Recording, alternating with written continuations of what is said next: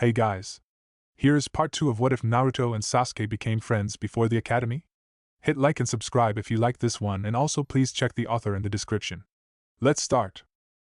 We are pain, that's all. We are God.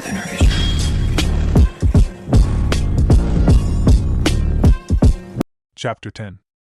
The residual laughter in his head had faded to an acceptable hum, along with the headache, enough that Naruto managed to lift his head from the floor and turn his body over, for he had spent the night staring at the wall in his corner. The room was empty. Sasuke had spent the evening downstairs, leaving him with them as his sole company, and oftentimes he wondered which was worse.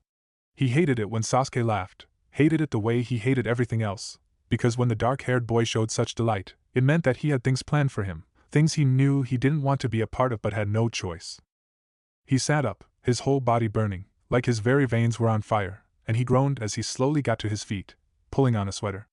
Despite his pain and misery, he knew that things had to be clean, couldn't leave the house until things were done the way they should be, and so he limped down the stairs and into the kitchen, which smelled strongly of coffee.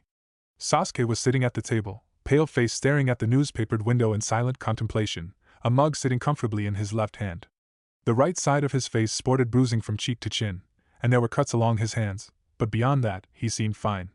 The table had been replaced by another, most likely old spare, judging by the chipped edges. Moving to the sink, he pulled his cleansers out of the cabinet and got to work, all the while feeling Sasuke's eyes on him. When he finished his cleaning, which took him even longer due to his aching body and lack of Bunshin to help, he took a shower, sluggish mind rolling over what had happened yesterday. They had given him their chakra, or more like, Kyuubi had, as he understood it. He'd never been given anything from them before, but he knew that Kyuubi had such chakra, and it was the first time it had rushed through his chakra coils it had burned. Naruto put on a fresh sweater and pants, glancing at himself in the mirror before quickly averting his eyes. He didn't like mirrors. He returned to the kitchen and was dismayed to see a bowl of soup at his spot, like it usually was. He really didn't feel like eating something so heavy today, but he knew Sasuke would be adamant that he eat. Sitting down at the table, he slowly slurped the soup, and for the first time, he contemplated the state of his own mind. He had never put much thought into them, they had simply existed from day one. But now, after the incident from yesterday, he was left to wonder, was Kyuubi the only one in his head, or were there truly others residing within his cranium? It had always been we and us, but what if it was really just I and me? What if all the other voices were just a figment of his imagination, and only Kyuubi was real? What if Kyuubi was making him think there was more inside him than there really was? Naruto carefully placed the spoon on the table, his hands sporting a fine tremor, as he slowly pushed the bowl away from him. He shouldn't be surprised, really. It's not like he expected anyone to be nice to him or anything, and yet his eyes clouded with tears. What is it? Sasuke's voice startled him, and he looked up to see that his companion was looking about the kitchen from his spot at the table. Is it my mother? Is she here? Sasuke's dark eyes turned on him with such intensity that he flinched, wiping his eyes as he sent a nervous glance around the kitchen, shaking his head. Sasuke slowly put the coffee mug down on the table and leaned back into the chair, his eyes surveying the blonde. Okay, so tell me, are there dead people around here? Naruto swallowed nervously. He didn't want to talk of such things, didn't like to share his private piece of hell with Sasuke, but the other boy looked like he would start to threaten if he said nothing, so he nodded minutely, wishing that this would satisfy the Uchiha. But he was sorely mistaken. Instead, Sasuke looked more intrigued as he stood up. Okay, show me. He gestured for him to follow as he headed for the door, sporting a slight limp. Naruto sighed and followed the Uchiha outside, smoothing down his hood and squinting into the sunlight. Sasuke stood on the porch, arms crossed, eyes darting around the compound. Where are they? There were several of them out, the woman with the baby, one man hobbling on a porch, and several others. All were staring at them. Naruto pointed in their direction, and Sasuke's eyes zeroed in on them. But his face showed no horror.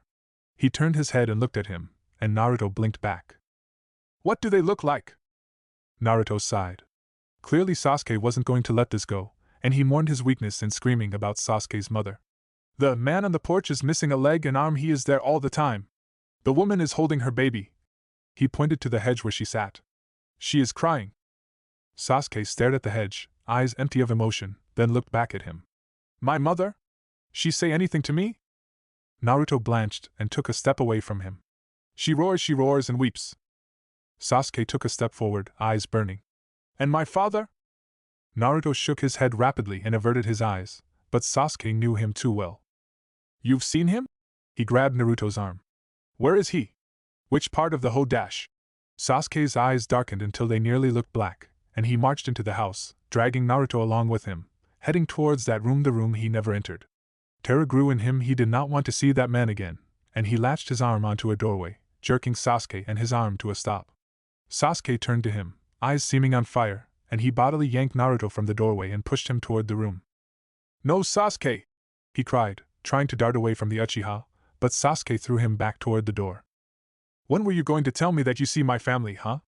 Sasuke looked downright murderous. He grabbed Naruto's arm with a bruising grip as his other hand began to slide open the door. Sometimes, Naruto, he hissed, lips pulled back with a snarl. Sometimes you remind me of him. The door slammed open, and the musty smell of an unused room assaulted their noses. Sasuke pulled him into the room, and they stood before the blood stains smeared across the floor, and Naruto stared in dread at the man sitting there, dark, cold eyes focused on Sasuke. Is he in here, Naruto? Do you see him? Sasuke's voice had a breathy quality to it, but it was nothing compared to Naruto, who was trying hard not to hyperventilate. Tell me the truth, Naruto. Sasuke shook him by the arm. Is he here? Naruto nodded, eyes moving toward the man, and Sasuke followed his line of vision. Father? The man blinked once, a slow blink, and his eyes seemed almost colder than before. You were always a disappointment, boy. His tone was laced with disdain, purple and brown puffs escaping with his words, and Naruto felt a wave of nausea run through him. Did he say something? Sasuke demanded eagerly, and Naruto nodded. What did he say? He said he's counting on you to avenge the clan. Naruto looked directly at Sasuke, swallowing thickly. He said you're the last member, and that you have a duty. He could see that Sasuke was eating up his words like a starving man, and his arm was going numb from his grip. Can we go now, please? This is a bad place. Let's just go, we have missions to do. Sasuke turned to the man, his eyes looking through him, and bowed respectively. Of course, father. I will not rest until Itachi is dead. The man's lip curled in disgust, and his eyes turned on Naruto. You're a filthy creature, demon. You weave your lies like a master, and no doubt you have this fool wrapped around your clawed fingers. Take him from my sight. He looked satisfied. Naruto breathed quickly, trying to pull himself from the room. Sasuke was still bowing. Sasuke, let's go! Sasuke straightened from his bow and proceeded to leave, releasing him, and as Naruto jumped from the room, was horrified when he came face to chest with Sasuke's mother. Her dark eyes were wide and swollen with tears, and as her mouth opened, that black cavern, Naruto gave a shriek and dashed around her and out of the house, heart pounding in his ears, breath coming wild.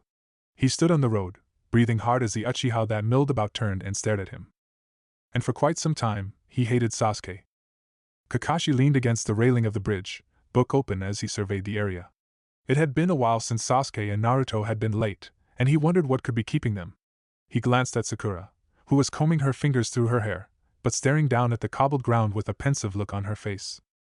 He shut the book and stuffed it in his back pocket just as he sighted the boys approaching. What is it, Sakura? Something bothering you? Sakura glanced up at him, her green eyes wary, but she shrugged. It's nothing. I'm just tired of doing D. Her voice trailed off as her eyes fell on the approaching boys, and her face blanched, causing Kakashi to turn and look at them. He raised his brows in alarmed surprise.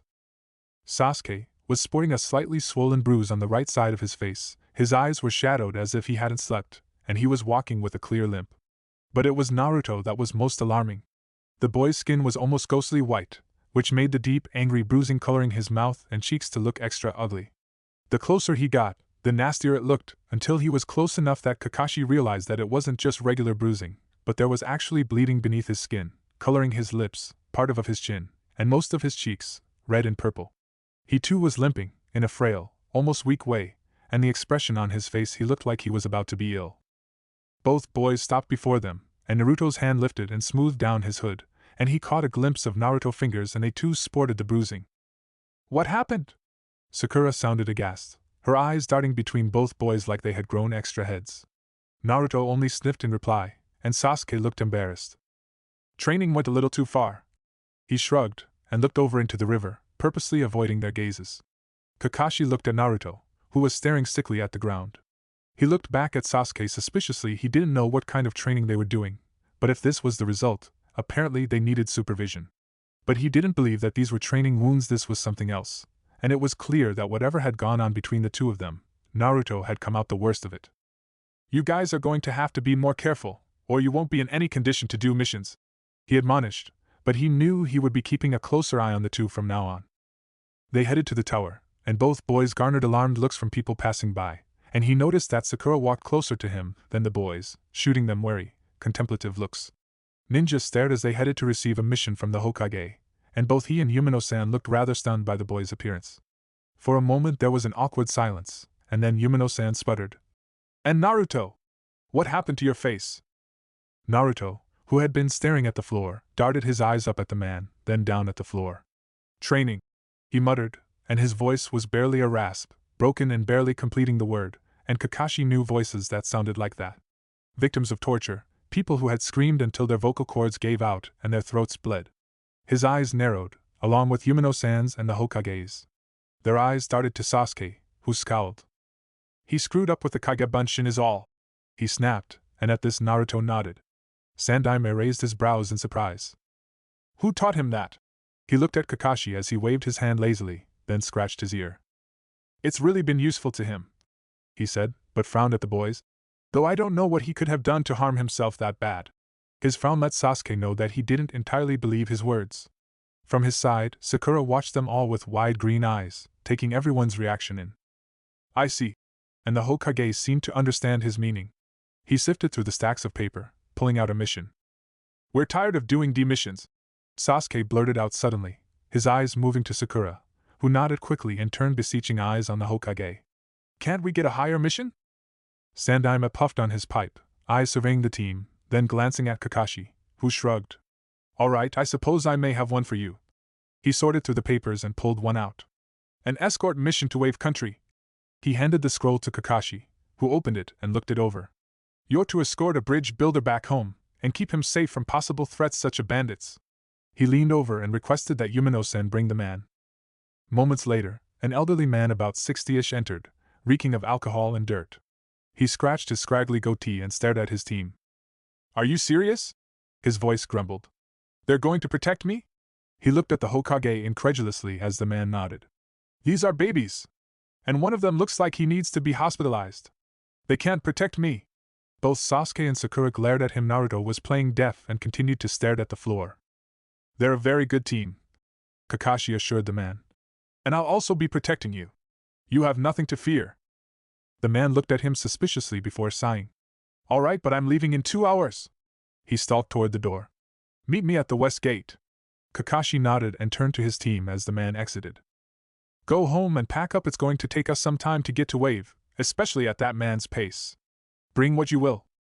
Both nodded and quickly exited the room, Naruto following after at a sluggish, clearly reluctant pace. They watched as he disappeared out of the room before turning to each other. "Do you believe him?" the Hokage asked, eyes stern. Kakashi sighed and scratched his scalp. "Yes and no." He looked at Yumino-san, whose eyes were trained on the doorway. "What do you think, Yumino-san?" The man looked at him and sighed. "Sasuke really looked out for Naruto back in the academy, and I've seen Naruto inflict harm upon himself twice.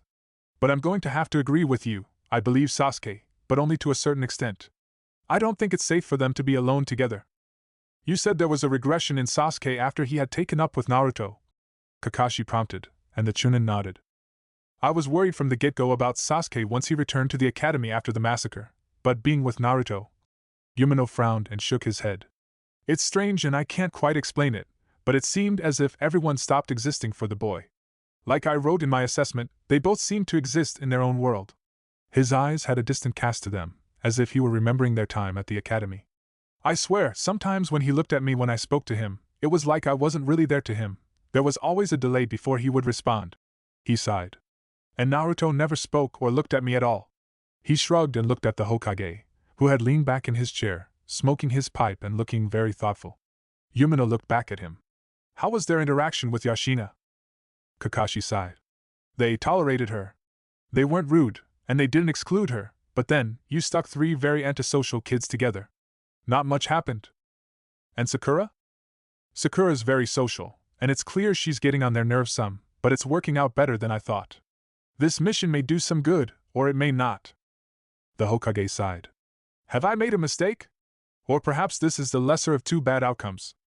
They returned to the compound, Sasuke looking eager and excited as he entered the house and headed for the room, pulling out their packs and stuffing a change of clothing, a first aid kit, and then headed down into the kitchen for food. Naruto slowly filled his pack, putting in clothing and wipes, because he knew he wouldn't be taking a shower anytime soon. The mere thought of walking around for days and being dirty made him nauseous.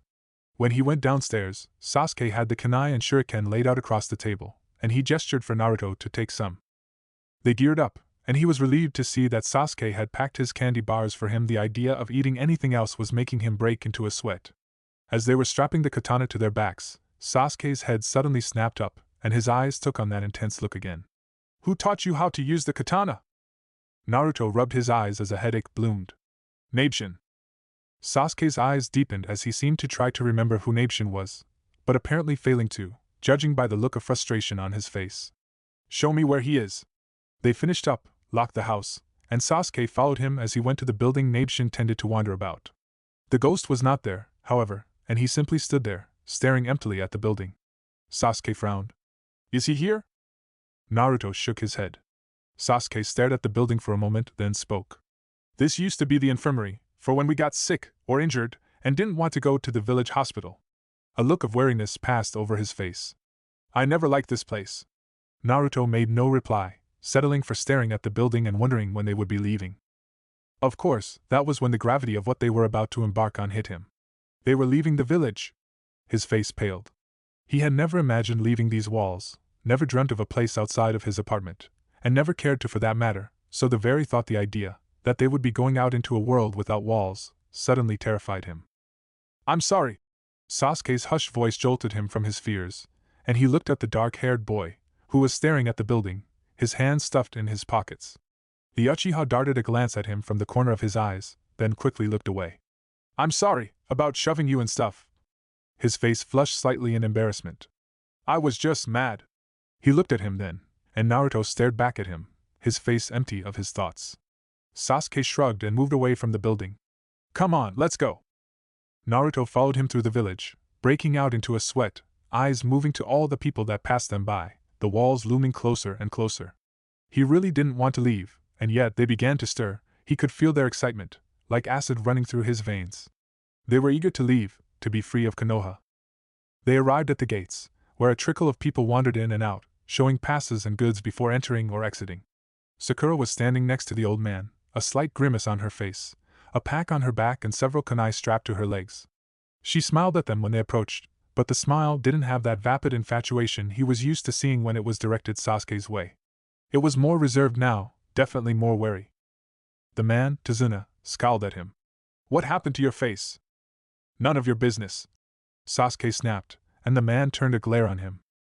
"I wasn't talking to you," he growled. Sasuke's lip curled up in disdain, much like his father's, Naruto thought. "When you have something to say to him, you speak to me. Don't talk to him." Both Sakura and the man looked incredulous at the Uchiha's words. Tazuna turned to him. "That the way you like things, little boy?" Naruto smoothed his hood down and stared at the looming walls. Actually, that was the way he liked things. He much preferred not to speak to people at all, and if Sasuke was willing to do all the talking for him, then for once, things were actually going his way. The man glared at Sasuke for a while before growling. "Where's that jounin of yours?" Sakura looked up at him. "He's usually late, though I didn't think he would be late for this." They lapsed into silence for 30 more minutes before Kakashi-sensei showed up, moving at a sedate pace and reading that orange book. His eye surveyed them and he gave a cheerful smile. "We're all here?" "Yes?" He handed the mission scroll to the Chunin guarding the gate, who looked it over, made a copy, then handed it back with a few words of good luck. "Okay then, let's go." One by one they followed the jounin out of the gates, and out of the village, Kakashi-sensei at the fore, Sakura and Tazuna in the middle, and Sasuke and Naruto at the back. They were less than half a mile from the walls when they stirred, unfurled within his mind like a beast. At last they breathed, and a wave of pure ecstasy rushed through him. All his aches and pains vanished, the air suddenly burst with flavors and scents, and his knees went weak. He felt someone grab his arm, and he realized he was bent over, staring at the ground. "Not now, not now!" Someone was whispering in his left ear, and his swimming eyes looked up to see Sasuke at his side, gripping his arm and holding him from collapsing to the ground. Ahead, he could see that the others were still walking, not noticing what was happening behind them. Naruto straightened his legs, and took a few steps forward, the sensation fading. "Why are you smiling?" Sasuke's question startled him completely, and he realized that his face was split into a smile. How strange, and as he noticed this, his muscles released, and the smile was gone. Sasuke still had him by the arm as they quickened their pace to catch up to the others, and his face was twisted in a concerned frown. Only moments later did he release his grip on him, instead dropping his hand down to rest on his katana, which rested at their hips instead of on their backs because of the traveling packs. "If an enemy comes, aim to kill," he murmured, looking Naruto in the eye. "Don't even think about incapacitation because I doubt they'll show you the same courtesy." He sent him a knowing look, and Naruto's eyes widened. "We won't give them a chance.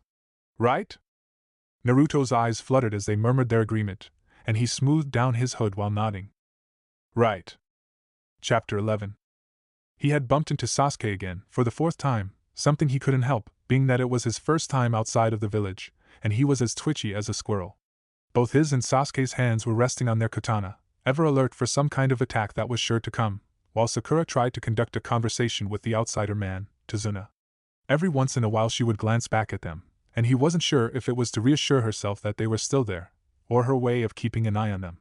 She definitely looked wary enough, something that alarmed him deeply. Did she have some type of plan? What was behind all of the speculative glances she turned their way? Kakashi-sensei began to linger back, until he was near them, his lazy eye taking everything in, and that was when Naruto noticed a puddle on the ground, not at all significant by his standards, but they surged forward in his mind to the fore, until they were looking out at the puddle, and he could see two ninjas hidden within.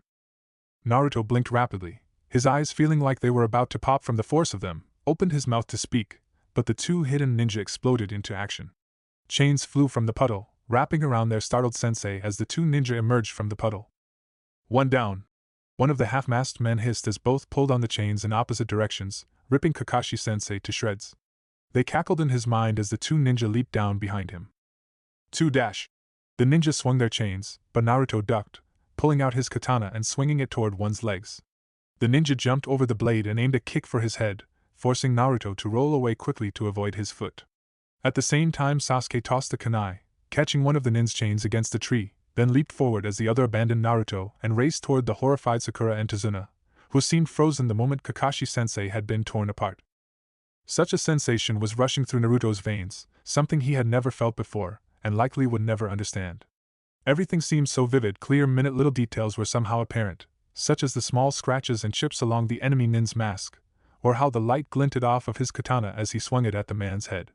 This was all so similar to training with Sasuke, dodging, striking, parrying, except the enemy had a very noble chain instead of the straight and sturdy katana.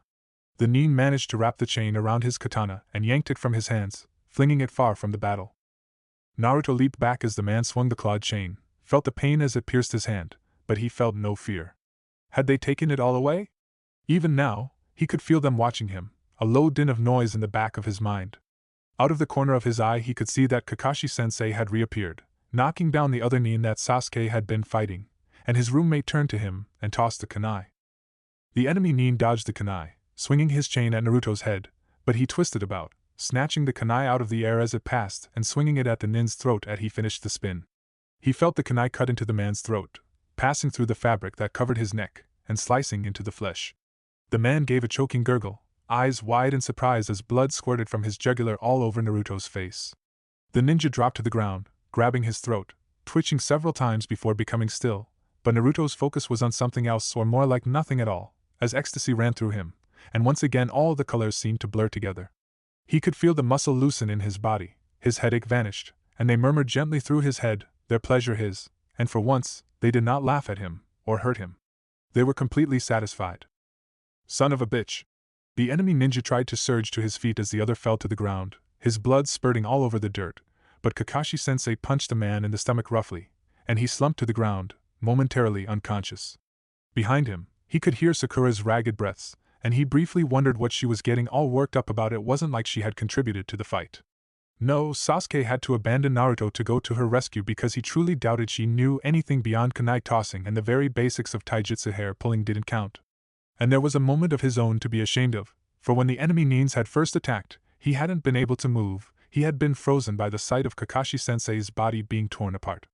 Apparently, Naruto didn't have that problem, and had burst into action the moment those two nin had approached him. It had taken Sasuke several precious seconds to get his bearings and come to his companion's aid. It was shameful, very shameful, and he was grateful his father wasn't here to witness his momentary weakness.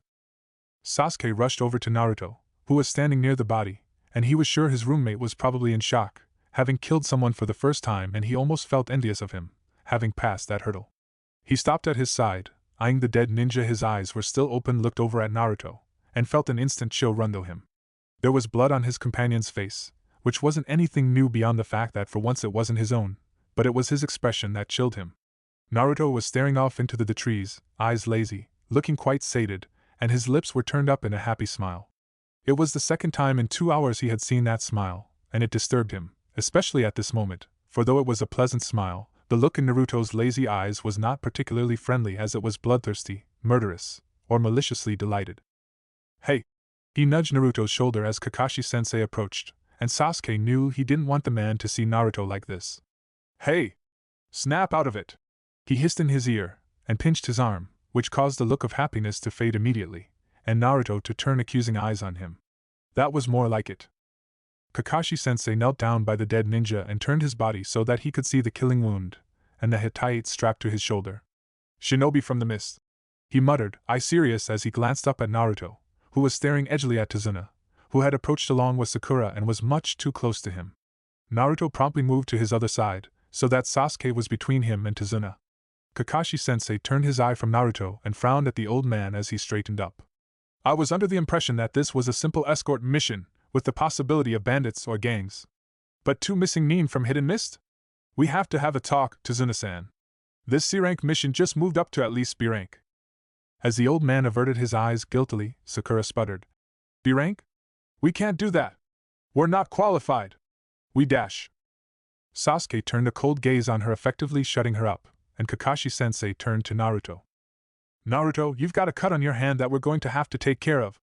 Naruto, who had been staring at the dirt, lifted his hand, and Sasuke could see angry slashes across the back of his right hand.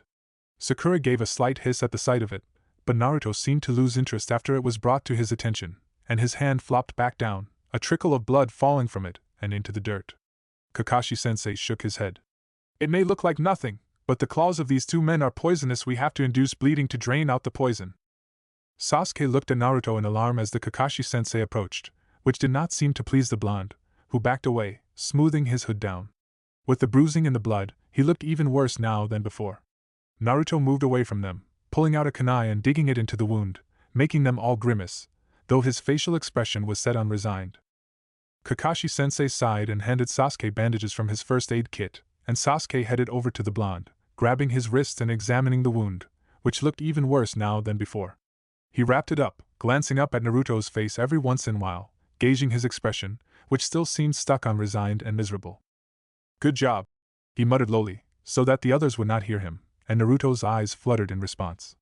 When Naruto's hand was all but mummified, they returned to the others. Kakashi-sensei was in the process of tying the surviving missing nin up, and Sakura had retrieved Naruto's blade, smartly handing it to him instead of the blonde.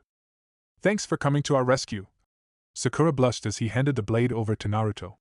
Sasuke scowled and looked back at her. I hope to not have to do that often.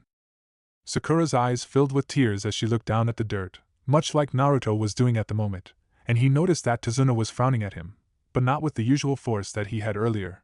The elderly man was looking quite grim. They moved along for another few hours, surrounding Tazuna and keeping sharp eyes out for another attack. Sakura seemed to have fallen into a dark mood, Kakashi-sensei was more pensive than usual, and Naruto seemed to be in the midst of one of his headaches again. Sasuke moved closer to the blonde, which wasn't much since Naruto was already walking close enough. Did you see him? He whispered, glancing at the others to make sure they hadn't heard as Naruto lifted watery, pain-filled eyes to him in question. The man you killed. Did you see his ghost? Naruto glanced behind them in alarm but shook his head. No ghost? Naruto shook his head again, rubbing above his brow in pain. Interesting. What made a person a ghost? Under what circumstances caused them to become that way? They came to a river not too much later, where a man waited uneasily for them on a poorly made dock, his weathered face tight with anxiety. They all boarded the boat quietly, the ferryman admonishing them to be as quiet as possible. Of course, it was then that Tazuna felt it appropriate to tell of why he had lied to them about the mission rank. The cause of the lie was unfortunate, and they all felt bad for the small island country, except maybe for Naruto, who spent the whole trip staring down into the water, eyes blurred with pain, and probably not having heard a word the bridge builder had said. He knew that the blonde often suffered from intense headaches, yet he hadn't thought it would be much of a problem on this mission. But if they got into any more battles with Naruto like this, or maybe the poison had affected him faster than they had surmised? He eyed Naruto's bandaged hand, and thought that maybe he should check it for unnatural swelling. Would the injured hand hinder him from doing jutsu properly? He wondered if Naruto was capable of doing any jutsu at all, especially after the Kyuubi's chakra running through his system so violently. They should have checked before they had departed. He nudged his roommate and leaned close to his hooded ear. "Do you think you could perform any jutsu during this mission?" At first it seemed like Naruto hadn't heard him, but then he nodded slowly as if trying to limit the movement of his head, his eyes shut tightly. Sasuke took his bandaged hand and unwrapped it carefully, Naruto giving no indication that he noticed. He eyed the wound, and Kakashi-sensei leaned back to peer at the hand, his eye narrowing at the sight. Sasuke moved the hand from his view, watching the Jounin's expression from the corner of his eye as he rewrapped Naruto's hand. The wound was already half healed, no doubt due to the fox, and he hadn't wanted Kakashi-sensei to see that. But it was too late, judging by the speculative look in the Jounin's eye. The boat moved silently along the river, passing through a tunnel and out into a rather nice shore, exposing the forest that rested along it. "Welcome to Wave," the bridge builder breathed, and there was sad adoration in his eyes, and even Naruto looked up to blink at his surroundings, his nose crinkling in distaste at the smell of seawater. Tazuna thanked the ferryman as they docked, and quickly headed along the dirt path, closer to their destination. While they had been on the boat, they had seen the large, almost finished bridge that Tazuna was risking all on, and Sasuke had to admit it was pretty impressive. They headed down a slightly forested path, on one side trees, the other the gray ocean, with its constant chatter from gulls and the rush of waves breaking against the shore. Naruto bumped into him again, and he looked to see that the blonde seemed barely lucid, and as he opened his mouth to hiss at him, he saw a flash of white in the bushes on Naruto's right. He tossed the kunai quickly, startling Sakura and Tazuna, and attracting Kakashi-sensei's attention. "Did you see something, Sasuke-kun?" Sakura asked nervously, pulling out her own kunai. Sasuke moved toward the bush, peering over it to spot a frightened white rabbit. "Ah," Sakura gushed, picking it up and running a hand through its thick fur. "It's just a rabbit. Wrong color for weather." He turned to see Naruto squinting painfully at the rabbit, apparently having a hard time forming words, but he didn't miss the narrow-eyed look Kakashi-sensei was giving the rabbit and the surrounding area. There was a whooshing sound, and Kakashi-sensei shouting for them to duck, and he grabbed Tazuna and dropped to the dirt, feeling a gust of wind rush over them accompanied by a loud solid thunk. Beside him, Naruto was looking much more lucid now, and frightened too. Sasuke looked up from the dirt and spotted a rather large Zanbatsu embedded into a tree, and standing on it was a shirtless man in striped pants, and bandages wrapped around the lower half of his face. Kakashi-sensei was already on his feet, staring up at the ninja. "If it isn't Momochi Zabuza, Hidden Mist's missing nin," he drawled as Sasuke got to his feet, the others following along. He pulled out his katana, but paused when Kakashi-sensei held up a hand. "No, stay out of this fight. He's too much for you." "Your Sharingan Kakashi, yes? Sorry, but the old man is mine." The man's voice was a deep baritone, not that Sasuke cared much, especially as his words sank into his mind. Sharingan? His eyes zeroed in on the back of his sensei's head. Kakashi-sensei had the Sharingan? Impossible. No one outside of the Uchiha clan had that technique. It was passed through the blood, and the only way he could have it was if he was a blood relative. Was he? "What's the Sharingan?" Sakura whispered, her voice trembling slightly. The man looked at her. "It's said that it gives one the ability to defeat any ninjutsu, taijutsu, or genjutsu, and the ability to copy any technique used against him. In the bingo book it said that you've copied 1,000 techniques, a copy ninja Kakashi?" The man looked delighted. Kakashi-sensei lifted the hitai that sat over his left eye, and to Sasuke's shock, it revealed the bloody Sharingan. That was it clearly, with 3 pinwheels. "You guys stay back and guard Tazuna-san," he ordered, and this was the first time they had heard him sound so serious. Naruto moved reluctantly closer to Tazuna, pulling out his katana, face pained and grim. Sasuke reluctantly backed up in front of the old man as well, wishing he could just fight Momochi Zabuza instead of standing by and watch.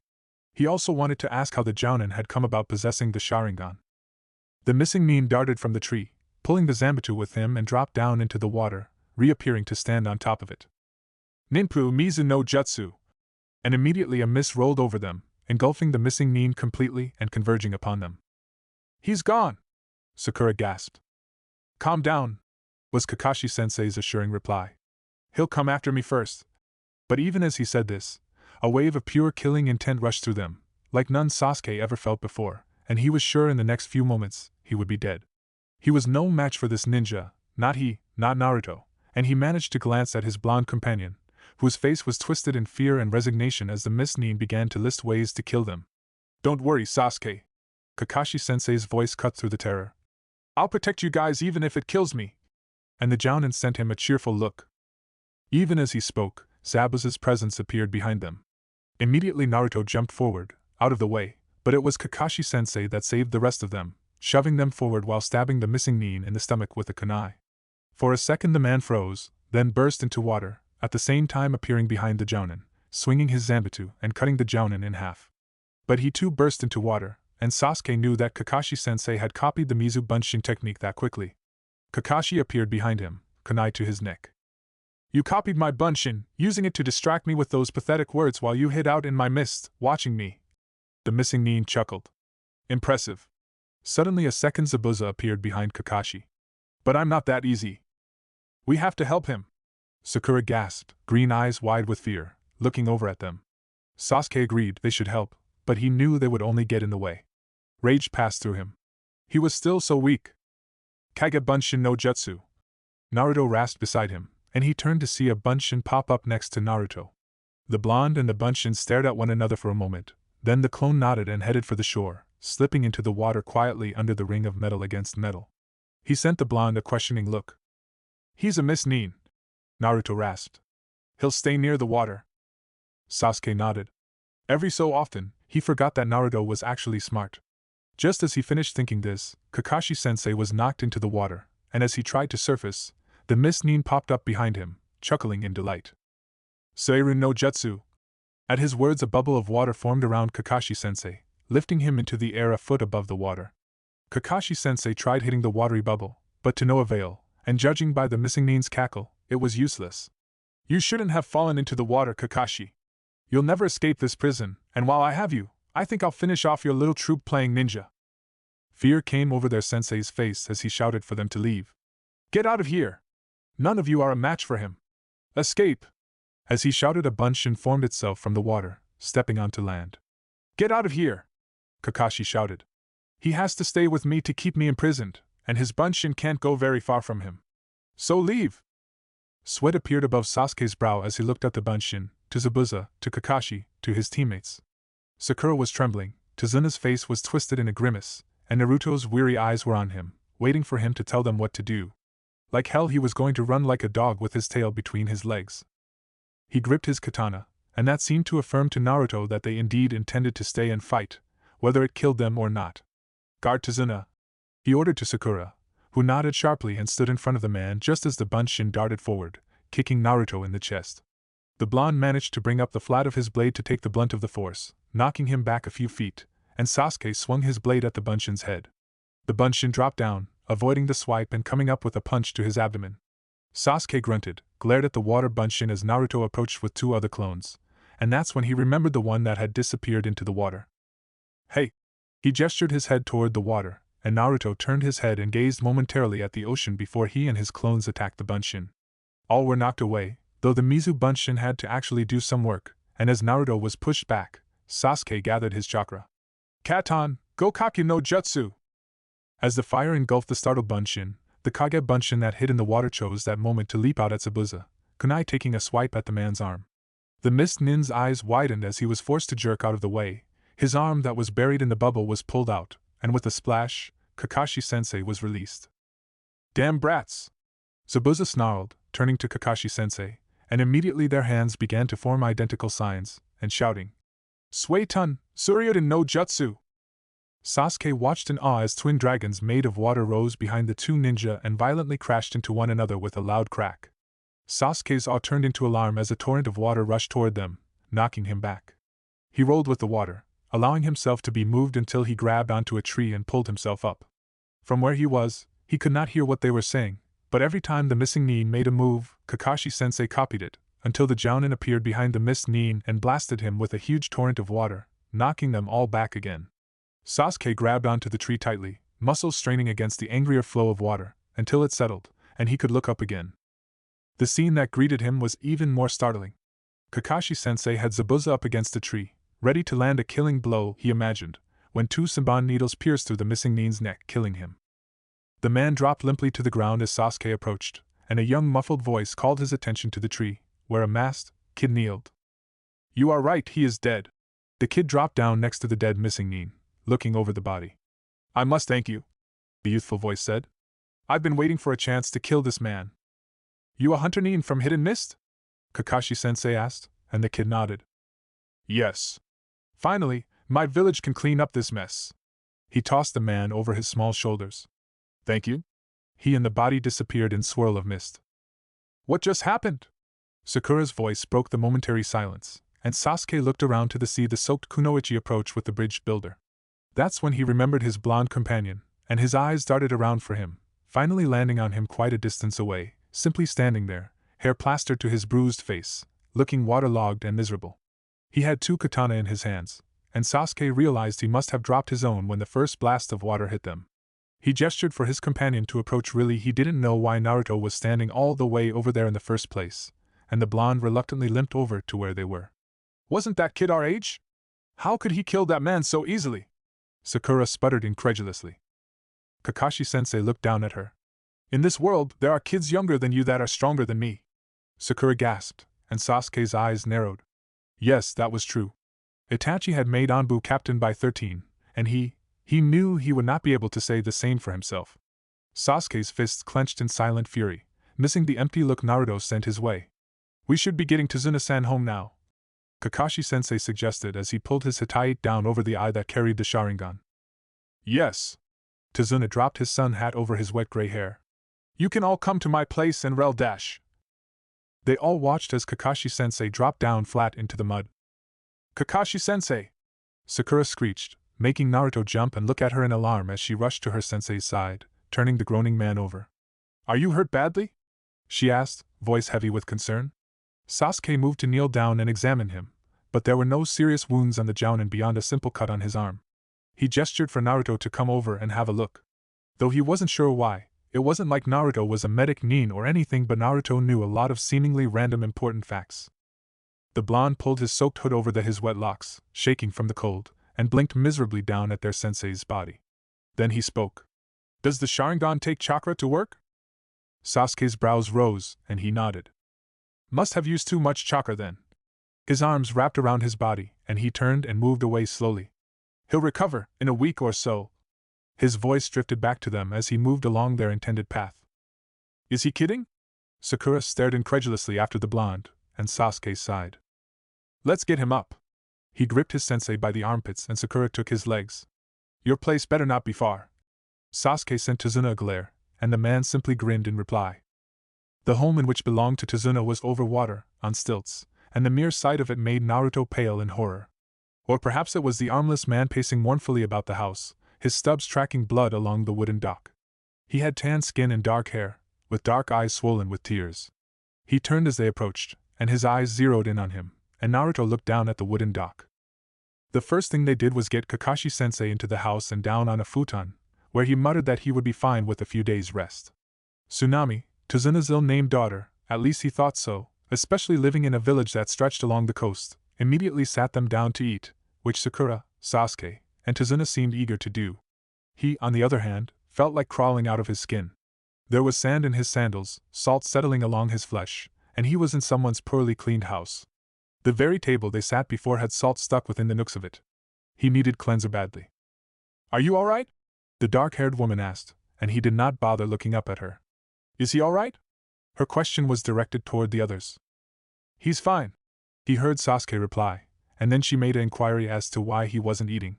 He tuned out Sasuke's reply, instead focusing on more serious matters, besides the state of Tazuna's home.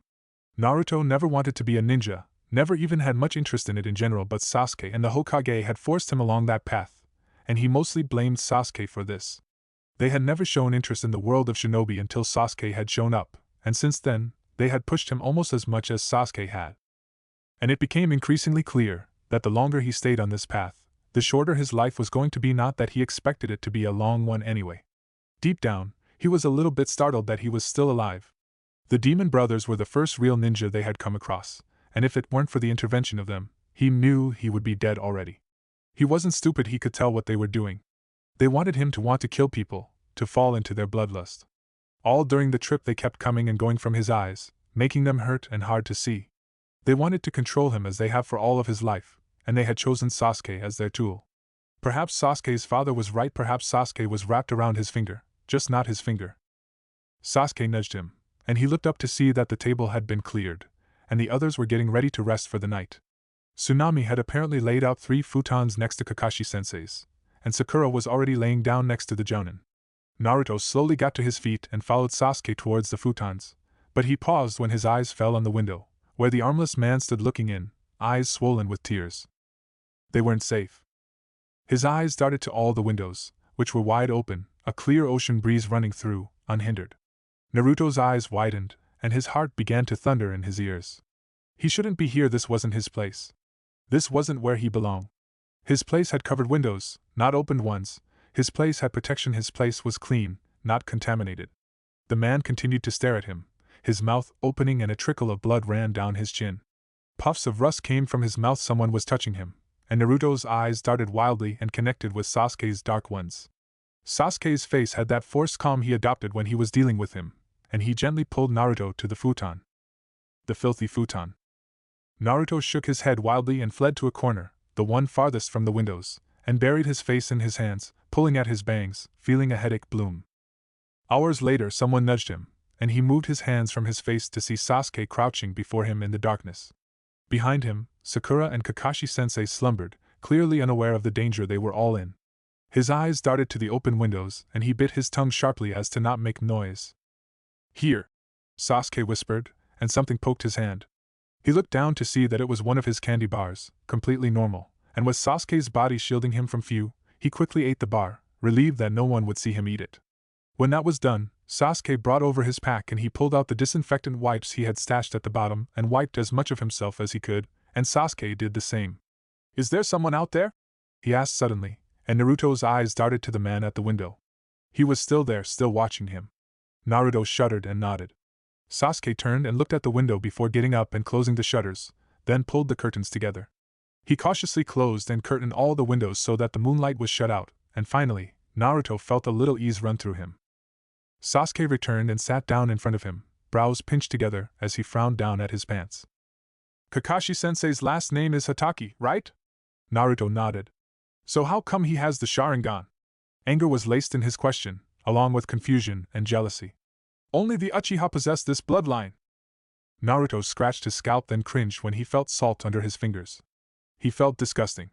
He blinked at the Uchiha miserably, knowing that this was all his fault, and also that Sasuke was apparently not the most observant person around. "There was a scar on the lids of his eye," Naruto replied, and the Uchiha looked surprised. "It means that his eye has been replaced." Understanding dawned on Sasuke. "You think he lost his eye and an Uchiha gave one to him?" Before he could reply, Sasuke scowled. "What idiot Uchiha would do that? That bloodline is exclusive. He would have gotten in much trouble with the heads of my clan if that was found out. He'd have to have already been dy-. Sasuke cut himself off, instead staring down at the filthy floor. Naruto went back to wiping himself, and even began to run the wipes through his hair in an attempt to get the salt out. He silently cursed Sasuke while he did so. The next day Kakashi-sensei woke to a grim revelation, and he had them gather around to hear it. Zabuza had escaped death, with help from the hunter Nin who could be either real or fake, though it didn't matter which. It appeared they had less than a week to train and get their bodies in high gear. Sasuke couldn't help but tremble in excitement. He wanted another chance to fight, to prove that he wasn't just some kid playing ninja. Beside him, Sakura looked alarmed and uneasy, and on his other side, Naruto was staring at the floor, eyes running along the cracks and no doubt lamenting on how dirty the place was. "What were we doing for training?" Sakura asked. "I have something planned," Kakashi replied with a gleam in his eye. "Sounds boring," a small voice said behind them, and he turned to see a small dark-haired boy in a hat stare back at them with dark, miserable eyes, though he imagined no one could do miserable like Naruto. "Oh, hello?" Sakura greeted with a puzzled smile, and Tazuna introduced him as Inari, his grandson. The kid clung to his mother, then said, "They're all going to die." Sakura frowned as Tazuna sighed. "Inari. What's the point? No one can defeat Gato, they're just wasting their time." He then turned and went back to wherever the hell he had come from, which was perfectly okay with Sasuke, who didn't want to stay around the little bastard anyway. He glanced to see what Naruto thought of this, but forced down an exasperated sigh when he saw that Naruto hadn't even turned around to see who had addressed them. He was still staring at the ground with the same aggrieved expression on his face. Yes, no one could do miserable like Naruto. The next day they stood in the trees, waiting for Kakashi-sensei to arrive, as they usually did, except this time he would have a valid excuse for his lateness. In the meantime, he and Sasuke occupied themselves with their usual warm-up of taijutsu while Sakura did stretches and watched them with silent, speculative eyes. He didn't like when she watched them. There was a rustle of leaves, and they turned to see Kakashi-sensei arrive, one arm occupied with a crutch, but otherwise he seemed okay. Alright, so this is where we're going to do some training. But first, I want one of you to tell me what chakra is. Sakura stepped forward. Chakra is the energy a ninja needs when performing a jutsu. That's correct, Sakura. Kakashi nodded. Can anyone elaborate more? Sasuke nudged him, and Naruto grimaced. Chakra energy has two parts, the body energy that is in each our cells, and spiritual energy gained through training and other experiences. Combining them creates chakra, and by releasing such, one can use a jutsu, which is achieved through the process of performing a seal with the hands. Common seals used are the rat seal, ox seal, tiger seal, hare seal, dragon seal, serpent seal, horse seal, ram seal, monkey seal, bird seal, dog seal, and the boar seal. Doing these correctly dash. Okay, Naruto. Sasuke interrupted, and he glanced up to see that the others were staring at him. Right. Kakashi-sensei stared at him more for a second, then smiled. Yumino-san had some smart students.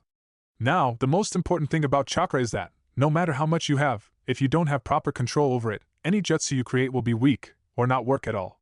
Sasuke's brows rose at this. And by wasting so much energy, you won't last very long in a battle. Not to mention, there may or most likely will be a time when you'll be fighting and gathering chakra at the same time, which is difficult. So today, we're going to learn better chakra control. How? Sakura asked eagerly. Tree climbing. What? What kind of training is that? Well, first off, you won't be climbing with your hands. He walked over to a tree, then walked vertically up it, without use of his hand. Sakura gasped in awe as Kakashi-sensei hung upside down from a branch. You'll have to direct chakra to your feet to stick to the tree. How will this help you, you ask? Well, by concentrating a small amount to the bottom of your feet, you learn better chakra control. Learn how to do this properly, and you can do just about any jutsu. Theoretically, Naruto thought. Some jutsu were simply beyond regular means, beyond simple control. The Jounin walked back down the tree and whipped out his book. Go ahead and pick a tree. Mark each spot you reach and beat that. Sasuke and Sakura eagerly pulled out a kunai and ran for a tree. Naruto sighed and walked up to one, concentrating chakra to his feet, took a few steps up before stumbling back down. Next to him, Sasuke dropped down from a considerable height, looking peeved and pleased at the same time. That is, until Sakura exclaimed how easy that was, and they both looked up to see her sitting comfortably in her tree, which was no surprise to him, but was apparently for Sasuke. Well, Kakashi-sensei hummed. That's quite impressive, Sakura. Maybe you should be the #1 rookie, Sasuke glared and ran for the tree, while Sakura yelled at the Jounin to be quiet. As Naruto approached the tree again, they surfaced again from the simple murmur at the back of his mind to right behind his eyes, and he stiffened, feeling his eyes turn to the right, where to his surprise, he spotted the little child Inari behind a tree, watching them. Behind Inari was the armless man, and when their eyes connected, and man made a puffy gasp and fled, disappearing soundlessly into the forest. Come on, Naruto, Sasuke urged as he dropped down to the ground again. You're not even trying. Let's go. Naruto sighed miserably and headed up the tree again, they retreating back to murmurs. Hours later they were at the bottom of the trees, sweaty, tired, and he was sure Sasuke and Sakura were hungry. Sasuke had a perpetual scowl on his face, repeatedly glancing up at his marks, unsatisfied, and of course, when he looked at Naruto's, which were apparently even less satisfactory, seemed to put him in an even more sour mood. I can't believe you guys are still going at it. Sakura panted from her tree, which had all the highest marks. She got up and dusted herself off, looked nervously between the two, then bit her lip as she approached him. Naruto smoothed down his hood and turned to move towards Sasuke. Hey Naruto. She reached out to grab his shoulder, but seemed to think better of it, and instead brushed her hair out of her face. Naruto looked at her. What did you want? I was just going to say that you should just relax and focus on the tree. Yeah. Her eyes darted from his into the ground, then back again, before she turned completely red. Yeah, well, I'm going to go get something to eat, I mean. She stammered her way away from him, and he watched her go. Sasuke got up and came to his side. What did she want? Naruto turned to him. She said to relax and focus on the tree. Sasuke nodded and headed back to the tree. Naruto went to his and tried to relax, but he could not quiet his mind. His mind was never quiet. He couldn't even understand the concept of relaxation and quiet. Instead, he focused as little chakra as he could and headed up the tree, actually getting farther than his previous attempts before his chakra stuttered to a halt, and he leaped up and grabbed a branch, swinging himself up and sitting down. His body ached. Sasuke moved into his tree and handed him a candy bar, and he glanced around for witnesses before he quickly ate it. Sasuke grimaced, then wiped the sweat from his brow. Why do you think Sakura could do it so quickly? He asked, sounding agitated. Naruto folded the wrapper and neatly placed it in his pocket, so he could dispose of it later. Because she's female. What does that have to do with anything? Where'd you learn that? Handbook, everything ninja. Sasuke blinked at him, then jumped down from the tree. Come on, we have a lot to do. He called up at him, and they murmured their agreement. While Sakura and Kakashi spent the coming days protecting Tazuna as he built the bridge, he and Sasuke continued to climb the tree, until he never wanted to see another tree again. That night, as the others sat at the table and ate, and Tsunami silently fretted over why he wasn't eating, Sakura commented on a picture that had a person torn out of it. He thought it was stupid of her to bring up because he'd seen it days ago, and it was clearly none of their business as to why the person had been removed from the portrait, and judging by Sasuke's glare, he felt the same way. But apparently Sakura lacked tact along with common sense, and they were gifted with the story of Inari's father Kaiza, who upon hearing his name, decided to look in the open windows, making his headache even worse. Why hadn't Tsunami kept the windows drawn and closed? Was she punishing him for not eating her food? Please! Kaiza whimpered, puffs of gray smoke coming from his mouth, and they became louder. Naruto dropped his head in his hands as Tazuna finished his story, unaware of Kakashi's eye on him, watching as he dug his nails into his scalp. Sakura was awakened, though she didn't know by what, and she lifted her head from her futon, blinking into the darkness, noticing that the windows were shut and curtains drawn. A sound came, a word, and she turned her head in Sasuke's direction, and spotted Naruto sitting near him, rocking back and forth, his hood drawn low over his face. Indecipherable words drifted from his bruised mouth, and she slowly sat up. Uzumaki scared her. His uncaring, accusing eyes disturbed her. Sasuke-kun had come to her rescue several times already on this mission, but it was like merely acknowledging her existence was painful for the blonde. She'd watched him closely after he had killed that ninja, the demon brother, had wanted to see him shaken, horrified, but she couldn't tell when he always looked so miserable. She knew Ino was right, though Naruto wouldn't shed a single tear if something were to happen to her, and she couldn't help feel the surge of resentment that ran through her. And who did Sasuke-kun spend all his energy on? Naruto stopped rocking, instead looking up at the windows, and even in the dark, she could see the whites of his eyes. She lifted her leg, about to go and asked him if he was all right, when Sasuke lifted his head, blinking blearily at her, then looked behind himself at Naruto. He lifted his hand and rested it on the blonde, making him jump, but Naruto seemed to relax, pulling out a small book and leafing through it. Sasuke returned his hand and settled back to sleep. Sakura lay back down, eyeing the reading blonde carefully before shutting her eyes. She didn't notice the minimal light gleaming against Kakashi's eye as he watched. The sun had yet to rise, and Naruto's headache was worse than ever, so much that he staggered from the house and across the dock, moving into the trees where he could whimper and howl in pain without anyone hearing him, not over the sound of the crashing surf. They were a cacophony in his head, angry, eager, impatient, all these things at once, so that it felt like his eyes were going to pop from the pressure, and he clawed at his ears as he slumped down into a meadow-like clearing. He sobbed, wishing he were in the safety of his room, where the windows were covered, where no one would come and bother him. He couldn't stand being out here, being around people, being unclean. "You're bleeding," a soft voice commented, and he jumped, looking up to see a dark-haired girl crouch near him. Naruto shakily got to his feet, his brain making the world slosh around, until he tripped over his own feet. "Don't be afraid," the girl soothed, and placed a hand on his shoulder. Naruto jerked from it, instead slumping into the tree, rasping for breath and struggling to focus on her. The girl's eyes ran over his face and frowned, concern marring her brow. "Did you do that to your face?" Her eyes fell on his hitai that he had tied to his bicep. "Are you a ninja?" Naruto wiped his face, smearing the blood, and suddenly something caught his eye, her calloused hands, something that wasn't really important, except that where the calluses were happened to be similar to all the ones he had, from Hold Kunai. He blinked rapidly to clear away the tears and took in her face, the long dark hair, and most especially, the array of healing herbs she had in her basket. "Are you the fake hunter Nin?" he rasped, and watched the gentleness in her face strip away, and both their bodies stiffened. Her dark eyes stared into his pained ones, and a wry smile grew. "You have sad eyes," she commented, and her body loosened. "I've seen those eyes before many times." She stood up and walked away. "I suppose we'll see each other again, on the battlefield." Sasuke appeared from the foliage, a frown on his face when she passed, but alarm grew when he spotted him, and he quickly rushed over, kneeling down to examine Naruto's face. "The headache?" he asked tersely, and Naruto managed a nod as the world seemed to dim to red. "Honey," he slurred, and felt Sasuke lift him bodily from the ground, and he thought no more. Inari had pissed him off enough that he had snarled quite nastily at the little bastard, sick of his constant lamenting over his dead father. They didn't hear his mother bitching about it, but the little moron seemed to want to spread his misery about like a disease. The last thing he needed was the punk to wake Naruto, who had uncharacteristically fallen asleep, and stayed that way past breakfast.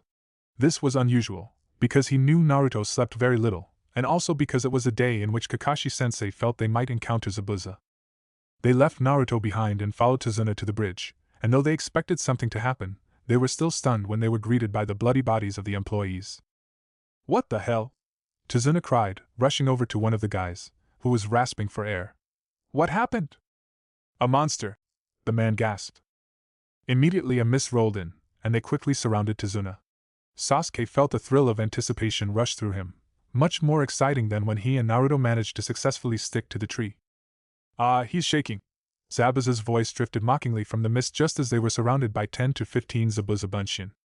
"Go for it," Kakashi-sensei urged with a smile, and Sasuke grinned as he whipped out his kunai and surged forward, dispatching the Mizu Bunshin quickly, before they could even move. They splashed to the ground as the mist cleared, revealing Zabuza and his fake hunter Nin. "Looks like the brat got a little tougher," the missing Nin commented to the younger one. "Looks like you got a rival, Haku." "I suppose it does," the masked youth replied, and Sasuke felt another thrill of excitement. He badly wanted to fight this Haku person. "I'll take the masked fake." Sasuke took a step forward. Zabuza nodded to Haku, and the youth disappeared, only to reappear before him, and Sasuke barely got his kunai up in time to deflect the Senbon. Haku made another move, swing the needle again, but he deflected it as well. "Don't underestimate me," Sasuke hissed. "I'd like not to kill you, but that's not going to stop you, is it? Don't be an idiot." Sasuke sneered, and the masked youth brought his hand up, a clear sign that he was gather chakra. With one hand, the masked youth began making seals, quickly, while the other pushed against his kunai. The water about them rose, surrounding them, then took the shape of needles. "I've got you," he said, and Sasuke concentrated chakra to his feet and legs, leaping up out of the way as the water needles flew towards him. They crashed together with the sound of breaking glass, which he ignored as he tossed shuriken down at the enemy, who leaped back out of the way. Sasuke appeared behind him. "You're pretty slow," he commented, and swung his katana, forcing the masked youth to block with his senbon, then jumped back as the needles broke under the force of the blade. Then he threw a kunai to finish the move, forcing the other to drop to the ground, leaving him vulnerable to Sasuke's kick, which knocked him back several feet. The masked Nin got to his feet, having landed near Zabuza. "Haku, at this rate, we'll be driven back. We can't have that." The mist Nin looked peeved. "No," Haku replied, and the air suddenly seemed colder to Sasuke. "No, we can't." Water rose around Sasuke, and to his surprise solidified into ice, clear sheets of frozen water, and Haku stepped forward and walked into the ice, his image appearing on every sheet. "Well now," the Haku images said, lifted a senbon needle, and before Sasuke could move, he was attacked on all sides by needles. He cried out, bringing his arms up to shield his neck and head from fatal hits, and he vaguely heard Sakura calling his name as his body burned up from the cold pain of the needles. He was in trouble. Naruto woke with a relieved start free from the colorful eyes that watched him in the black void. They had said nothing to him, but they had watched for what seemed like eternity, enough to drive him insane, and it was a relief to be away from those eyes. He quickly sat up, realizing immediately that he was alone, and that Sasuke was nowhere in sight. He quickly got to his feet, dizziness rushing through him before the world became stable, and he dug into his pack in search of something fresh to wear. To his chagrin, the only clean thing he found was the black hoodie that Kaori had given to him, and he reluctantly pulled off his sweater. "What happened to you?" a small voice asked. He jumped and looked around, seeing that he was no longer alone, and that Inari's large dark eyes were staring at him. Where'd you get all those bruises? Naruto quickly pulled on the black sweater, grabbed his katana and strapped on several kunai. They're going to die, you know. All of them. Naruto paused in the doorway, confronted by the man Kaiza, who was no longer weeping, and had a rather determined look on his face. He dropped down to his knees and looked up at Naruto beseechingly. Please! His voice was stronger now, but no less pleading. Please tell them to go to a safe place. Please, it's not safe here. Naruto glanced back at the boy, who was now accompanied by Tsunami, who gave him a concerned look, probably wondering why he was standing in the doorway. Why, you should probably hide out somewhere safe for now. You might be targeted. The woman sent him a surprised look, then nodded. We'll stay with a friend, she said, and Naruto moved from the doorway and walked down the dock. Inari was most likely right, they all were going to die, and it would be best if he joined them, because it wouldn't go well if he returned to Konoha alone. He made his way up to the bridge, and immediately the sound of metal assaulted his ears, and he sighed as the bridge came into view. He spotted Kakashi-sensei and Momochi Zabuza fighting to one side, and nearby was a square box-like structure, made of what appeared to be ice. As he walked closer, he spotted Sakura nearing the ice structure, and she tossed the kunai at it. Naruto watched as the hunter Nin appeared in the reflection of the ice, snatched the kunai from the air, and tossed it back at her. She shoved Tazuna out of the way and dodged it. Naruto turned his attention to the ice structure, moving close enough to feel the chill, and to see Sasuke in the middle of it, rising slowly to his feet, bleeding from many superficial cuts. Naruto took a few steps back from the ice prison and gathered his chakra. Katan, Kokakyu no Jutsu. He blew a billow of fire at the ice structure, catching the hunter Nin attention, forcing him to leap back as the Nin threw several shuriken at him. The fire hissed against the ice mirrors, but when the smoke cleared, there was no effect. Naruto glanced at his sensei, who seemed torn between fighting Zabuza and wanting to leap to Sasuke's aid. Naruto eyed the structure again before concluding that the jutsu must be cancelled by the user, and he reluctantly jumped over the ice walls and landed at Sasuke's side. Sasuke shook his head. You probably shouldn't have done that. Naruto shrugged and peered at all the images. Kage Bunshin no Jutsu. And several Bunshin appeared, each one attacking a mirror, but before they could land a hit, the masked Nin leaped from the mirror, a mere blur, and dispatched very one of them before returning to the mirror. So you came, he commented from the mirror. I wondered where you were. It was a nice try with the fire, but you're going to need a higher level than that to melt these mirrors. The air became filled with Saban, and Naruto lifted his arms to protect his head as he felt the needles sink into his flesh. The attack stopped, and he looked to see Sasuke was also stuck with pins, and he grunted as he removed some of them. Tell me. The masked Nin seemed to direct his question to Naruto. What do you fight for? Naruto removed a needle from his right arm, and was alarmed when he could not feel any pain, nor move it. He grimaced a damaged nerve, no doubt. He looked up at the Nin, feeling another headache bloom. Nothing, he replied, and there was a minute jerk in the Nin's body. Had his reply surprised him? Did he expect more? Shit, Sasuke muttered, and Naruto turned to see that Sasuke was staring down at a Saban needle that had pierced his knee, while his other leg trembled under the weight. Can't move it, he grunted. Naruto lifted his head, and he imagined that the masked Nin and his eyes connected for a moment, a clear understanding of each one's intentions. And things happened rather quickly. Sasuke silently cursed his leg, grabbing the needle that was embedded in his leg with a slippery, bloody hand and tried to pull it out, biting his lip from the pain. At this rate, they were going to lose, and he couldn't stand the mere idea that he would lose to that masked bastard.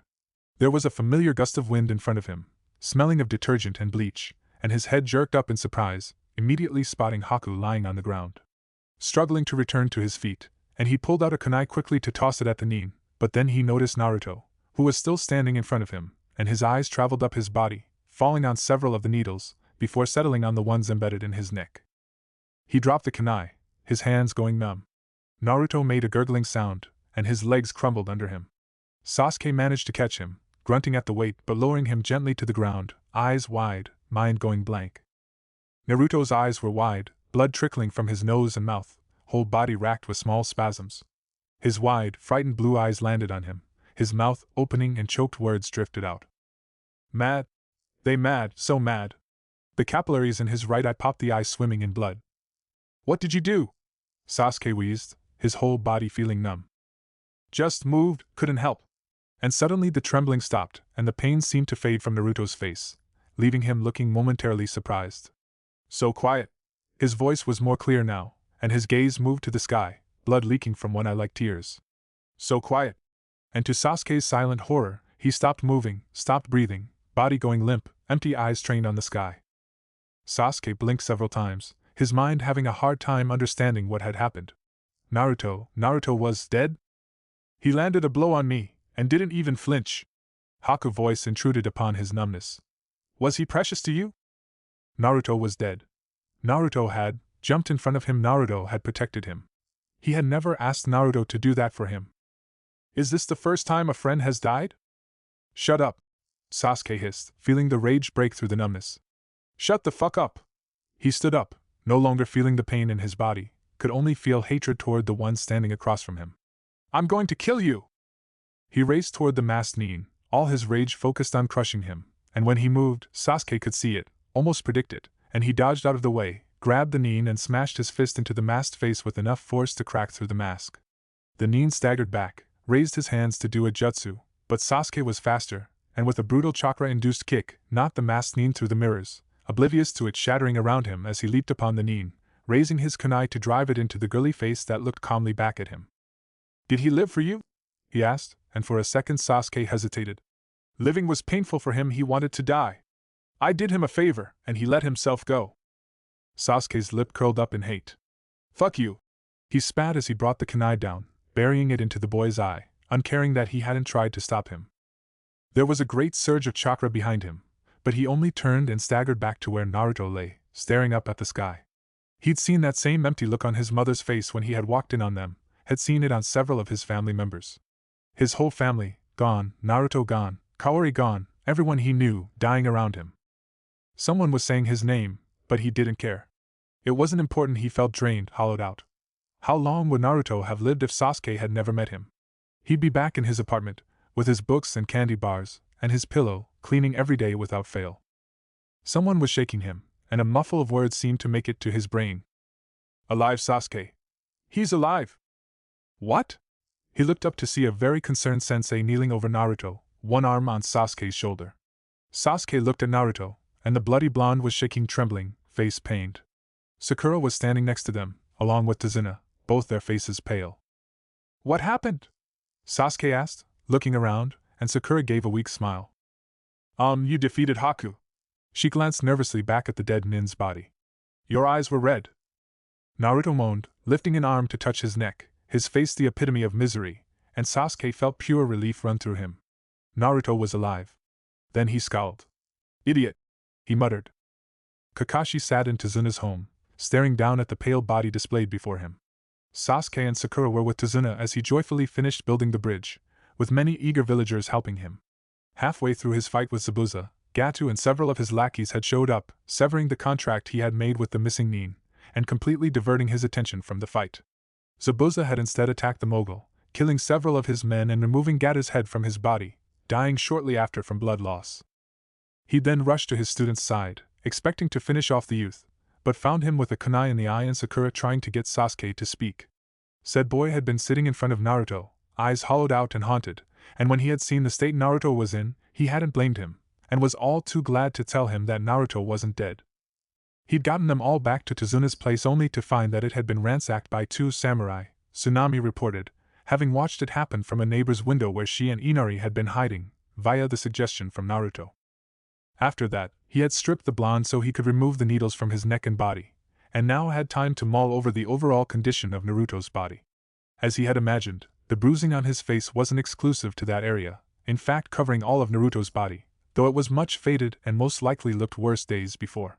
Kakashi could count every rib, and map the veins running along his arms. How had he managed to function all this time? He had been pondering the state of Naruto's mind for the last few days, and was going to request a psychiatric evaluation once they reached Konoha, because he had seen behavior that needed some serious professional help, the kind he wasn't qualified for. He looked up as Sasuke limped into the room and began to systematically shut every window and curtain before coming to the blonde's side. His nose stopped bleeding? Kakashi nodded, watching as the Uchiha covered Naruto with a blanket and sat down next to him. For some reason, Naruto's nose wouldn't stop bleeding, enough to make him wonder if there was some hemorrhaging in the brain, a thoroughly alarming prospect, but the trickle had finally stopped an hour ago. You can leave now. He raised a brow at the boy. Naruto won't like it, it'll make him crazy, you being right here. Define crazy.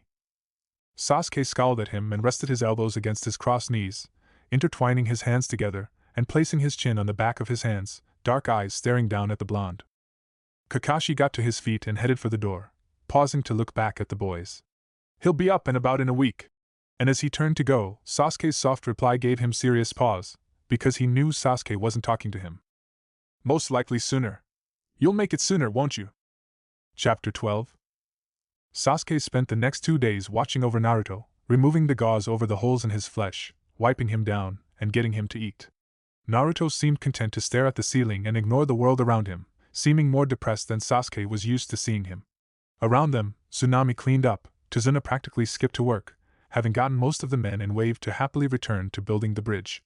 Inari moped. By the third day, Naruto sat up and took a hasty shower. To Sasuke's relief, he had thought he would have to threaten the blonde to get him moving, but something had gotten the other up and moving, suspiciously after his body had given a rather nasty jerk. Tsunami seemed to have finally breached the wall that separated her from Naruto, after he recovered enough to move about. Having spotted her in the process of cleaning up the mess that Gata's men had created, Naruto took up cleaning the house with a fanaticism that Sasuke was familiar with. Tsunami had originally been delighted with his help, directing him to areas she needed help with, but that soon turned into concerned alarm when she realized that it wasn't a gesture of kindness that motivated him to clean. He scrubbed her walls, tables, floors, bedroom, whatever was washable was taken, and while the others watched on in disbelief, Sasuke sat by, counted his kunai, and waited it out. This was normal, this was Naruto, alive and as close to well as he would ever get, and Sasuke wasn't in the mood to complain. Every so often he would feel the chill, remember that brief moment of numbing horror, see Naruto lying there, bruised eyes gazing lifelessly at the sky, and he would look at the blonde, just to assure himself that the other was still alive. Never again would he allow such an event to take place. He also had other concerns, in the shape of a silver-haired jounin. For days he had watched the man watch Naruto with a dark, calculating eye. He knew that Naruto was aware of the man watching him, judging by his increasingly hunched shoulders, and the fact that at intervals he would seek out Sasuke's company, standing by him. This would last only as long as it took Naruto's eyes to rove about the house and pick out imperfections, and he would then abandon Sasuke to fix them. In the end, his cleaning left Tsunami uncomfortable and nervous. It was halfway through the week that Naruto bothered to mention something else that was bugging him, in the form of Kaiza, who had apparently been wandering around the windows and doorway, looking in. His presence was upsetting Naruto, who kept as far from the windows as he dared. "What do you think he wants?" Sasuke asked, and Naruto threw a weary look in Inari's direction, who was moping, still. "You think he's hanging around because of that whiny little bastard?" Naruto shrugged, wringing his fingers in silent distress. By the week's end, they were ready to depart, and Tsunami's home looked better than before they had even arrived. The bridge had been officially completed, everyone was giddy to the point where it was ridiculous, and Sasuke was doubly grateful when they said their goodbyes and headed home. But no one could be more grateful than Naruto was. It practically showed on his face, sheer relief to be leaving the waterfront, to get the salt out of his skin, and to get newspaper between him and the rest of the world. The familiar bustle of Konoha was unexpectedly welcome to him as they moved into the village. Naruto lowered his hood down and stepped closer to Sasuke, anxious to return to the Uchiha compound, where it was safer. He had been sure, at one point, that he would perish in wave, and he had been so close. Even now, he could remember the quiet, how peaceful it was in that brief moment, where they couldn't shout, coax, laugh, or hurt him. They were simply gone. He remembered Sasuke's face, pale with horror, eyes so wide. He remembered how angry they were, the rage pounding into him. He didn't know why he had jumped in front of Sasuke like that. Was it the ingrained instinct of a ninja? "Let's head to the tower and give our report," Kakashi-sensei suggested. "Remember, a mission isn't completely finished until you report it." "Okay." Sakura smiled as they headed toward the tower. They were greeted by the Hokage, and a report was given. Naruto didn't pay much attention to what was happening around him, or what they were saying. His head was pounding and he feared to sleep. They were still seething, angry whispers echoing in the reaches of his mind. "Good job." The words cut through to him, and he looked up to see the Hokage's dark eyes pinned on him. He quickly averted his eyes and followed the others out of the tower, Kakashi-sensei stopping at the door. "You guys go ahead and take the rest of the day off, and tomorrow, to rest." Relief. Finally they were headed back to the compound. He lowered his hood as they parted ways with Sakura, walking closer to Sasuke, avoiding eye contact with any of the villagers. "We'll train," Sasuke said suddenly, glancing back at him. "Tomorrow. Tonight we rest." Sasuke made them stop at a market to buy more soup and candy bars, which upset him, because now he was seen with him purchasing the goods. What if they poisoned them? It was as he was agonizing over the possibilities of his poisoning that he spotted Nabeshin leaning against a building, arms folded across his chest, dark eyes watching the villagers as they moved about their lives. Naruto paused, very surprised to see him outside of the compound. None of the other Uchiha ever ventured beyond the gates of the compound, apparently satisfied to lament in their respective places. What is it? Sasuke asked, looking around, having stopped when he realized Naruto was no longer following him. His hand moved toward his pocket, where many of his kunai remained. Nabeshin, Naruto whispered, and the ghost looked over at him, as if hearing his words above the noise of the village. He broke into a grin and headed toward them, looking strangely relieved. Several villagers walked right through him, jumping, or shaking their heads at the sensation, though Nabeshin didn't seem to notice. There you are. The Uchiha clearly sounded relieved, pale rusted puffs coming from his mouth. I was looking all over for you. Where is he? Sasuke asked, and Naruto made a quick gesture to where Nabeshin stood. Sasuke stared at the area, squinting, trying hard to see where his relative was, but seeing nothing. Let's go, he ordered, and they quickly moved toward the compound, Nabeshin following after them. Tell me everything he says to you. Nabeshin sent Sasuke a curious look. You do everything he tells you to? He asked Naruto, who simply hunched his shoulders and said nothing. When they entered the compound, the other Uchiha lifted and turned their heads in his direction, watching as they headed for the main house. When you didn't show up for training, I went to look for you, Nabeshin commented, and Naruto reluctantly repeated the words to Sasuke, who looked intrigued. He paused at the porch of the main house as they stepped inside, and Naruto balked at the dust that floated in the air. Just as he headed for the kitchen to gather cleaning supplies, Sasuke's mother chose that moment to enter, mouth open, dark eyes trained on Sasuke. Naruto quickly turned and rushed up to their room, shutting the door quickly and sitting in his corner, head in his hands. He was afraid to sleep, more than he usually was, because they were angry with him, and he could not bear to feel their eyes on him. Ever since he had jumped in front of Sasuke and had taken his blows, they had been torturing him. His head ached constantly with their fury, his stomach cramped, body shook, vision blurred. Something dropped in his lap and he moved his hands from his eyes to see that it was a candy bar. He nudged it away, knowing that the villagers had seen him with Sasuke when he had purchased them. It was over now, he couldn't eat them anymore, or the soup for that matter. Eat it, Naruto. You haven't eaten for days. Sasuke put the candy bar back in his lap. Naruto shook his head. It's poison now. They saw me with you. Don't be stupid, Sasuke snapped, removing his shirt. They couldn't have poisoned it with me right there, buying them. Besides, you stood outside, no one notices you, so eat it. Naruto wrung his fingers in agitation, but he opened the candy bar and ate it, knowing that Sasuke was right, and wishing his head didn't hurt so much that it ruined reasonable thinking. Huh! A voice came, and he looked up to see that Nabeshin was in the room, looking around. I've never been in this house before. He looked down at him, then averted his eyes. It's weird, but ever since I started training you, I've been. He shook his head. It had never occurred to me to leave the compound before. But when you didn't show up, I was compelled to look for you. Naruto looked in Sasuke's direction. He was changing out of his shorts. It's interesting the stuff you hear when no one knows you're around, the ghost said, eyes sparkling. Nabeshin says he's heard some stuff, Naruto said to Sasuke, whose head darted up in surprise, eyes moving about the room. What's he heard? Well, there's a Chunin exam coming within the month, and apparently the Kazekage is going to be present. There'll be ninja from all over, interesting people. Naruto repeated his words. Chunin exam? He seemed puzzled. Naruto rubbed agitated eyes. The Chunin exam is used to show off the young talent of each village, and a way to avoid war. The other is to assess and promote genin to Chunin level.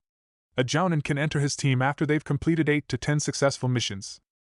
Nabeshin nodded cheerfully. Sasuke's eyes burned with interest, and he knew he was mentally counting the number of missions they had done. Do you think Kakashi-sensei will allow us to enter? Naruto shook his head. He hoped not. He didn't want to be a Chunin. He didn't want to have anything to do with exams, where people watched him, thought about him, talked about him. He shuddered. Nabeshin shook his head. It's so strange. It never occurred to me to leave the compound before meeting you, and suddenly, such an urge to find you. Where'd you go anyway? When his students were out of sight, Kakashi turned back into the room and moved back in front of the Hokage. How did it go? The Sandaime asked, dark eyes scanning his face intensely. Kakashi sighed, shaking his head. Where do I start? He looked up at the ceiling. I've seen behavior that concerns me, behavior that may get him or the rest of the team killed. Does he suffer from schizophrenia? Any other mental disorder you failed to mention? The newspaper on the walls, talking to himself. I've seen the state of his body, and he's near starvation. Sandaime steepled his fingers together and gazed out the window. Believe it or not, he's in better condition than before. Since Sasuke's unexpected arrival, his condition has improved drastically. Kakashi's brow rose in disbelief. Have you ever had him evaluated by a professional? Institutionalized? Sarutobi smiled, wrinkles multiplying. I had the same talk with Yumino-san several years ago. Can you imagine Naruto within the hands of strangers? He would kill himself, I think. He wouldn't be able to survive in a controlled environment like that. He's incredibly stubborn. Naruto thrives in an environment he can control, and Sasuke may think that he has control over him, but if the boy took a step back and looked at it from a different eye, he would see that it is he that is being controlled. It was true. He had observed Sasuke's behavior when it came to Naruto. How many times he had heard Sasuke say, Naruto doesn't like it. Sasuke accommodated Naruto, changing many of his habits to mirror the blonde's. I've never tried to make him take medication, because I could never get him to eat. I can't imagine how Sasuke had conquered that feat. His face darkened. But he is your student now, Kakashi. Do what you think is best for him. Kakashi gave another heavy sigh. And what was best? Having ventured out of the compound, it seemed that Nabeshin was reluctant to be left behind. He followed them on missions. They were back to the mundane ones, and had a snide comment for everything, words that only Naruto could hear and never bothered to repeat. He noticed his dark eyes seemed to grow more bitter as the days had gone by, most often directed towards the villagers. He watched them with cold eyes, following them as they moved obliviously about their lives, not unlike a predator watching prey. Nabeshin's silent simmering made him nervous and uneasy, and he found that avoiding the ghost was all but impossible. The only place the ghost didn't go was the bathroom, and understandably, the room where Sasuke's father dwelt. I'd be pissed too, if my son wiped out my entire clan too, the little traitor. This was said when Sasuke had tried to make him go back into the room. He had flat out refused, and no amount of pushing, pulling, or threats could change his mind. Nabeshin had watched this with a frown, eyes darting between the two as they struggled in front of the door, Sasuke pulling him, and Naruto flopping to the floor, using his body weight to thwart the Uchiha's efforts. Sasuke had found a deeper use for Nabeshin. Ever since the ghost had mentioned the Chunin exams, the Uchiha had been sending him out to gather information on everyone who was entering. Nabeshin returned with tales of Grass Ninja, Sound Ninja, Mist Ninja, and Sand Ninja, which he felt would be of particular interest to Naruto. He's a Jinchuriki like you, the dead Uchiha claimed, waiting for his reaction. But this was not news to him. He knew there were others and had absolutely no desire to meet them. He really didn't want to meet anyone in general. Sasuke seemed alarmed though. Who is he? What does he look like? His name is Gaara and he's got red hair, rings around his eyes, and a big jar thing on his back. He's not very friendly either. Sasuke's eyes narrowed in silent speculation. Stay away from him, he commanded.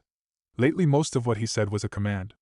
Naruto's response was to ignore him and continue to do what he was doing, which was cleaning the house. He and his clones tended to make quick work of the house, something that seemed to fascinate Nabeshin. He watched the clones as they worked. Naruto knew this because when the clones dissipated he knew that they noticed the ghost. His eyes had turned shrewd and thoughtful. What did he want? Days went by. He and Naruto returned to their usual routine of D-rank missions, though he chafed at them. He wanted another high-ranking mission, and he didn't want to clean houses, retrieve animals, paint fences, or plant vegetables. Naruto had no problems doing any of these things. Sasuke himself spent many nights mulling over whether Kakashi-sensei was going to enter them into the exam. He sent Nabeshin out to spy on Team 8 and 10, discovering that Yuhi Kurenai was speculating it. Nabeshin had followed her home to find this out. There was something else he discovered. Nabeshin would not listen to him unless Naruto was the one giving the commands. He had discovered this when he had waited for the ghost to return with news of Sarutobi Asuma's decision and hadn't received any. Has Nabeshin returned yet? He had asked one night before he had gone to bed. Naruto had blinked up blearily at him, having not slept in 3 days and having a harder time understanding him because of it. The blonde had then glanced at the door. He never left. He had murmured, surprising him. What do you mean? I told him to follow Team 10 to see if they're going to be in the exam. Naruto had shrugged, leaning over the book he was reading. He says he doesn't have to do what you say. What about you? Does he have to do what you say? He'd long gotten over the idea that the whole compound was filled with relatives he could not see. It turned out Nabeshin had, because the next day Naruto had said randomly that it was unknown whether Sarutobi-sensei was going to nominate Team 10. Ever since Nabeshin had become their spy, it at first was confusing. He didn't know if Naruto was talking to him or just repeating the ghost's words, especially when he had stopped saying Nabeshin says. In the end, he had to settle for knowing that anything longer than half a sentence was Nabeshin's words. Lately he had been thinking beyond Konoha. Actually, he had been thinking about Haku. Haku had been tougher than them, more powerful than he had thought a kid his age could be, despite having Itachi for an elder brother.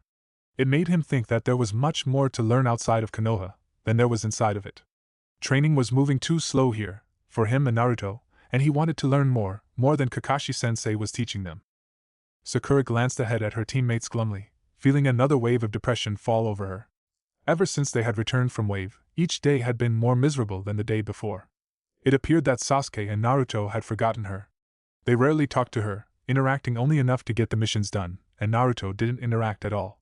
It was hurtful and frustrating. She had tried to change, being more serious during training, practicing things she had never cared to do in the academy. Kakashi-sensei continued to help her with her endurance, building up more chakra, working on her kunai skills. She wanted to show them that she was useful, that she wasn't just a girl, but it seemed they had forgotten her. It was like the academy all over again, and she still couldn't help but to blame Naruto for this.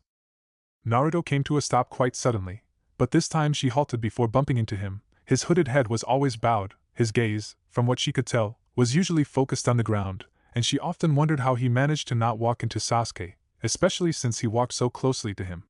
His head lifted slowly, she could see two blue eyes under his hair, and they were focused on something across the street. Sasuke turned back, his sharp dark eyes scanning the area and falling on someone. Sakura turned to look, spotting a small group across the street. Immediately she saw that they were Sannin by their Hittite, one a redhead with shadowed green eyes, a girl with sandy blonde hair, and another boy with purple paint lining his face. The redhead was giving her the creeps. She could feel his killing intent from the other side of the street, his eyes focused on Naruto. She looked at the hooded blonde, and for once he didn't look his usual miserable. Instead his face was empty, red-rimmed eyes trained solely on the Sunanin. The moment became more uncomfortable, for both boys hadn't moved, and it seemed the others weren't going to either except the purple-faced boy, who was steadily looking more pissed. Then Naruto gave a jerk, his eyelids fluttering until he lowered his head and turned to continue heading toward their meeting place. Sasuke paused to give the Sunanin another cold glance before he too moved on. Sakura remained, trying to puzzle out the animosity. Maybe it was a guy thing. "Coming, Sakura?" His voice startled her. She turned to see Sasuke and Naruto waiting for her. They were waiting for her. She still existed. She quickly followed the boys as they headed for the bridge, feeling like she could take on any challenge. Chapter 13. Kakashi stood in front of his team, staring down at their young faces, Sakura's awash with apprehension, Sasuke's with poorly veiled anticipation, and he couldn't see Naruto's face because he was staring down at the cobbled ground. "As you've no doubt noticed, there are several different groups of foreign ninja in the village." Sakura nodded in affirmation. "It is because there is a Chunin exam coming up in 3 days. After careful consideration, I've decided to enter you all in the exam." Sasuke was fighting a grin while Naruto's shoulders sagged visibly. Kakashi produced the 3 exam registration papers and handed them to the 3 genin. "I want each of you to consider whether you are ready to take the exam. Spend the next 3 days deciding, then turn in your papers at the academy, or don't. It really is an individual decision." He waved and popped away, sure that all 3 would enter, and at least one of them would be forced against their will. He'd have to talk to Sasuke about that, because it was abundantly clear that Naruto didn't want to be a ninja, and reluctant ninja were dead ninja. He didn't want that to happen to any of his students. Sasuke's pen flew over the packet with a flurry that revealed what his face wasn't. Naruto watched from across the table as Nabeshin leaned over Sasuke's shoulder, peering down at the papers, eyes silent and thoughtful. A bang from the living room made him jump, and he glanced up to see one of his clones holding a broken lamp, its face flushed with embarrassment as it rushed past him. He didn't know what it had done to break the object, but he would once it dissipated. Everything it had done, thought, or felt would come to him. The clone quickly placed the broken lamp into the trash bin and rushed back into the living room. Naruto watched as Nabeshin lifted his head, eyes following the clone as it exited the kitchen. Then he turned and looked at him, black eyes quickly averting themselves when they connected with his own. The ghost turned and went into the living room. "You haven't filled yours out." He looked up to see that Sasuke was staring at him. Naruto looked down at the papers, feeling dread course through him. They urged, causing pain to lance through him. Sasuke got up from his seat and moved to stand over him, the pen still in his hand. Go on, we're not going to go through this. Just sign it. He grabbed his hand, placed the pen in it, flipped to the last page and pressed the pen on the last final line of signature. Dioid, dioid, dioid, dioid. They were louder now.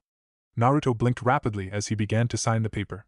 The moment he finished, Sasuke snatched the papers away and went back to his seat, carefully filling out the rest of the paperwork, trying to match his writing with his own. Ha! I thought so! A voice exclaimed from the living room, causing Sasuke to jump, pulling out his kunai and turning to the kitchen doorway. A clone appeared in the doorway, thin face split into a wide grin, bruised blue eyes sparkling. Its hood was pulled back, hair hanging around its face and back. Everything about the clone was instantly wrong. What the hell?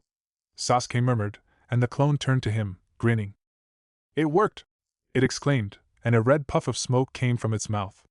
Naruto paled, slipping out of his seat and backing away. What had he done? Who are you? Sasuke demanded, face going stiff. It's me, Naruto. Sasuke's lips parted in surprise as he lowered his kunai. Naruto felt bile rise in his throat. I've been thinking the last few weeks that I might be able to possess these clones that Naruto makes. He lifted his hands to his face and wiggled the bony fingers in delight. And it worked! All the while rusted smoke puffed out of his mouth with each word. I can feel again. Sasuke's face went from wary alarm to intense fascination, and he stepped over to the clone, looking him up and down. I hadn't thought of this. But I've been thinking of it for weeks now. Naruto looked smug as the other clone appeared behind him, miserable blue eyes focused sharply on the possessed clone. It made a quick move, about to hit the Naruto-possessed clone, but he moved out of the way and followed with a quick counter-strike, kicking the clone squarely in the chest. The clone was knocked back, immediately bursting into smoky chakra. Naruto's eyes blinked rapidly as the clone's information began to run through his head. He had done the laundry, made Sasuke's bed, wiped down the extra rooms, scrubbed their floors. He had watched as the ghost walked up behind the unsuspecting clone and stepped into him. Had watched the clone twitch and shudder before settling into an unfamiliar stance and expression. He had felt angry at this intrusion of the other clone, and had watched him move toward the kitchen. He decided to destroy the other clone. He moved to hit it, free it from the unwanted intruder, but he was hit instead. He was surprised and angry. He was. Naruto's eyes opened, focusing on Sasuke and the Naruto clone, who was glaring at the spot where the other clone had been. What the hell was that about? The Naruto clone grumbled, scratching his head. Sasuke eyes him, then glanced back at Naruto, who lowered his hood, smoothing it down. This has possibilities, he breathed. Indeed it does, my young relative. Naruto agreed in Naruto's cracked voice. Naruto flinched.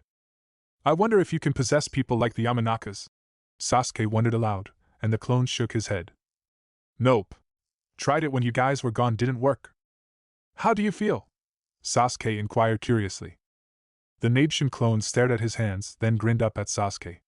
Alive. I feel so alive, and there's such a rush going through me. It's probably Naruto's chakra. He looked over at him but quickly averted his eyes. What's that stuff coming out of your mouth? Naruto blinked, looking at the rust-colored puffs coming from his mouth, then shrugged. Dunno. Maybe it's something that happens when I possess a clone. Naruto's eyes narrowed while they whispered in anticipation. Sasuke leaned against the kitchen counter, dark eyes surveying the Naruto-possessed clone. Do you think you can use the chakra in that clone for any jutsu? The unnatural elation in the clone's face drained away, replaced by uncertainty. I'm not sure. This clone has only the minimum amount of chakra required to perform menial tasks. I could lose it if I try anything. The prospect of losing a material body after not having one for so long was apparently daunting for the ghost. But Sasuke waved his worries away as trivial. It's just a clone. Naruto can make you more. Try a simple henge turn into how you used to look. The clone hesitated, pale brows furrowed in anxiety before he performed the jutsu. His form popped. For a second he was the height of a man with dark, but then the clone popped. Naruto choked on his own scream as information hit him, things that did not belong to him. He was walking in the compound along with other Uchiha. He recognized several, even knew their names. He was talking to Fukaku with many others. They were planning the rebellion. He was excited, they had been wrongly blamed. He was sick of being a scapegoat for a village that rightly belonged to them. He was at the infirmary, his girlfriend was pregnant. He was startled but happy. His child would thrive in a new era of the Uchiha. He heard someone cry out, he smelled blood, he turned and pulled out his katana. Sharingan eyes met his own, far more advanced, then pain burning across his chest. He blew a katana at him, but he wavered away. A genjutsu, he was trapped the moment their eyes connected. A blow to his head, no pain then, only falling to the ground. He saw his girlfriend in the hallway where he lay. She was 4 months along. She was staring in horror as the traitor approached. He could not move, could not feel the blood on his face. Could not cry out when her head fell to the linoleum. And the traitor moved on without stopping. He felt nothing, Oh well. Someone was whispering, and Naruto's mouth was full of blood and something solid, and once his eyes stopped rolling they focused on Sasuke's pale face. The Uchiha was leaning over him, face twisted in a pained grimace, and Naruto realized that he was lying on the floor with Sasuke's fingers in his mouth. He immediately spat them out, turning over on his stomach and crawling under the table. Sasuke's blood dribbled down his chin, and he inadvertently swallowed it all. Their malicious delight curled through him above Sasuke's whispered curses. The Uchiha rummaged around the kitchen before crouching down in front of the table, peering at him. His index and middle finger were wrapped in bandages. "You were having a seizure, I think. I thought you were going to swallow your tongue. I heard that happened, once." Naruto wiped his face, still tasting Sasuke's blood in his mouth. Nabeshin's transparent legs approached the table, and he leaned down, peering at him with his dark eyes and exposed brain. "Don't be mad," he pleaded. "You've got to understand how horrible it is to be stuck this way, disconnected from everything." Naruto sent him a glare, and the ghost balked, disappearing from view. Now he knew why Nabeshin hung around the house like infirmary. He crawled from under the table, seeing that Sasuke was back to filling out his application. Nabeshin was nowhere in sight, and after he scrubbed the kitchen floor, he quickly went to their room and to his pillow where he sat and mulled over his future. He would be in the Chunin exam. Sasuke was making sure of that, but the likelihood of them passing was slim. They would be up against other genin who no doubt had more experience and time on their side compared to what Team 7 had. Naruto rubbed a bruised elbow. But what if they did pass? He stopped rubbing.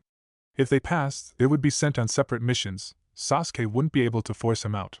Sasuke would be too busy trying to become a jounin, because unlike Chunin exams, Sasuke wouldn't need him or Sakura to enroll. Of course, Sasuke didn't know he needed the two of them to enroll in the exams, that a 3-man team was needed. If they made it to Chunin, Sasuke could do what he wanted, and Naruto could resign. A smile bloomed on his face even as his head began to pound and his nose began to bleed. He could resign, and Sasuke wouldn't need him then. He wiped the blood from his mouth and looked up as Sasuke came in. The Uchiha paused at the door when his eyes fell on him, then turned away. Moments later he returned with paper towels and crouched before him, pressing the towels against his nose and mouth and pushing his head back. "You should wear black more, with all the blood spill on yourself." Naruto's vision blurred. He hadn't slept in a while, he feared to, but his body was at its limits. A fine tremble was already running through his body. "Is your brain hemorrhaging or something?" Sasuke sounded angry, but he couldn't hide the concern in his voice. "You can't be doing this at the exam, Naruto." He was tipping over, felt Sasuke ease him gently on his side. He wanted to keep his eyes open, avoid what was coming to him. The room darkened to black. A giant red claw-like hand reached from the darkness and grabbed him. Sasuke was gone. Naruto screeched as the clawed hand gripped and carried him into the dark. "We've been waiting for you," they boomed, and he was once again surrounded by multicolored eyes. "Do you think you can hide from us?" The clawed hand opened up, and he curled into a ball in its vast palm. "How dare you risk our lives like that?" The palm rippled and something very close growled, causing Naruto to uncurl. He looked toward the edge of the palm where 2 smaller red eyes approached. Naruto sat up and edged toward the clawed fingers as the eyes moved closer. "We think you need a lesson in obedience." There was laughter in their voices. The moving red eyes belonged to a morphed creature unlike any he had ever seen. Its body was a red mass of human arms and legs, twisted at the joints that cracked as it moved. Its face seemed stuck between a fox and a human, morphing between the two, eyes widening and narrowing, ears elongating and shortening, mouth stretching, teeth grinding. It moved toward him in jerky movements. "I did everything you wanted," he rasped in terror. "I took Sasuke in, I joined the academy." One of the many arms of the creature shot out and grabbed his ankle. Naruto yelped at the force of the grip as he was dragged forward. "You can't hide your thoughts from us, they betray you. You must be disciplined," the creature hissed. Naruto kicked out with his free leg, catching the creature in the face twice, but doing no damage. He cried out, writhing as many of the limbs grabbed his and held him down, gripping his face in its hands. It held him still, turning red eyes onto his. "Sasuke!" he screamed. "Sasuke!" Sasuke sat back on his bed, wondering if he should wipe Naruto's face, which was now very bloody and making a puddle around his face. He squeezed his throbbing bitten fingers, wondering if Naruto really was suffering from a brain hemorrhage. Did people die instantly from those, or was it a slow process? He frowned as Naruto's body began to tremble violently, making gurgling sounds in the back of his throat. Should he wake him up?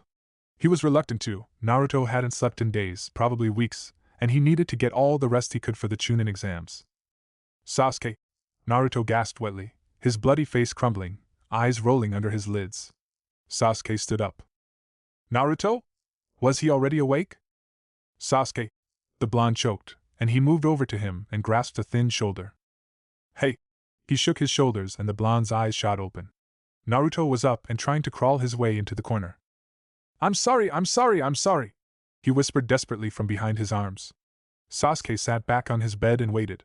Constant nosebleeds couldn't be healthier, no matter how one looked at it. He could imagine taking Naruto to a doctor. 10 minutes later, the blonde seemed to have calmed down enough to lower his arms, darting weary eyes about the room, then simply slumping there, flesh not covered by blood a pasty white.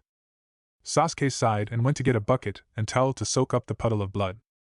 By the next day Naruto was as close to normal as Sasuke could remember, except he was paler than ever, and he and his two clones worked the house with a renewed vigor that is until one started to twitch violently and stopped scrubbing the kitchen floor. Nabeshin, I presume, Sasuke commented over a bowl of rice. The clone took a deep breath and made the signs of a henge. He poofed, and in the clone's place was a tall dark-haired man with dark eyes and the usual Uchiha complexion. Sasuke had seen him before. He dropped his sticks and stared at him in shock.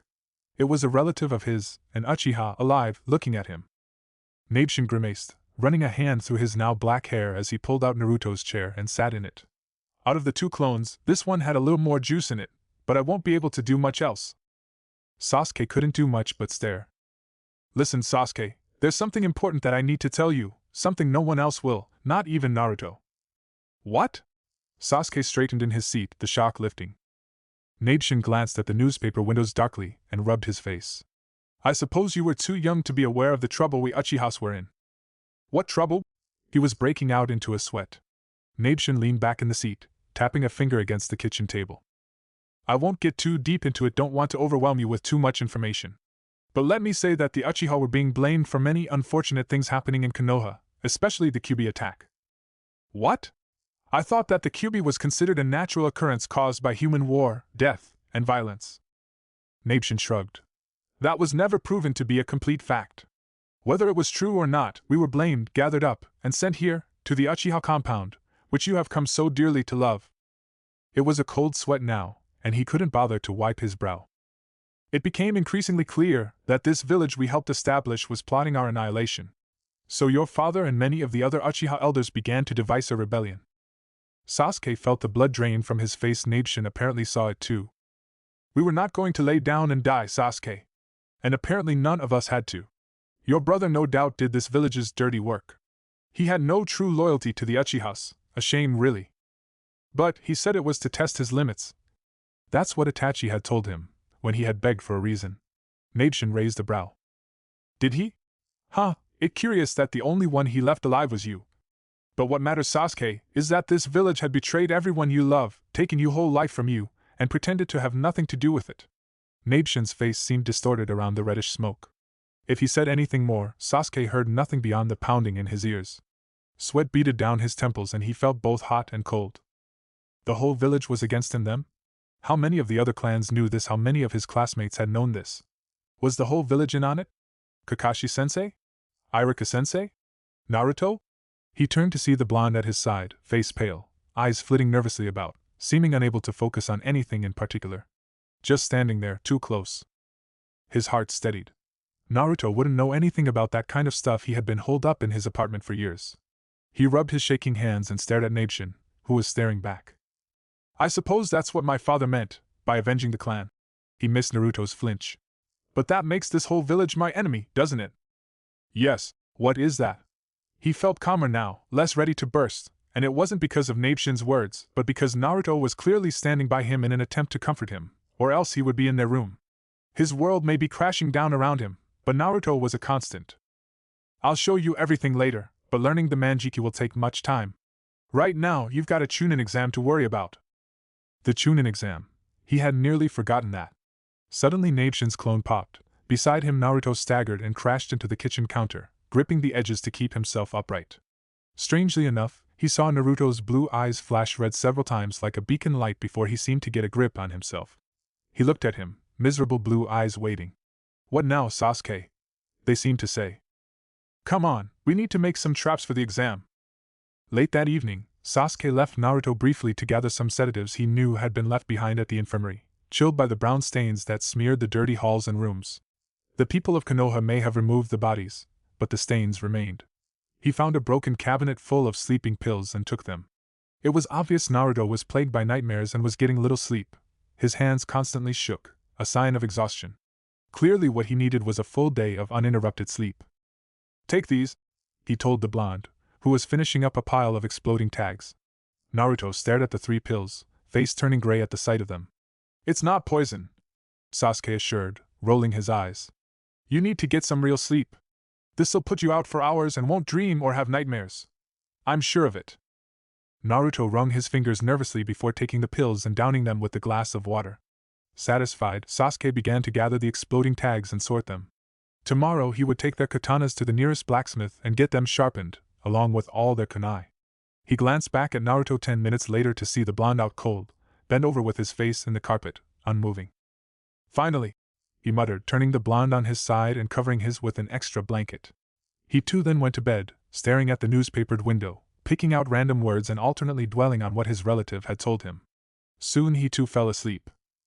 In the doorway Naruto stood, watching the third living Uchiha rest, hope rising with him, and fading as he looked at the other lying in the corner. He didn't know how Sasuke tolerated looking Naruto in the eyes, those large round beacons of red light that threatened to suck him in and devour him. Naruto shuddered. Clearly Sasuke saw something different, something weak and controllable. Sasuke hadn't seen the demonic face Naruto had given him from under the table. Naruto moved from the room and headed down the stairs, coming across Fukaku's wife, who moved down the hall, mouth wide open in a silent howl. "What's the matter with you?" he asked as he passed her, not bothering to wait for a reply as he approached a door. Drifting through, he entered a dark room, immediately spotting Uchiha Fukaku sitting in front of a table. The former leader of the Uchiha looked at him. "You," he said in a familiar, cold voice. "Me," Naruto smiled. "Uchiha resurrected." "Hey, Sakura." Sakura sighed and stuck her head out of her window, seeing Ino and her team below. "What?" she called, feeling exasperation. She'd been meditating for the last hour and a half, centering her chakra. "Geez. No, hey Ino, how've you been?" The blonde shook her head. "You're becoming more like Sasuke-kun every time I see you." "I'm leaving," Chikamaru informed dully, and turned to go, except that Ino grabbed his shirt without bothering to look at him. "Hey Sakura, are you going to be in the exam? You know about that, right?" Sakura glanced back at the papers on her dresser. She hadn't even hesitated to sign them. This exam would be her moment to shine, to prove that she was worthy of their notice. "Yeah, we're going. You too, right?" Ino grinned. "Yep. See you there, yeah?" Sakura nodded, watching them walk away. She then shut the window and sat back onto her bed. Things were going to be different. Chapter 14. "Naruto!" The voice called to him, Sasuke's voice, and a hand was on his shoulder. "Naruto, wake up!" He took a deep breath through his nose, struggled to open his eyes, but everything felt so heavy, a clearly sluggish feeling, and he was actually comfortable. His lids obeyed his command, finally opening, and the familiar gloom of the room greeted him. Sasuke was kneeling beside him, looking impatient, another familiar thing, as he knew that Sasuke spent most of his time being impatient. He blinked at the Uchiha while he gained his bearings. He had been asleep. Never before had he felt so utterly relaxed, content. Never had he slept so uninterrupted. He got his arms under him and pushed himself into a sitting position, questions running through his head. How long had he slept? Did the sleeping pills really do that? And where could he get more? "Come on, get up." Sasuke grabbed his upper arms and pulled him to his feet. "The exam starts in 3 hours. Naruto stood on wobbly feet as his brain processed Sasuke's words. Today was the exam? But that had been a full day away. As if reading his thoughts, Sasuke shook his head in chagrin. "You slept through all of the evening before yesterday, all the way to now. I think I might have given you too much." He had the grace to look a bit apologetic. Naruto rubbed his face and stumbled toward the door. Drowsy, he thought suddenly. He felt drowsy and yet, at the same time, satisfied. He had never felt that way before, even they were a gentle murmur in the back of his mind, as if they too had gotten some rest as well. Perhaps the sleep had tempered their rage? After taking a much-needed shower, he made 2 clones for the morning cleaning while Sasuke made a meal, making quick but thorough work of the house. It was while he was washing their clothes that he stopped to examine his hands. Usually there was a fine tremor that constantly ran through them, but there was none today. They were bony, but steady. He felt well. When he returned to the kitchen, Sasuke had a bowl of soup waiting for him, and he slowly slurped it down in silence. "Is Nabeshin here?" Sasuke asked after 15 minutes of quiet. Naruto glanced around, but he did not see the ghost in the immediate area and shook his head, feeling the soup settle down comfortably in his stomach, another startling occurrence. It was amazing what good sleep did to him.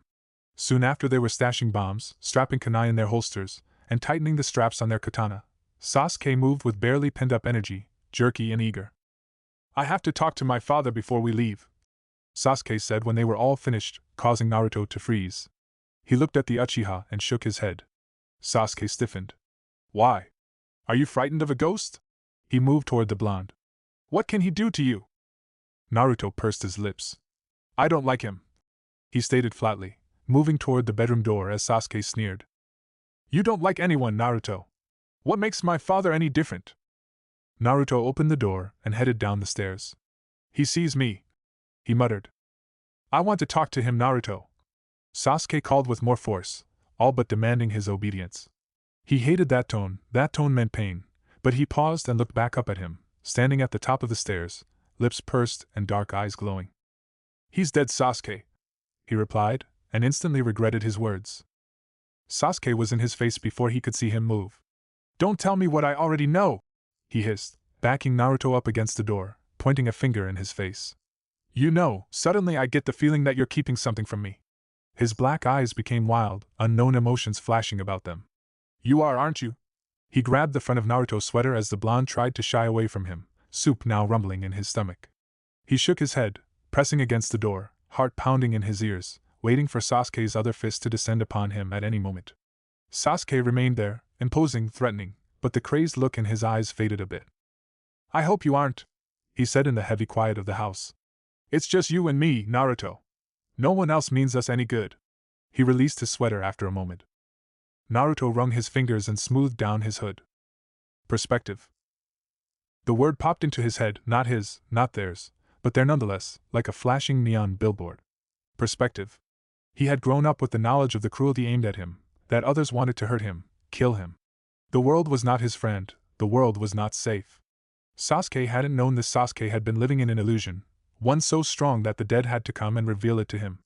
It was distressing, reasonably so, and so he nodded at the Uchiha, smoothed down his hood, and headed reluctantly for the one room he didn't go in and opened the door. To his surprise, sitting in the room alongside Fugaku was Nabeshin, almost invisible in the deep gloom. He moved aside so Sasuke could stand in the doorway, and watched as the young Uchiha stared grimly at the wooden floor. Fugaku lifted his head, angry cold eyes falling on his living son. Nabeshin's eyes darted between the two of them, a frown growing on his face. "Aren't you going to say something?" he asked. The older man sent him a scathing look, turned to Naruto, and sneered. "Why did you bring him here? What lies will you put in my mouth now?" the ghost asked him, and Naruto glanced nervously at Sasuke, whose eyes were darting between him and the area where his father sat. Nabeshin sent him an intrigued look, like the idea of Naruto lying had never occurred to him. Naruto lowered his eyes and stared at the floor. It was best not to respond to anything. But this was giving him a headache, one blooming right behind his right eye. "I told Sasuke about our clan, Fugaku-sama. What is it you want him to do?" Nabeshin's voice cut softly through the gloom. "What can he do? He is weak." Naruto looked up from under his bangs, spying the glare Nabeshin was sending Fugaku's way. "I can teach him, I can show him the clan's secrets." Fugaku turned angry eyes to the other ghost. You who did not achieve the Manjikyu?" "Achieve?" Nabeshin spat. "Who told you that?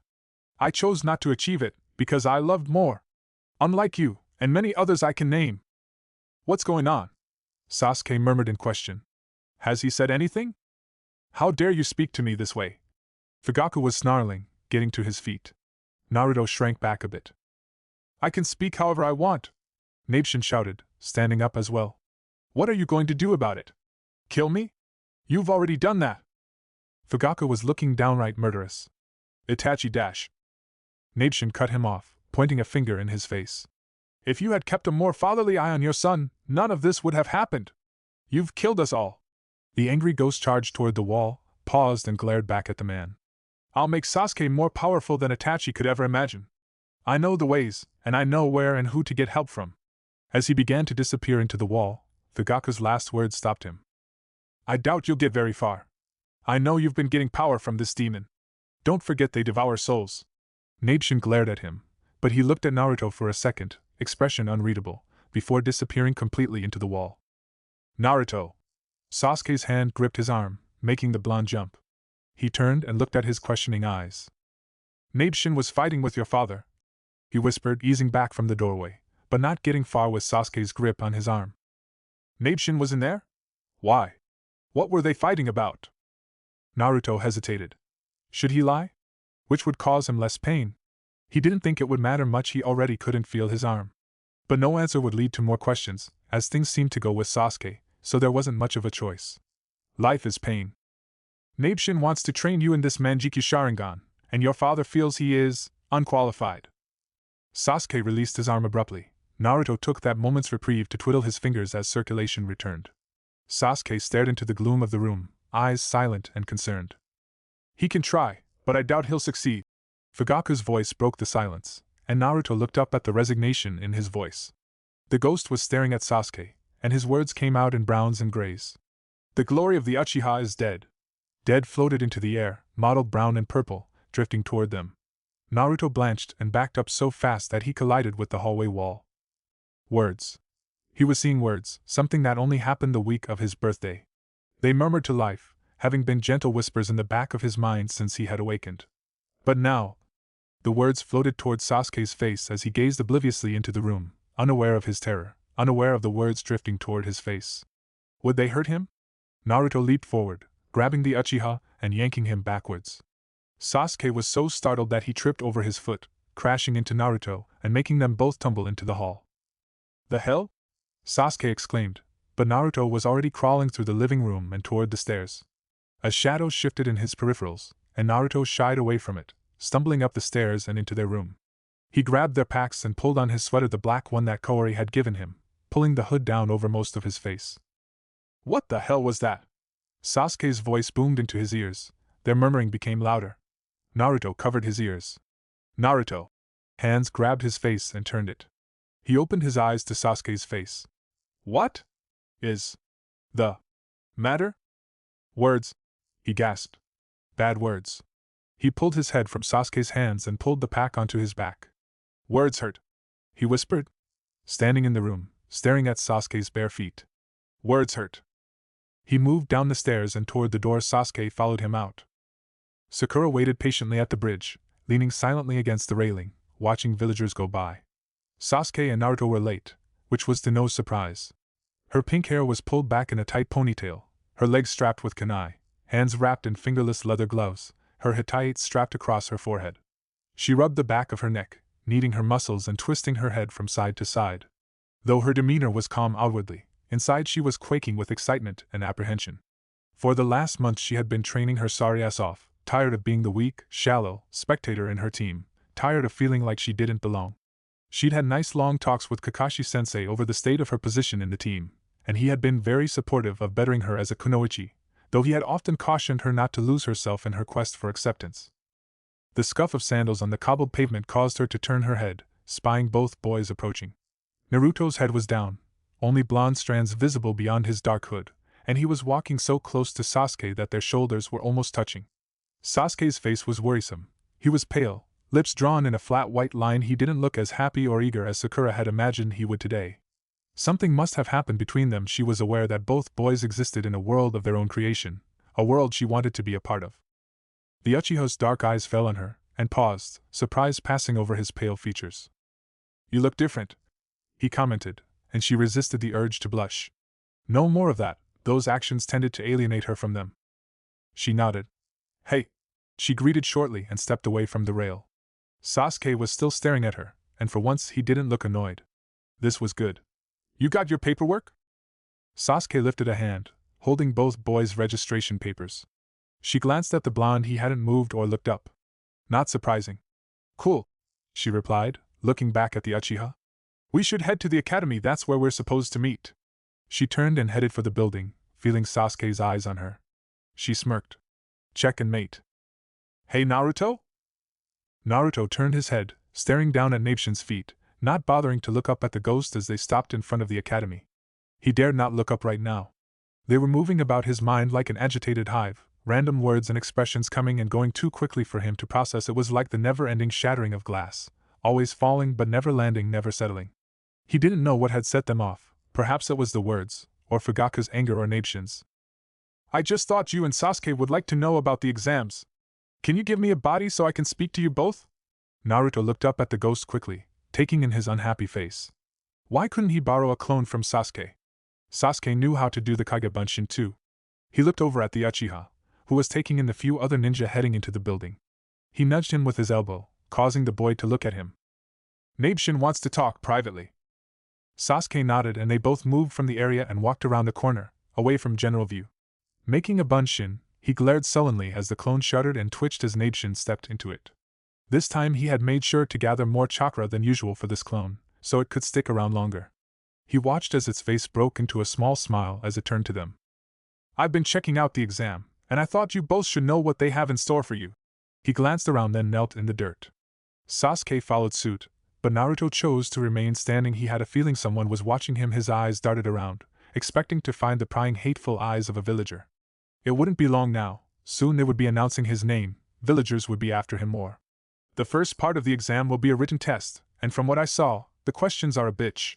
Seriously, I doubt many of the genin will even know the answers. I'm sure there's something they expect you to do, but everyone's being very tight-lipped about it, so I couldn't find anything out. My suggestion is you cheat. He waved his hand at Sasuke's expression, though Naruto couldn't see it from where he was standing. Don't give me that look, there's no shame in cheating. After all, you're a ninja, not a samurai. He gave a small chuckle, red puffs coming from his mouth. But the second part of the test will be dash. Sasuke? Naruto? Sakura appeared around the corner, eyes curious as she stopped before them. You guys should see. Her voice drifted off as the Nabeshin clone straightened up and grinned at her. She leaned away, her eyes darting from him to Sasuke. Naruto, what's wrong with your clone? It's really a creepy. Nabeshin scowled at her and simply walked away. Sakura stared after him before looking at them. What did you make a clone for Naruto? Reconnaissance, Sasuke replied. What did you want us to see? There's a fight going on over a door we're supposed to find. Come see. They followed her into the building where several genin stood about, a few from different villages, all looking at least a year older than the three of them. They lingered nervously around a door as a boy in a vibrant green spandex-like suit beseeched the chunin by the door to let him in. Please? My team and I really need to take this test. He moved toward the chunin but was shoved back roughly by the older ninja. Go home, kid. The chunin drawled condescendingly. This is for your own good. You're not ready. A girl with buns on the top of her head moved forward and helped the green-clad boy up, a scowl on her face. Aren't we supposed to go to 301? Sakura murmured to Sasuke. 301 is one floor up, I think. That one is 205. Genjutsu, Sasuke replied. Naruto rubbed his aching eyes and watched behind his hair as another unknown team wandered in, took a look at the door, and sneered. That's the wrong door, dickface. The green boy turned to them and grinned widely, as if he hadn't been pushed around. I knew that. He gave a thumbs up. As the other lingerers began to head for the stairs, a rather plain boy with dark brown hair, heavy-lidded eyes, and regular ninja attire approached Team 7. Naruto recognized him immediately, even though his appearance had changed. Where was I? Oh yes, the second task after the written test will be a survival test. It'll take place in the Forest of Death, a nasty place. As he spoke, more rusted puffs came from his mouth. Nabeshin with a henge. Who are you? Sakura asked, eyes narrowed. He's with us, Sasuke told her and moved toward the stairs. Naruto glanced back, eyes darting about the area, feeling eyes on him again. His mind was a cacophony, they were no help at all. Coming, Naruto? Nabeshin smiled at him and gestured for him to follow them up the stairs. Sasuke, having just noticed that Naruto was not at his side, looked down at him and gestured for him to follow, waiting on the stairs until Naruto was at his side. As they approached the hallway leading to 301, Nabeshin stopped them. I'll be around when I can, he assured, patting Sasuke's shoulder. Stay safe in the meantime, eh? Sasuke stared at him a moment. This person, this clone, this ghost, was family. He was an Uchiha, another Uchiha in which he had thought never to see again. He was here, talking to Sasuke, giving him advice and his concern. Could he trust Nabeshin?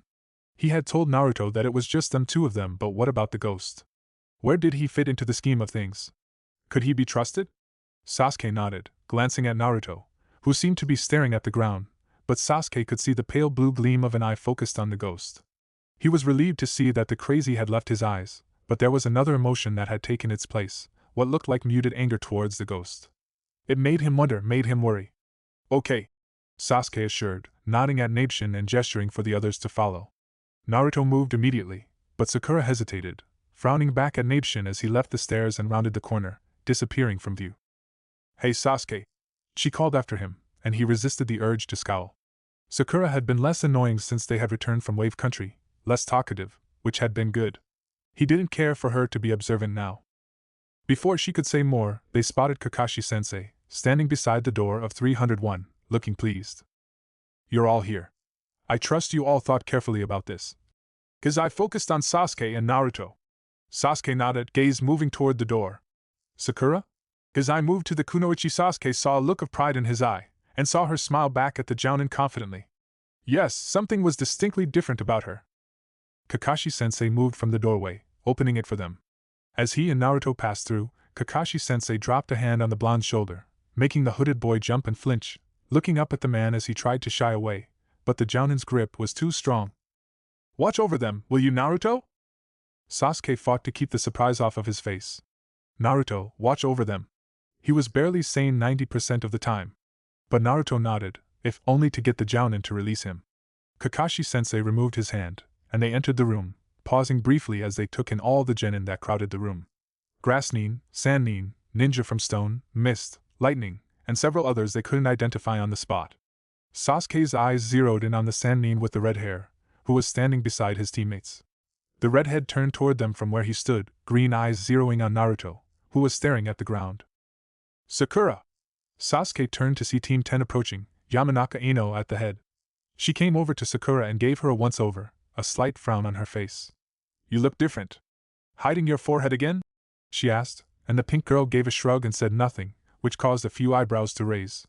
Usually at this point, they would be tossing insults at one another, but Sakura's facial expression was leaning heavily on the side of disinterest. Ino turned and smiled at the boys. Hey Sasuke-kun, Naruto! Sasuke nodded at her, his eyes moving to Nara Shikamaru, whose dark eyes were focused on Naruto. He remembered that Shikamaru had always been a bit too interested in Naruto ever since that day in the bathroom. Several times he had turned in his seat at the academy to spy the shadow user watching Naruto from the back of the room. Hey Uzumaki! He greeted in his lazy voice, and the hooded blonde lifted his head, blue eyes peering beyond his bangs at the other boy. Someone gave a shout, and teammate approached, Inuzuka Kiba at the fore, his dark eyes dancing with excitement, mouth wide open in a grin. All right. Everyone's here. Awesome! He stopped in front of them. Look at all these bastards, they aren't so tough looking. Don't be ridiculous, Sakura snapped. Everyone here is as good as us or better. We have to be very careful about this. Hyuga Hinata nodded nervously from her place beside Aburaim Shino. For some reason she reminded Sasuke of Naruto, with her worried eyes and nervous gestures. He never had much to do with the Hyugas. The Uchiha clan had looked down upon their distant relations, and he hadn't been allowed to play with them. You're quite right, an unfamiliar voice agreed, and a taller boy with gray hair and round glasses walked over to them. He wore standard ninja attire, and was a leaf nin, so his presence did not alarm the group, except for Naruto, who smoothed down his hood and did not look up. You guys better watch what you say from now on. Look! He jerked his head towards all the other ninja in the room, and many of them were glaring at the leaf group. Everyone here are representing their village, so they're the top rookies of their villages. Kiba snorted. This exam is going to be easy. Akamaru yipped happily in his arms. The leaf nin grinned. Oh, I wouldn't be too sure about that. This is my 7th time taking this test, and I have yet to pass. 7th time? Either the exams were very difficult, or this gray-haired genin was a poor ninja. Who are you? He addressed, since no one else had bothered to ask his name, and he hadn't volunteered it. Oh, sorry about that. I'm Yakushi Kabuto. He grinned. If you need to know anything about the other contestants, I'm your man. He pulled a pack of cards out of his pants leg pocket. These cards have information about everyone here via my chakra. Anyone want to know anything? Who cares? Kiba grinned. We're going to kick their asses anyway. Yakushi looked amused. You think so? He shuffled the deck and pulled out a card. Chew on this then. The genin from Sunagakura have completed 8 C-rank missions and 1 B-rank. It is said that the youngest, Gaara, has come from every mission without a scratch. He's deadly, and won't hesitate to kill you in battle. Kiba scowled, but shut up. The young miss is right, everyone here is the best that their villages have to offer. You should never underestimate your opponents. His eyes were serious behind the glasses. Sound advice? Shino agreed with a small nod, his face expressionless behind the dark shades. Sasuke felt eyes on him, and he turned his head to see the Sand siblings watching him and Naruto. The sandy-haired girl looked hostile but puzzled, as if she didn't understand what about them seemed to capture her red-headed brother's attention. Sasuke glanced down at his side, and was startled to see that Naruto's hand was slightly behind his back, stroking the hilt of his katana methodically. His usually bowed head was up, staring at Gaara.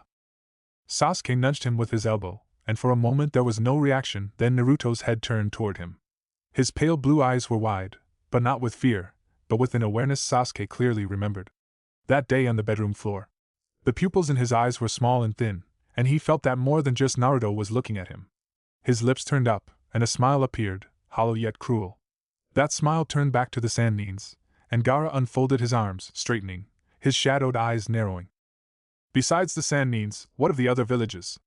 Anyone else we should know about? Sakura was asking. Kabuto seemed to think for a moment. Well, I can't say much for the village of Hidden Sound, because it was created last year, but be careful of Stone, because of the war we had with them, and Mist, because they've always been sneaky, despite their size. Sasuke pinched Naruto's arm, making the blonde jump, turning wounded eyes on him. That was better, that was Naruto. Suddenly the blonde stiffened, eyes darting toward the group. Sasuke turned to see one of the foreign genin rush Yakushi, throwing a punch but missing. Yakushi jerked his head back, eyes startled just as the lenses in his glasses frames cracked. Sasuke unsheathed his katana but left it dangling in one hand, eyes darting from the genin who had attacked Yakushi, to his 2 teammates, who stood nearby, leering at them. The sound of vomiting caught his attention, and he saw that Yakushi was making a mess on the floor, Ino and Kiba at his side. Sasuke frowned. He was sure that the guy had dodged that attack, so why had his glasses broken? Why was he sick? Put this on your cards. Hidden Sound ninjas, definitely going to be Chunin. The Sound Nin that spoke had spiky black hair, and guards on the sides of his face. The one that had attacked Yakushi had half of his face and his right eye covered by a bandage, and what looked like a mound of straw on his back, most likely hiding a weapon. The last member of the team was a girl, similarly dressed like the others, with thick long dark hair and hostile eyes. They chuckled at Yakushi, then seemed to spot him with his katana unsheathed. Oh, this one thinks he's tough. The bandaged one sneered, but before he could go any farther there was a boom, and dust filled the room, along with a new, older voice. Quiet down, you worthless brats. This is not a playground. Once the smoke cleared, it revealed a group of about 11 people, with a man wearing a bandana at the fore, his face littered with scars.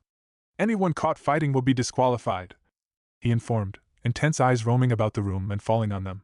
Sasuke quietly sheathed his blade, while the Sound Nin scowled and moved away from them.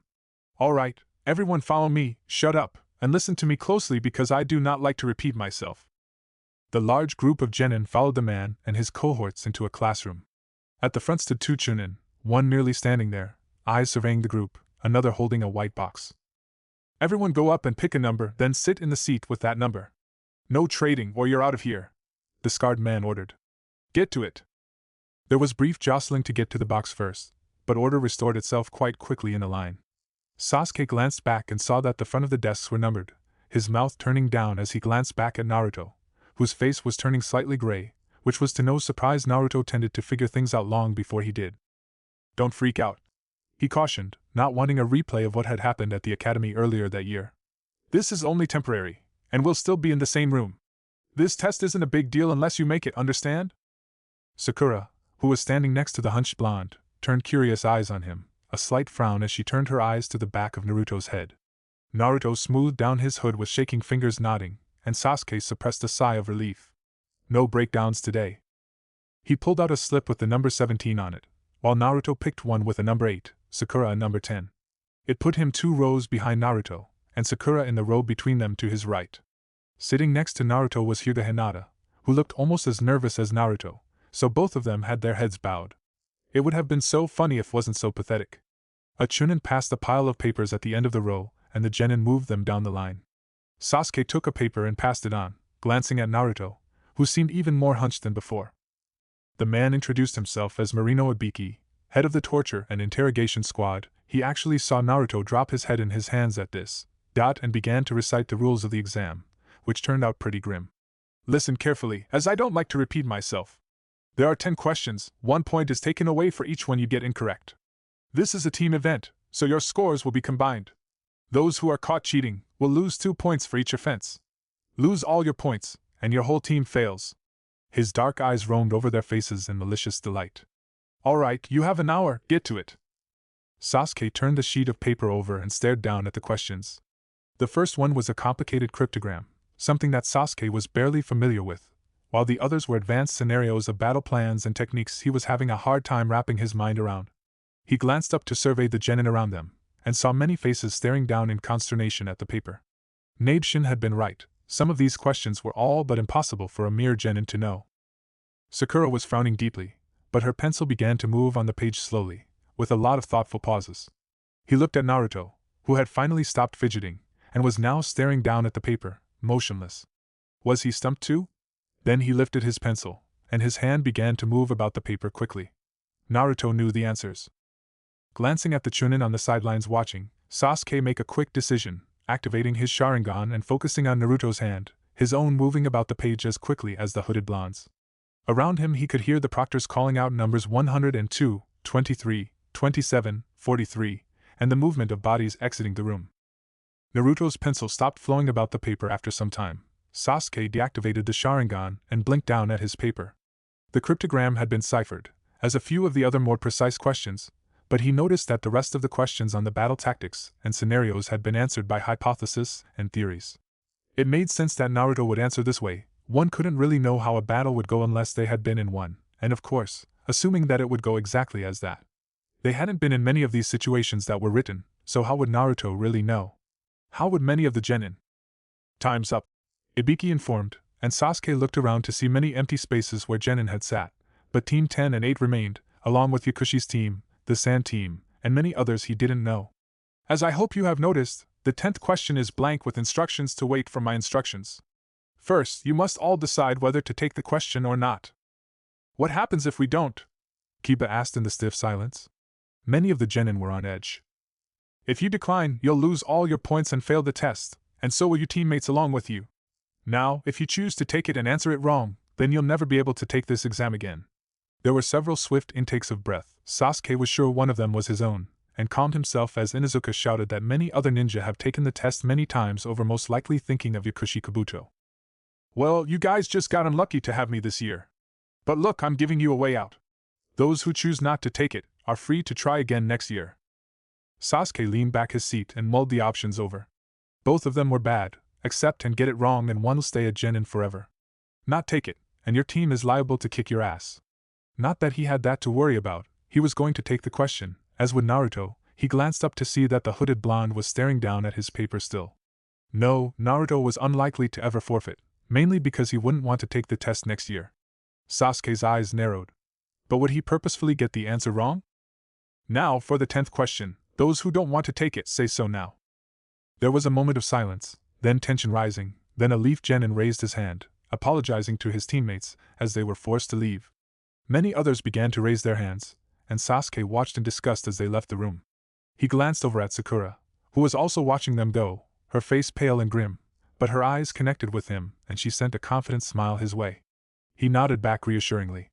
He didn't know who this Sakura was, but he could definitely get used to her new, non-annoying personality.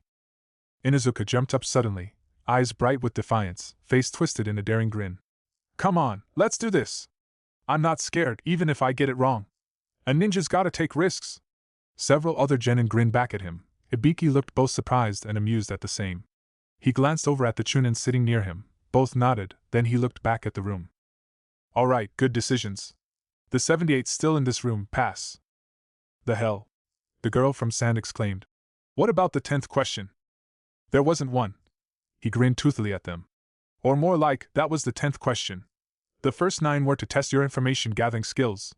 It was based on the whole team doing well, putting pressure on each member not to screw things up. And of course, since the questions were very hard for even the most exceptional genin to know, it was obvious that you all had to cheat. We even put 2 chunin in that knew the answers. Sasuke's eyes rose in surprise. He hadn't known there were others he had just copied off of Naruto. Ibiki lifted his gloved hands and removed the bandana and hetaite from his head, revealing a bald, damaged skull, with burns, scars, and screw holes littered about it. Sasuke fought to keep his face blank as he surveyed the damage, and happened to see Naruto's head lift from staring at the table, but he didn't move after that.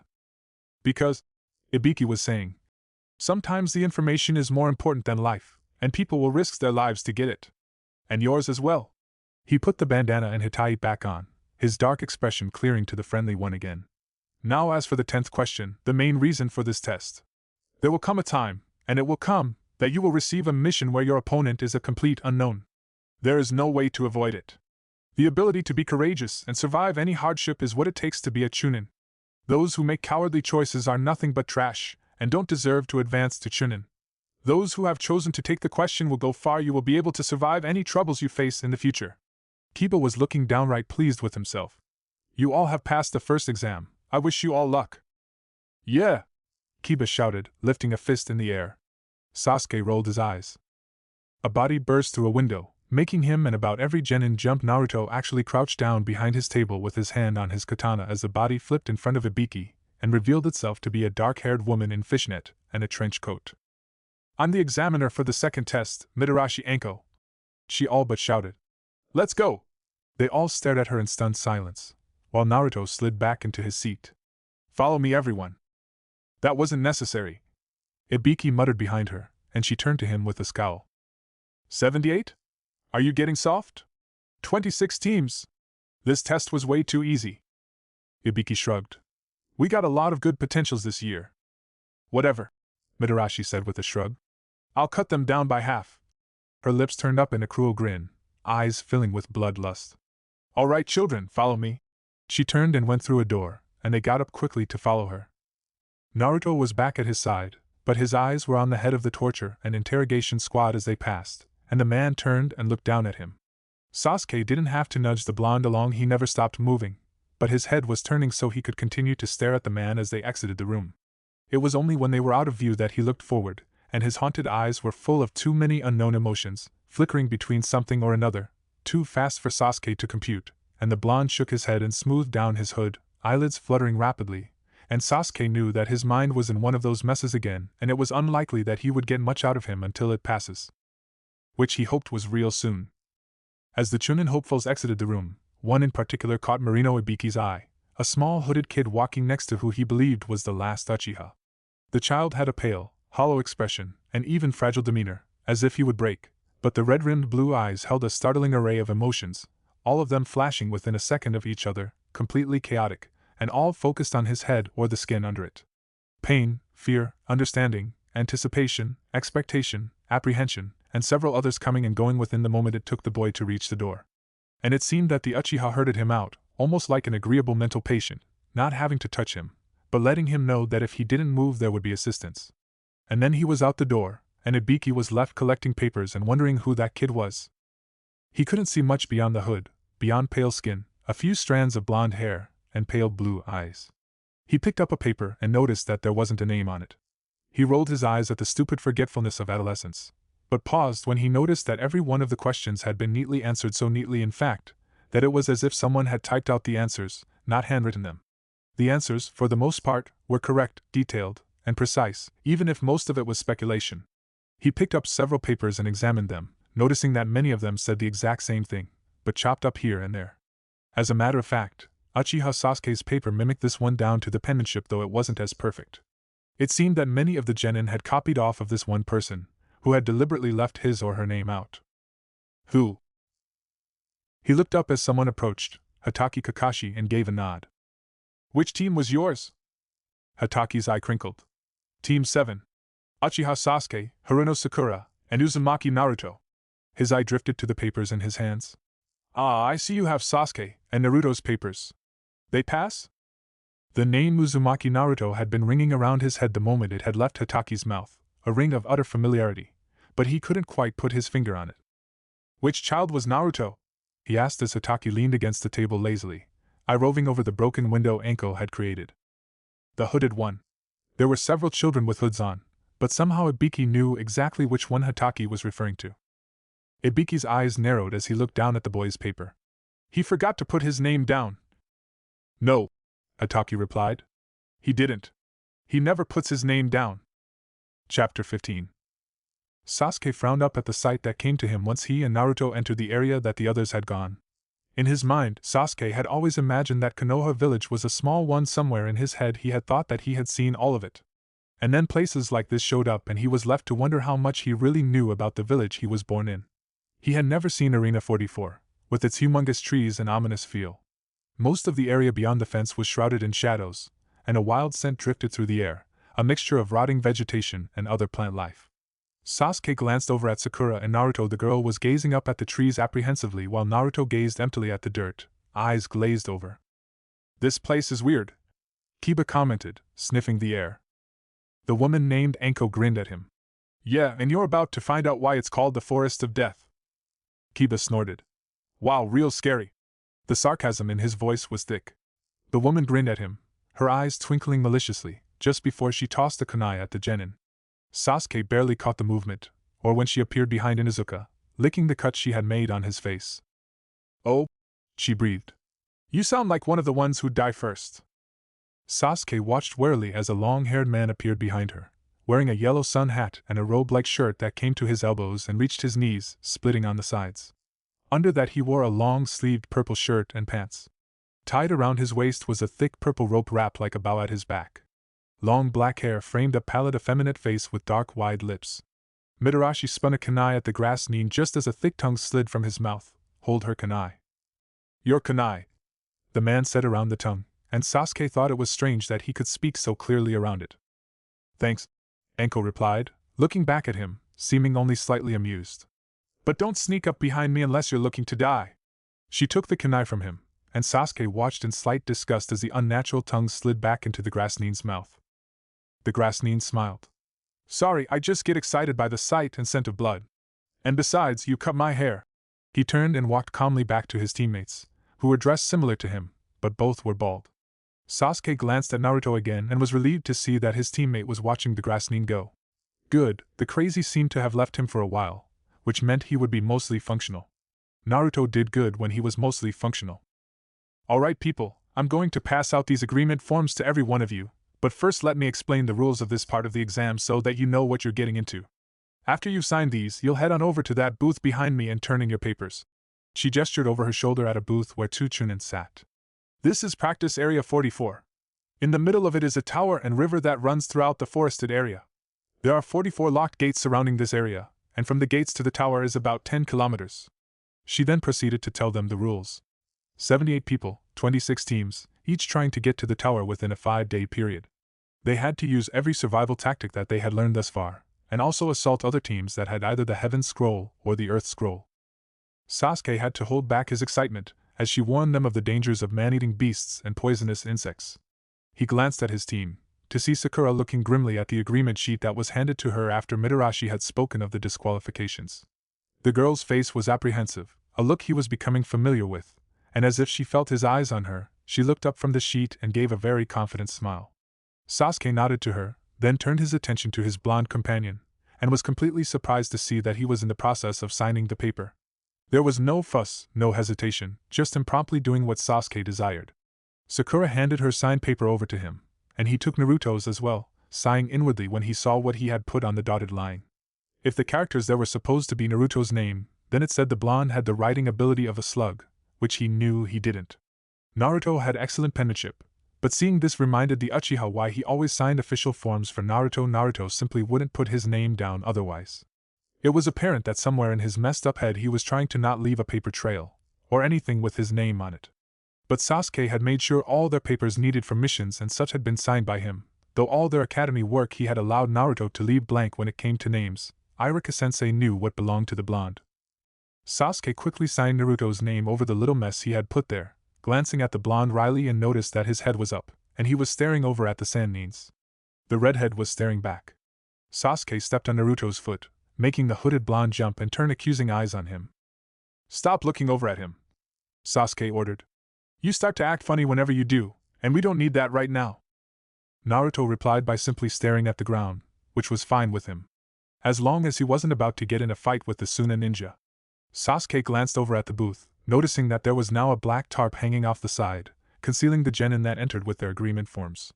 It also stopped them all from seeing who was getting which type of scroll. He gestured for the others to follow him as he moved to the line, waiting a few minutes until they stepped into the shadows of the booth and handed over their agreement forms. The Chunin looked them over absently before handing him a thick scroll with the characters heaven written across the seal. Sasuke placed it into his pack.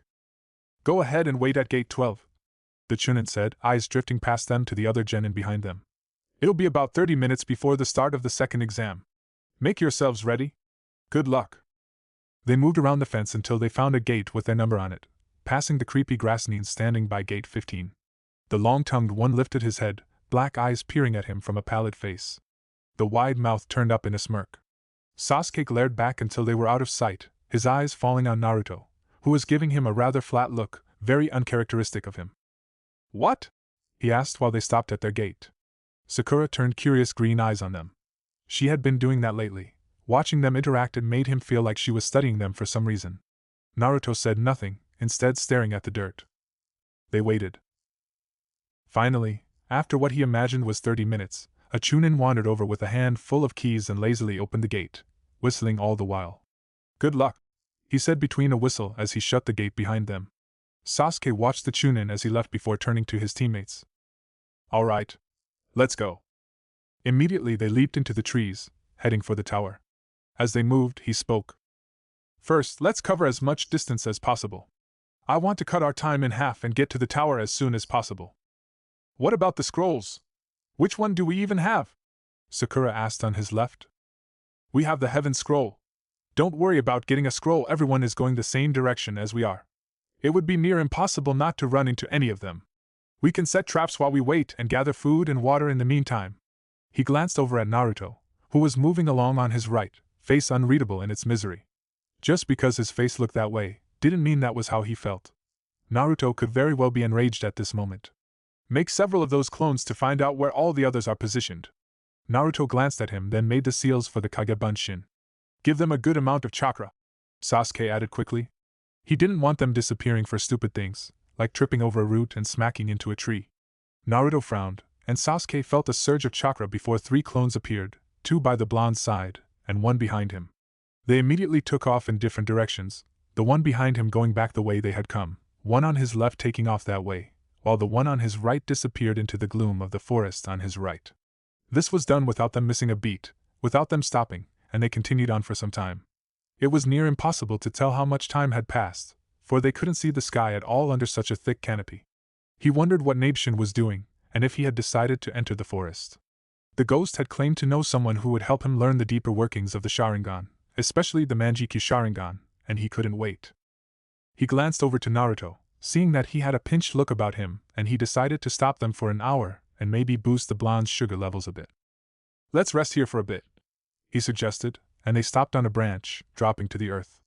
Sasuke dug into his pack, about to hand Naruto a candy bar, but realized that Sakura was crouching a few feet from him, and no doubt Naruto would be upset if she saw Sasuke handing the candy bar to him in full view of her.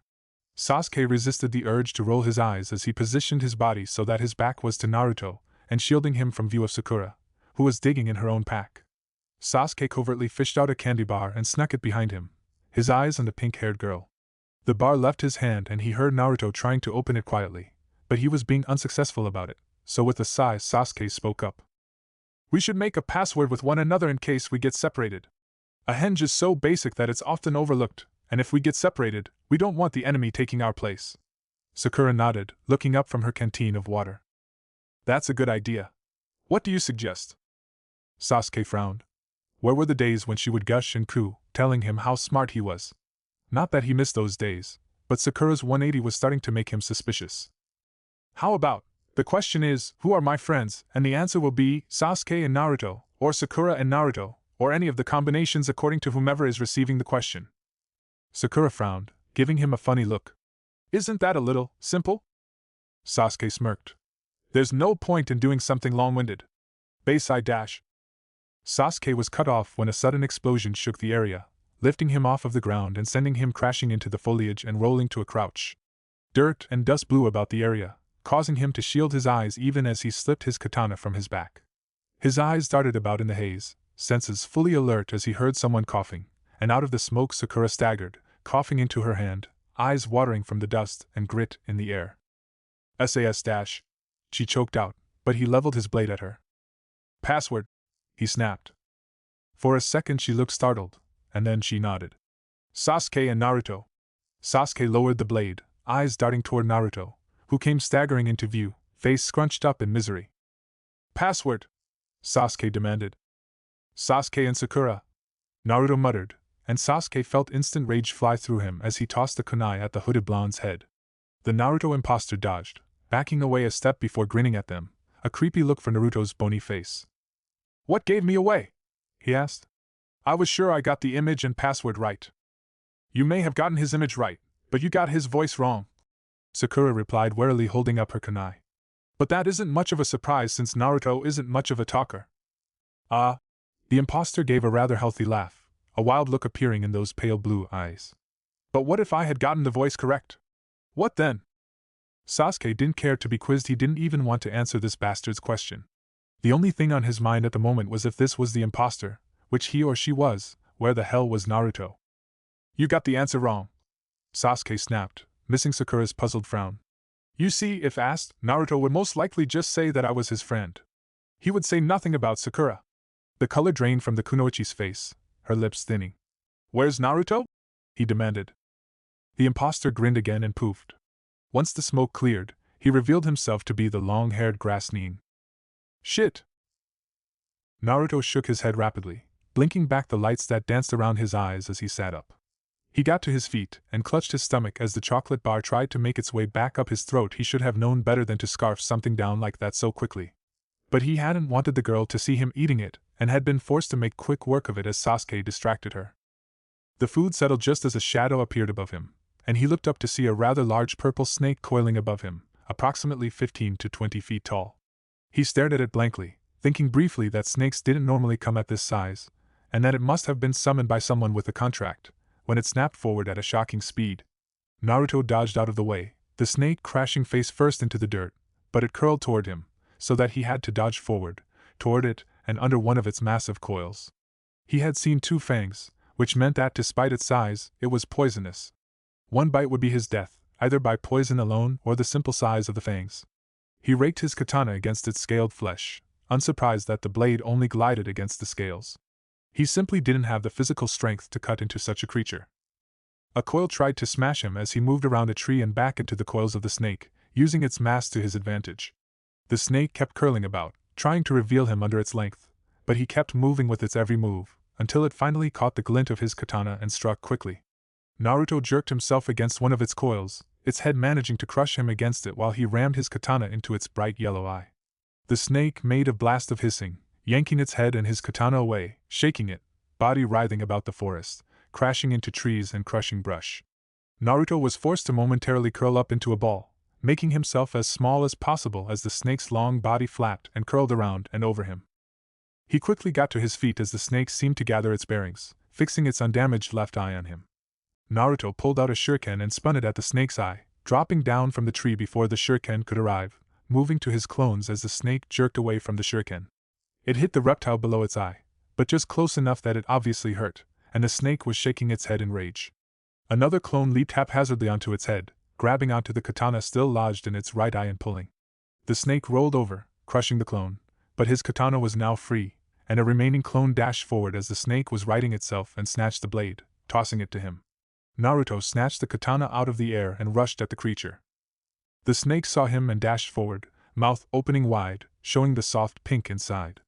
Naruto leaped right into the gaping mouth, no doubt startling the creature just as he gathered his strength and chakra and shoved his blade up into the roof of the snake's mouth. Then the snake's head was going everywhere, the world was a whirlwind of browns and greens as the snake twisted and turned about. There was something that felt like a crash. Naruto didn't know, he had his eyes shut, holding onto his katana because his life depended on it, and he was actually safer in the snake's jaws than he was if he made an attempt to leave. But all this whirling about was wreaking havoc on his stomach. Finally everything stopped, and Naruto opened an eye cautiously and spotted dirt.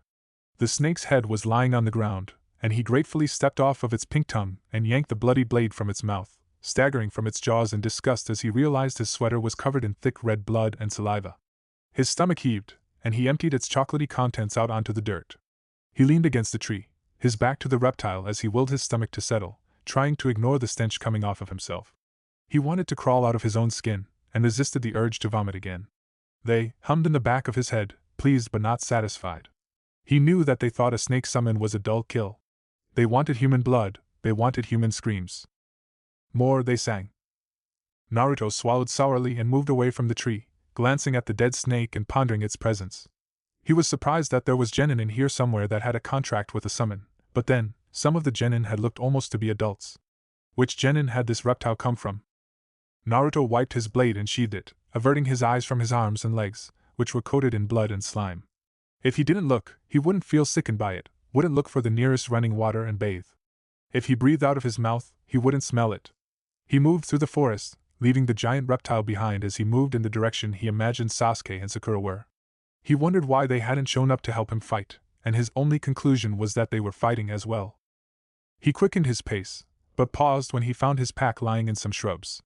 He pulled it out, dusting small thin leaves and twigs from it, eagerly opening the flap and pulling out a small box of disinfectant wipes. He quickly pulled off the soiled black sweater and tossed it aside as he pulled out multiple wipes and began to clean his face, arms, and hair, taking careful strands of hair and wiping from scalp to tip. He cleaned beneath his fingernails, and used the rest on his pants legs, and was only satisfied when he couldn't smell the stench of the snake anymore. He tossed the disinfectant wipes back into the small box and pulled out the spare gray sweater he had packed at the bottom of his pack, pulling it on quickly and pulling up the hood, smoothing it down over his forehead before pulling the pack onto his back. Sasuke had gotten a certain type of pack for both of them, one with loose straps so that it wouldn't hinder the drawing of their katana. He was about to rush off toward his teammates, when he briefly remembered the black sweater, and he stopped to look back at the soiled thing. It was the one Kaori had given him, the one that Sasuke had made him wear. He continued to stare back at it for a moment, before simply moving on, leaving it where it lay, filthy and crumpled. Sasuke didn't particularly like to admit when he was intimidated by something or someone, but he would have gladly gone up against anyone in this forest than this creepy grassnin. The girly man was still grinning at them while he pulled out his scroll, the earth scroll, leering at them. "This is the one you desire, right?" He lifted the scroll to his mouth, and Sasuke watched in disgust as that long tongue snaked out, wrapping around the scroll and pulling it into his mouth. He saw the grassnin's throat expand to accommodate the size of the scroll. Once it was successfully swallowed, the grassnin wiped his lips and looked at them. "Now let's begin the fight for the scroll." The eyes sharpened. "With our lives." A wave of pure killing intent roared over them, worse than he had ever felt. Such terror and fear rolled over him, that he was sure that he was past dead, that there was a kunai buried in him somewhere. Sasuke staggered back, choking on his own fear, hearing someone empty their stomach, and vaguely wondering if it was him. The shocking terror faded a bit, and Sasuke was able to turn his eyes to Sakura, who was frozen on her knees, a puddle of vomit before her, eyes focused on the grassnin. In his hand he gripped his katana so tight that he could hear his joints cracking. "Move, move, move!" He shouted to himself, trying to will his body to stop shaking, to not run in terror like those villagers had when that Anbu had shown up. Yes, he was like those little villagers, weak and defenseless. The grassnin was still grinning as he pulled out a kunai and tossed it at Sakura, who still hadn't moved. Damn it! They needed her. Sasuke turned his katana to the side of his leg, and the burning pain of the cut allowed his body to move. He grabbed Sakura and yanked her up into the canopy, using the thick leaves to mask his quick retreat. Sakura seemed to have gathered her bearings enough to follow him, and they both stopped a distance away, hiding behind the trunk of a tree. "What is that dash?" Sakura began, sounding slightly hysterical. "Shut up!" Sasuke hissed, cutting her off. Eyes darted around the trunk in search for the grassnin. He hadn't wanted to run, running was for cowards, but this guy, something wasn't right about him. And where was Naruto? Sasuke swallowed, pushing away the multiple scenarios that flashed through his brain, all of them ending with Naruto being quite dead. "Sasuke, watch out!" Sakura cried behind him, and he spun around to see a rather large snake moving toward them. He shoved Sakura away, jumping from the tree, pulling out several kunai as the snake opened its massive jaws, revealing fangs longer that he was tall. Transferring chakra through his arms and into the kunai, He tossed them at the snake, feeling brief satisfaction as the blades entered and exited the reptile from mouth to skull. The snake fell back against the tree dead. Sasuke wiped the cold sweat from his forehead, turned to look around for the grassnine, but from the corner of his eye he caught movement from the snake, and turned back to see the scales below its head split open, an arm appearing, and then a head. The grassnine pulled himself from the body, long tongue hanging from his mouth as he looked at them. "Did you relax? Prey shouldn't relax in the presence of a predator." Sasuke gripped his katana, pursing his lips. There was no running from this guy, he was bent on killing them, Sasuke could tell. This wasn't about the scrolls, and for some reason, he felt that it was less likely to even have something to do with the exam. This guy simply wanted to kill them. And if Sasuke was to die here, he wasn't going to be running. He was no coward. The grassnine moved at them, winding his way up the tree they were on like a snake. In fact, his lower half was snake-like. Sasuke jumped down toward him, ignoring Sakura's cry of shock. Before he could even reach the grassnine, Naruto appeared, clutching onto the back of the man, startling them all, and raised his katana in an attempt to bury it in the grassnine's back. The snake man twisted his head around, thick tongue coming out and grabbing Naruto's wrist, stopping him from burying the katana in his back. Sasuke continued forward, swiping his katana at the grassnine's head. The grassnine kicked himself from the tree, avoiding Sasuke's blade and crashing into a tree, crushing Naruto against the tree. Sasuke opened his mouth to cry out Naruto's name, but stopped when Naruto appeared by his side, looking glum, and in a gray sweater as opposed to the black one he had last seen him in.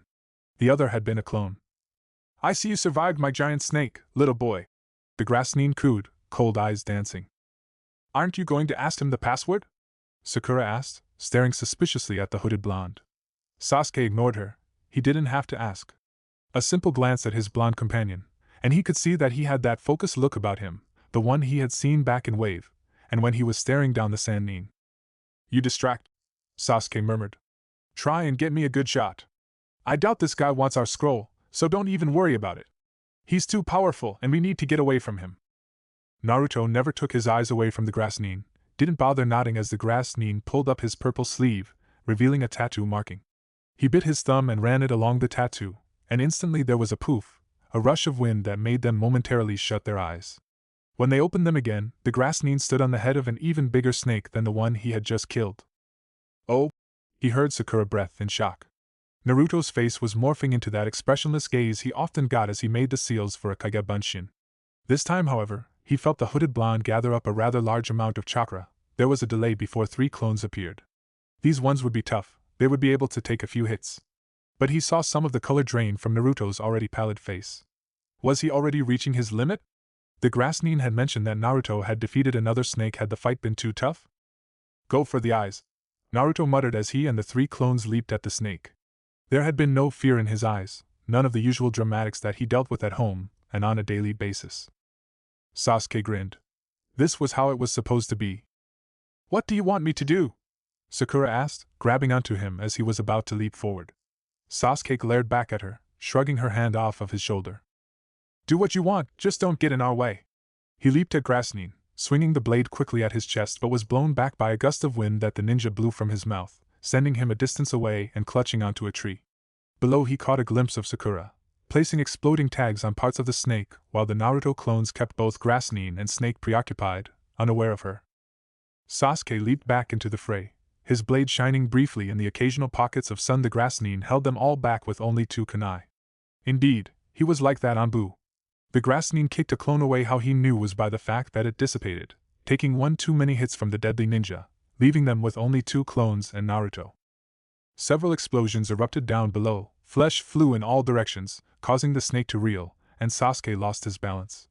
He and 2 of the Bunshins were hit by a massive coil, and he saw stars as he fell to the ground, losing his grip on his katana. Sakura crashed into him, pulling him away from his impending collision with the earth and landing them both on a low branch.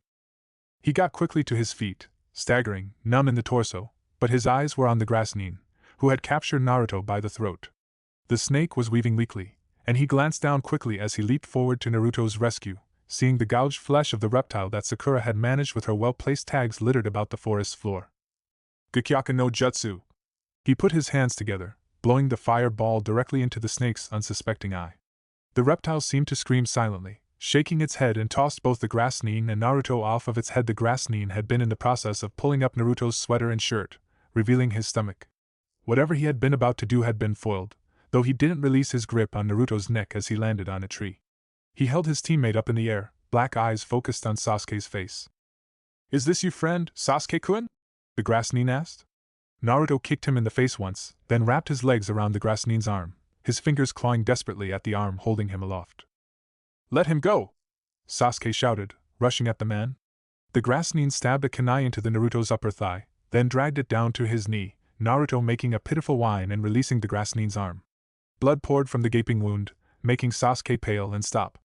The grass nin then buried the kunai into Naruto's stomach. "Stop!" he howled, feeling his Sharingan activate. Why was it that Naruto seemed to always come out the worst in every battle? Was he born a victim? Pure rage blew through the Uchiha as he charged the man. The grass nin tossed Naruto away and moved to his right, like Sasuke knew he would. Sasuke could see him move before he actually did.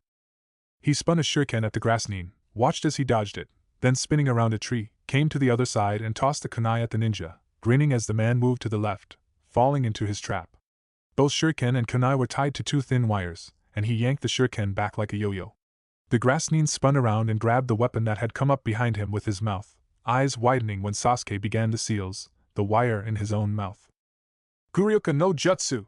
He blew fire along the wire and directly into the grass nin's surprised face. The ninja staggered back a few feet, then brushed the fire away from his face, revealing strangely peeled skin. Sasuke felt his stomach drop. He was low on chakra, and Naruto was badly injured. His eyes darted quickly around, looking for his blonde companion, but he was nowhere in sight. "You handled the Sharingan well for one so young.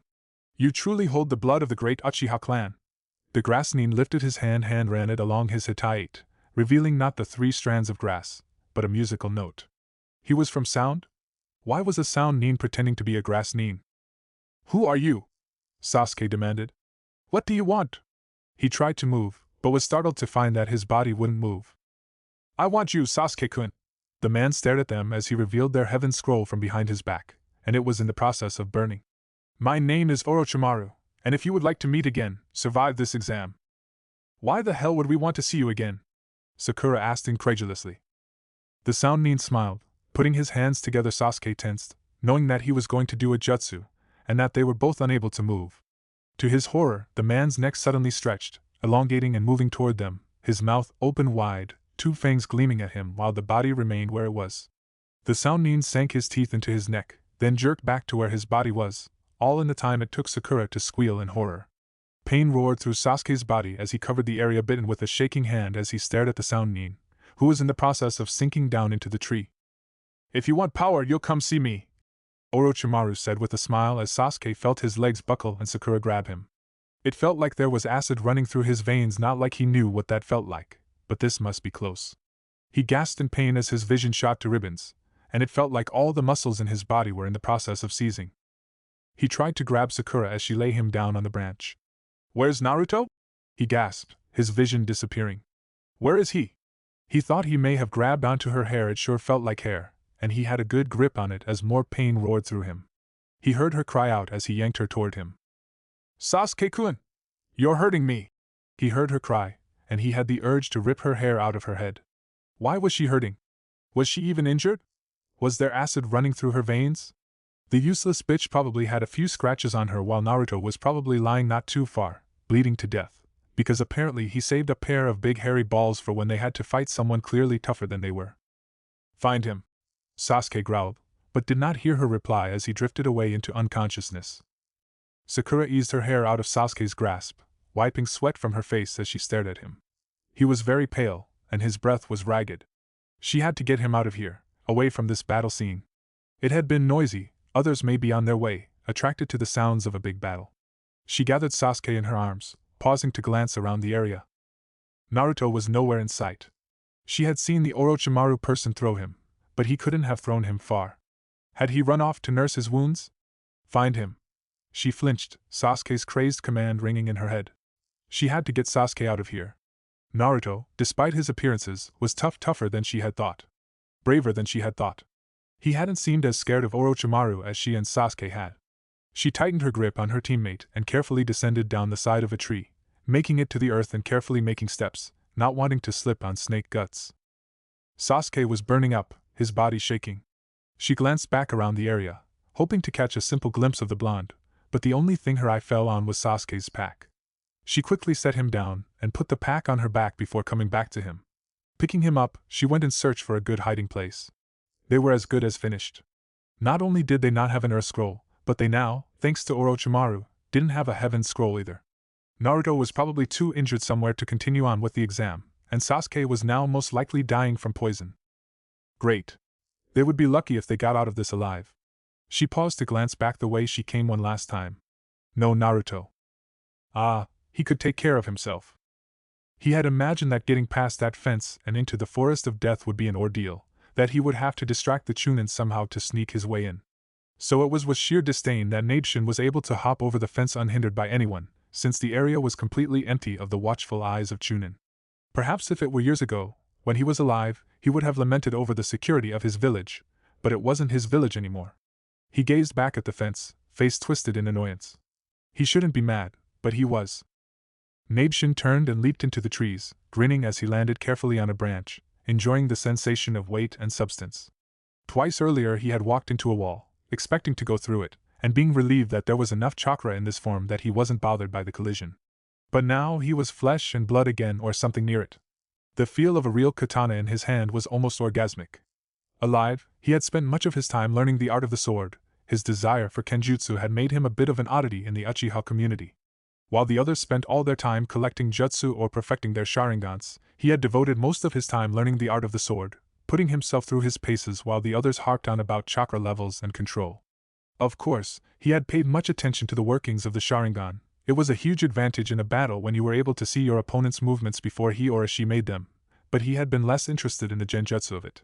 Naruto was a man of the flesh. He preferred the feeling of his blade moving through someone's body than making them believe that it had happened through illusion. While the others stressed about achieving the Manjikyu, he had perfected his art. They had thought him stupid. They had told him he could achieve Manjikyu if he had really wanted to. But he hadn't, because he had been a man of the flesh. He had been loyal to his family, so while some had chopped down lovers, and mothers, and fathers, sisters and brothers, in an attempt to achieve the power, he had declined. He had been happy with any jutsu he had collected on missions, happy with his growing skills with the katana, and he had loved Mamori and the unexpected, unborn child that would have joined them in the world. The only thing he had been unhappy about was the treatment the Uchiha had suffered over the years. When he had decided to enter the forest after Team 7, he had gone back to the Uchiha compound to collect his katana, which was back at the infirmary. Going into the place where his world had ended had been stressful. Picking up his katana where it lay beside the stain of his body had made him feel sick. He had not dared to look where Mamori had fallen. But holding his katana again had almost sent him to tears, such sheer elation at the familiar feel and weight of what had belonged to him since he had been 6. His body had actually shook, eyes clouding with tears. It was like he was alive again. Though he knew he shouldn't delude himself, he was really wearing a chakra suit, chakra that wasn't even his, but he could almost swear that there was blood running through his veins. Naruto made one heck of a bunshin. He moved through the trees quickly and stealthily, feeling little bits of chakra burn away, an unsettling feeling. He had to be careful of not running out, or he would lose the body. After 3 hours he paused on a branch, shutting his eyes and listening to his surroundings. There was a brush of leaves, the wind moving through the thick trees. Otherwise, the forest was unnaturally silent. The snap of a twig. Naruto smiled, flinging a kunai into the thick foliage, hearing someone curse in response. He watched as a genin leaped from the bushes and into the trees, the kunai stuck in his shoulder. The brown-skinned, green-eyed kid pulled the kunai from his shoulder, and Naruto saw that no blood rose from the wound. To his left, below him, the dirt began to turn to mud around the tree, loosening the thick roots and making the tree tip over. Naruto left the tree in disgust and dropped into another one, eyes falling on the Hittite of the boy. Iwanin, and judging by the fact that his kunai hadn't drawn blood, was using a Doton jutsu to harden his body. He hated Iwanin with a passion, mostly because of the war he had participated in when he was in his late teens, and the animosity he felt for them had not faded, never since he had lost a brother to one of those dirt pushers. He felt his face stiffen with a cold smile. "Which scroll do you have?" he asked as a second and third genin appeared. One looked similar to the first, dark-skinned and green-eyed, while the other was lighter in skin color with darker eyes. He was going to assume that the first two were closely related, most likely brothers. All three looked about 14, wearing greens and browns, a usual color for Iwanin. "Like we'd tell you!" The light-skinned one sneered, looking quite confident. "No matter. He did not care which one they had, he was aiming for both Earth and Heaven scrolls. He didn't know which one Team 7 had been given, not being present, but in case theirs had been taken, he would be ready to hand both to Sasuke. Nabeshin examined them carefully, looking for the strategist in the group, picking him out by the way his green eyes would occasionally dart about, taking in the area, no doubt running scenarios and tactics through his head. The other two were melee fighters then, prone to acts of recklessness without much thought or planning. Every team had one or two of them, and they would be easy to get rid of once their tactician was removed. "Give me your scrolls and I'll let you Iwas come live," he threatened. The dark-eyed one gave him the finger, while the tactician frowned. "Where's your leaf, buddies? Confident enough to take all of us?" "Yeah," the dark-eyed one guffawed. "You barely look like a ninja. Maybe you should have stayed home and seen a dentist, maybe clean out your foul mouth." Nabeshin frowned, puzzled at what a dentist had to do with anything, then realized the IWA scum was probably referring to the strange puffs of reddish smoke that was constantly coming from his mouth since he had taken a clone body. He didn't know why it was coming from his mouth. This hadn't happened outside of the clone, but it seemed harmless. He imagined he looked very harmless since he was still in his henge, looking like a simple dark brown-haired kid with heavy-lidded eyes, giving him a slightly sleepy look, and completely forgettable features. Yes, the only thing that probably looked even mildly intimidating was his katana. "Well, we'll see, won't we?" Before they could reply, he made the seals for the Gukyaku Jutsu, bringing his fingers to his lips and blowing it at the team. They all leaped out of the way, heading for the forest floor. Not unexpected, they were IWA Nin after all. Playing in the dirt was what they did.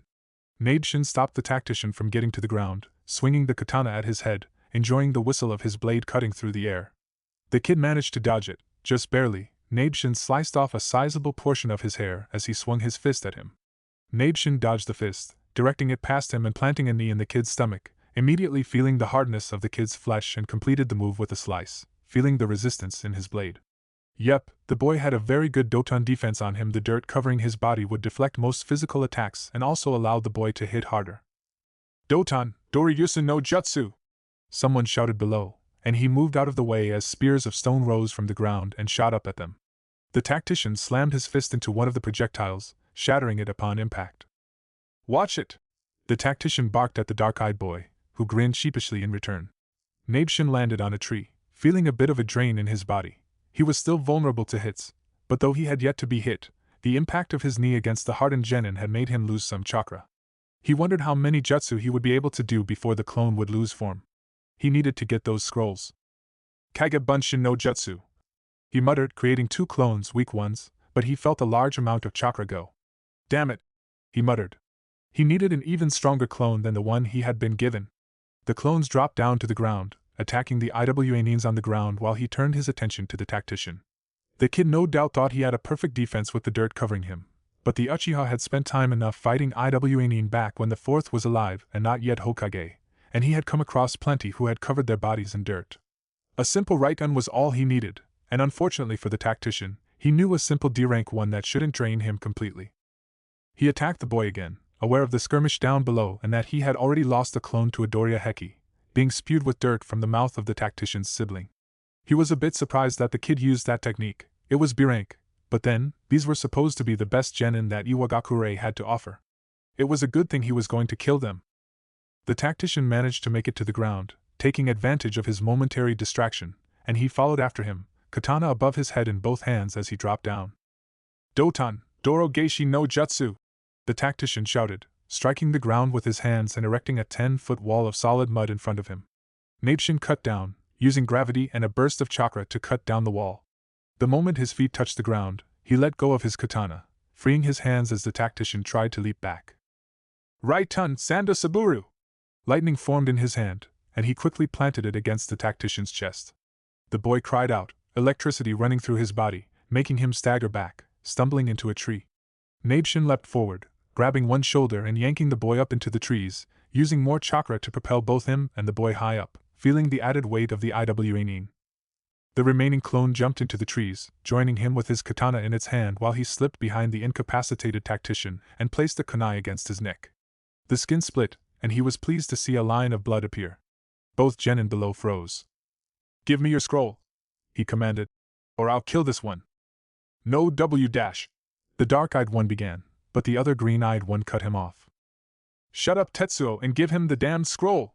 His face was turning red. No! Tetsuo snapped, apparently the one in possession of the scroll.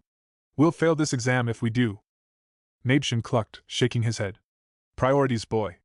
If your tactician is dead, you'll not only fail in this exam, but you'll go home to your filthy country one member short. He glanced at the trembling brother, whose face was going pale with fear and outrage. Plus, you'll have to deal with his surviving brother. Just give me the scroll and you can live another day for another exam. Tetsuo growled, glancing at the other boy, who was staring at him like he couldn't believe they were even having this conversation. He pulled out the scroll from a leg holster and tossed it up to him. The clone snatched it out of the air and slipped away silently into the foliage. Release Shoei, the green-eyed one said from the ground. You have the scroll, we don't want to fight you anymore. You win, we lose. Nabeshin nodded. Yes, that is correct. I'll release him like I said. He dragged the blade across Shoei's jugular, feeling warm blood spurt over his hand as he released the boy and allowed him to fall to the earth. The brother rushed to him, face in a silent scream, catching his brother before he hit the ground. Tetsuo looked stunned, frozen. He had probably thought in his young foolish mind that they would get out of this somehow and come out the victors. So stunned was he that he didn't notice the bunshin slip out of the foliage behind him, katana raised and whistling as it struck his head from his body. Tetsuo's head rolled to the ground soundlessly as Nabeshin dropped down behind the grieving brother. The bunshin tossed the katana to him, the blade flashing in the brief pockets of light that made it through the canopy as he caught it with his bloody hand and walked up to the brother. The kid lifted his head, face streaked with tears as he looked up at him, eyes hollowed out in grief. You said? Yes, well, Nabeshin said, raising his katana. Sometimes the war never ends for some of us. For a second the boy looked confused, but then his green eyes drifted to his Hittite, and understanding filled his eyes, along with hate. You bastache! Nabeshin sliced his head in half at an angle, from his ear to the rim of his jaw, and watched in admiration as the top half slid wetly down, revealing pieces of his brain as his body fell over Shoei's. His bunshin walked over and handed him the scroll. It was the Heaven Scroll, then it dissipated, having done its job. Nabeshin smiled at his work, pleased, but as he took a step away, felt his hinge drop. He stopped, grimacing as he felt how low he was. Maybe 2 hits and he would lose this body. He couldn't allow that, which also meant that he would be unable to do any jutsu. He needed a stronger bunshin. Nabeshin thanked the gods of luck later, when coming upon a group of misnin who were in process of trying to kill each other. They should have joined forces and taken out other groups, but as Nabeshin crouched in the bushes, it became clear that they were rivals clans of that village, and the animosity between them lay unhindered in a foreign land. It was while he was wondering what types of scrolls they may have, that he noticed a dead genin with a pack still attached to her back laying not too far from him. He had snuck over to her, dug into her pack and to his utter delight, discovered an earth scroll nestled at the bottom. So he had taken that and slipped away, marveling at his luck, but knowing that if he came across an enemy, he would not only lose his body, but the 2 scrolls as well. As he slipped through the forest, he felt his hinge disappear, knowing that he now looked like the creator of his body. He promised himself he wouldn't look in a puddle. Hours passed, night fell, the chakra moved throughout his body calmly, and he remained safe. Morning came, and he still had his body, though it was weak. He didn't dare trip on anything. If he fell, he was finished. It was mid-afternoon when he heard a strange noise, something between a moan and growl. It raised the small hairs at the nape of his neck and made him freeze where he stood. It was coming ahead of him to his left, the noise, with a slight rustling, like something dragging itself in the foliage. Whatever it was, he didn't want to come across it, but on the other hand, he wanted to know, had to know, actually. Carefully he stepped closer to the rustling, stepping around brittle twigs and some dead leaves, peering beyond the bushes to see what it was.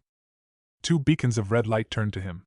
Nabeshin shut his eyes quickly, turning his head away, then peered back at Naruto at the corner of his eyes. He was lying on the ground, arms wrapped around his stomach, right leg split open from thigh to knee. There was dried crusted blood around his nose and mouth, and Nabeshin got the feeling that he had been laying there for quite some time. His face was the usual, hollow, pale, but with the 2 large holes where his eyes were supposed to be, filled with that red light. He couldn't look into those eyes, it felt like he would be devoured, eaten. He could feel them on him, focused, running over his body, no doubt seeing past the bunshin and into him. Come here, he commanded, and Nabeshin flinched. He bit his lip, darting frightened eyes at the boy, seeing that those focus lights were on him.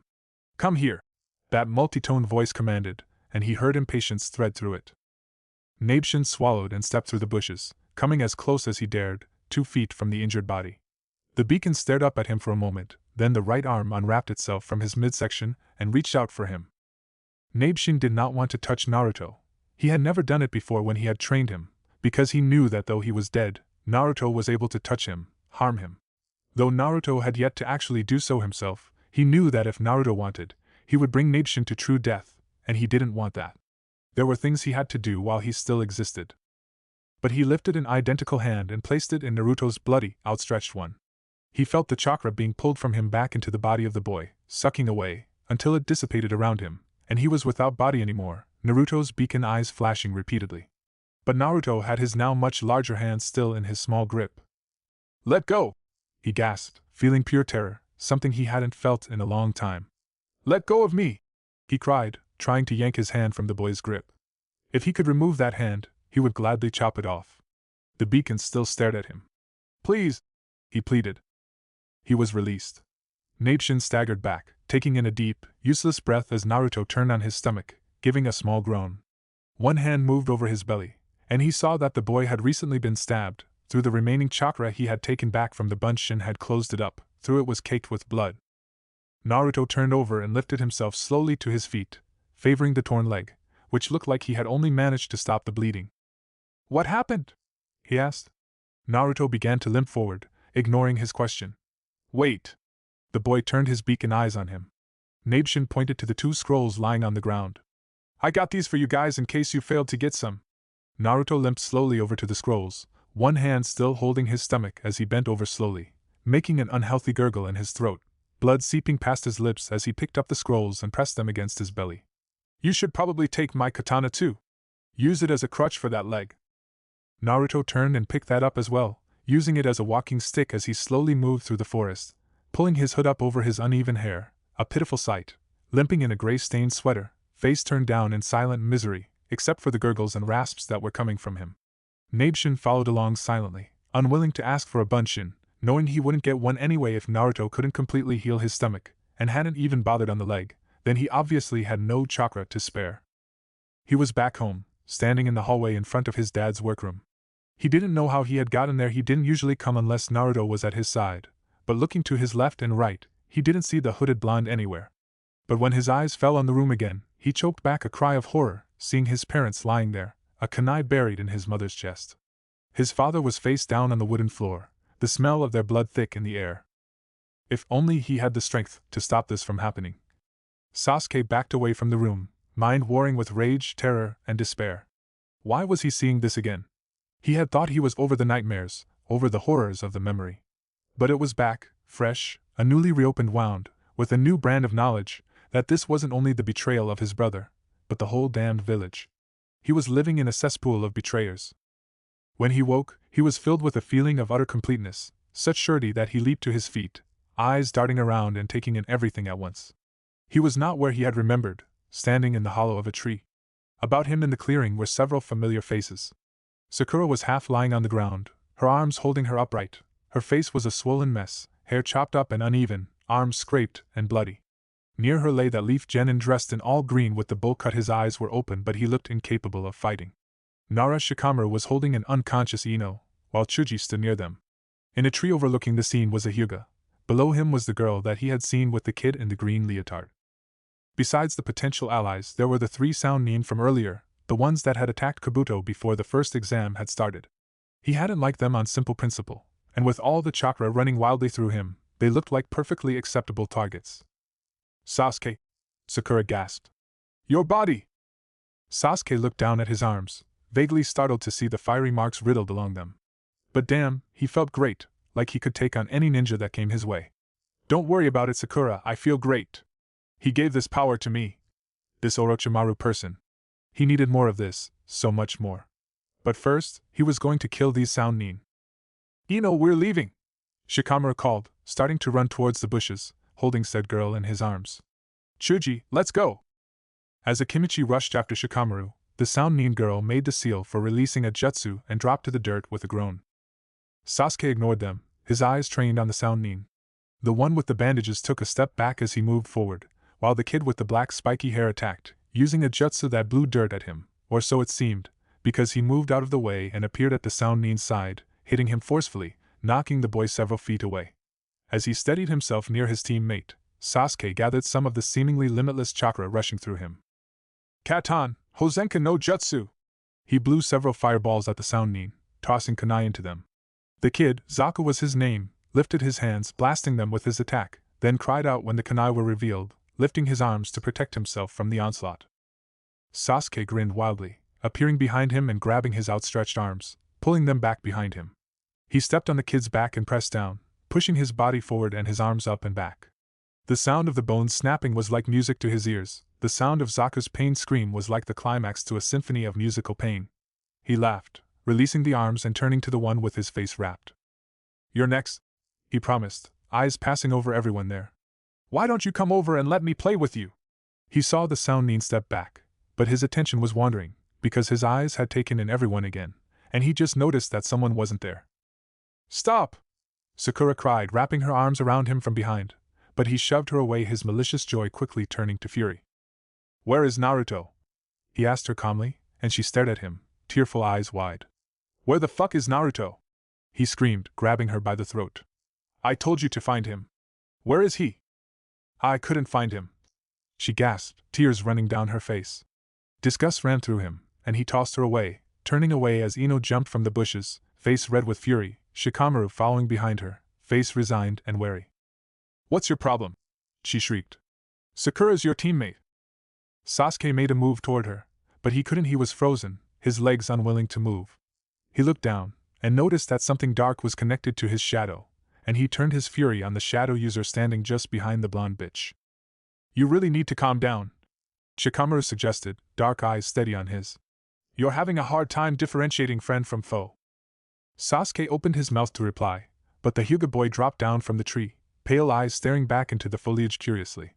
There was a rustling, and out of the gloom limped a very familiar hooded blonde, head down as he moved slowly through the bushes. The fury left him upon the sight of his blonde companion, covered in his own blood, wounded and using his katana as a third leg. He felt Shikamaru release him, and he moved toward Naruto, taking in the huge gash that was nearly to the bone, his other hand holding a bulge under his bloodied sweater. Was it his innards? Was he barely holding them in? Naruto limped slowly up to him and stood there, staring at the dirt, strands of hair covering his face. The amazing power he had felt faded, his body ached with the strain of his earlier fight. Sakura got to her feet, wiping her swollen face quickly. "Naruto!" She looked relieved. Of course she would if Naruto had died. Sasuke was sure he would kill her too. He recalled telling her to look for him, but he got the feeling she hadn't even tried, and if she had, he didn't care. Naruto hadn't been there. "You're alive! Thank goodness. Let's go." He gestured for them to follow him as he began to move toward the direction of the tower. "Hey!" It was Ino again. "Can't you see he's badly injured? How can you expect him to continue on?" Sasuke turned deadened eyes to her. Her eyes widened and she took a step back. "Stay out of my business." He turned those eyes on Sakura. "Let's go." He continued on, Naruto limping after them, Sakura quickly thanking the others for coming to her rescue. Not a big surprise, Sakura couldn't do shit on her own. His eyes turned to look slightly behind him, where Naruto limped on, bloody face pallid, eyes mostly unfocused. He was in bad shape. Sasuke angled them towards the direction of the river. It would be good to get water down Naruto's throat, and then he could inspect the damage. His eyes darted to Naruto's stomach where he held the large lumps, dreading what he would see, but admiring the silent endurance of the hooded blonde. Just when he thought he was weak and pitiful, Naruto proved him wrong, in major ways. It was hours before they reached the water, hearing it long before they reached it, and by then he had a grip on Naruto's arm, pulling him along. He had dropped the katana an hour ago, other hands still clutching his stomach, and Sakura had picked it up. Though his leg wasn't bleeding, the risk of permanent damage and infection was high, and he was eager to set the blonde down and wrap up the mess of it. But he was worried about his stomach. Twice Naruto had broken into a fit of wet coughing, and he was worried that there was internal bleeding. At the river's edge, Sakura dropped his pack down and turned grim eyes on them as he allowed Naruto to lower himself into the sand. "All right, let me see it." Sasuke couched as Naruto lay back slowly on the ground, blue eyes unfocused. Sasuke swallowed, gripping his sweater with a shaky hand, steadying himself for the sight he was about to see, so it was to his utter shock that when he pulled it up, 2 scrolls fell out, rolling onto the sand. Sasuke stared at the scrolls in silent disbelief before he snatched them up, unable to say a word as he stared at the characters heaven and earth on each. "How'd he get those?" Sakura asked, eyes wide. He looked at his blonde companion, whose eyes were closed and face etched in pained misery. His eyes darted to his bloody exposed stomach, and gave an audible sigh of relief when he saw the closed wound. "Go find some food," he told the kunoichi, turning angry eyes on her. "You can do that, right?" Sakura's face turned red, and she nodded silently, turning away and disappearing into the surrounding trees. Sasuke dug into the pack and pulled out bandages, antiseptic, and a small box of disinfectant wipes, which he didn't recall putting there.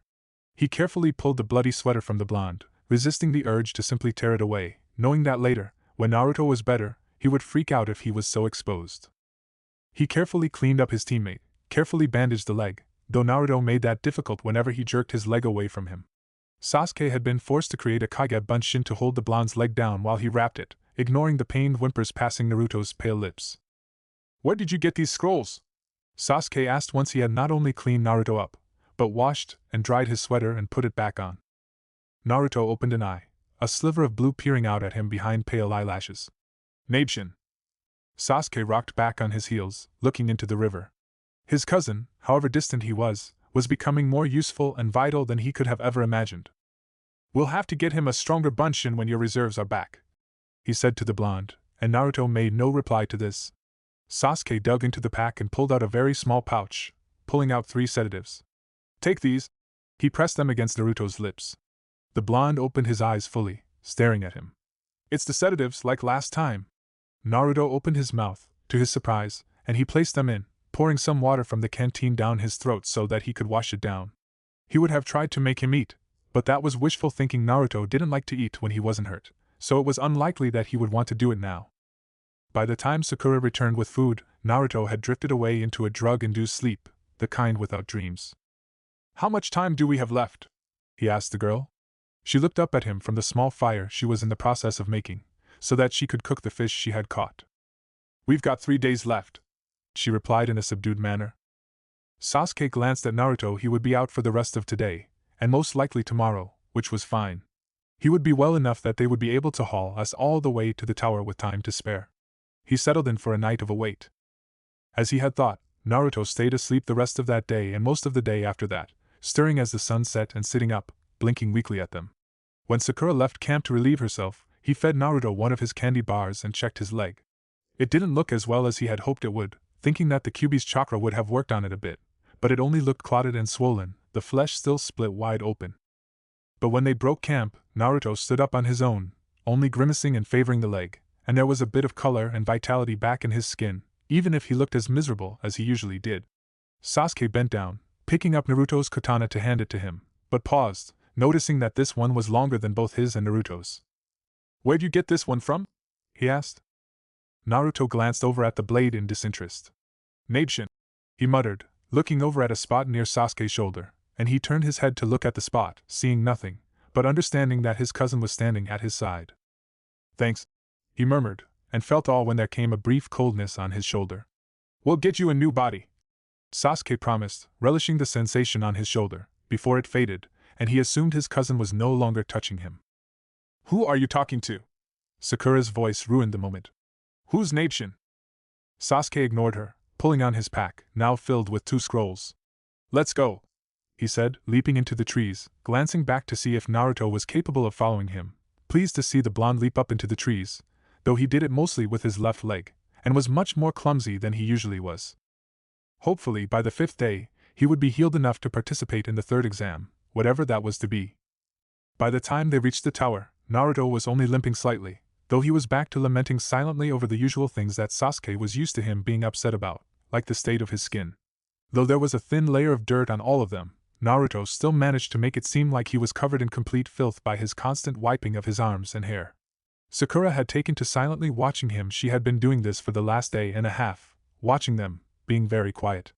She had stopped asking questions, which was fine with him, but her watchfulness was a suspicious thing, and then, of course, because he was suspicious, he decided to toss the thought away, not wanting to sound or think like Naruto, who was suspicious of everything and everyone.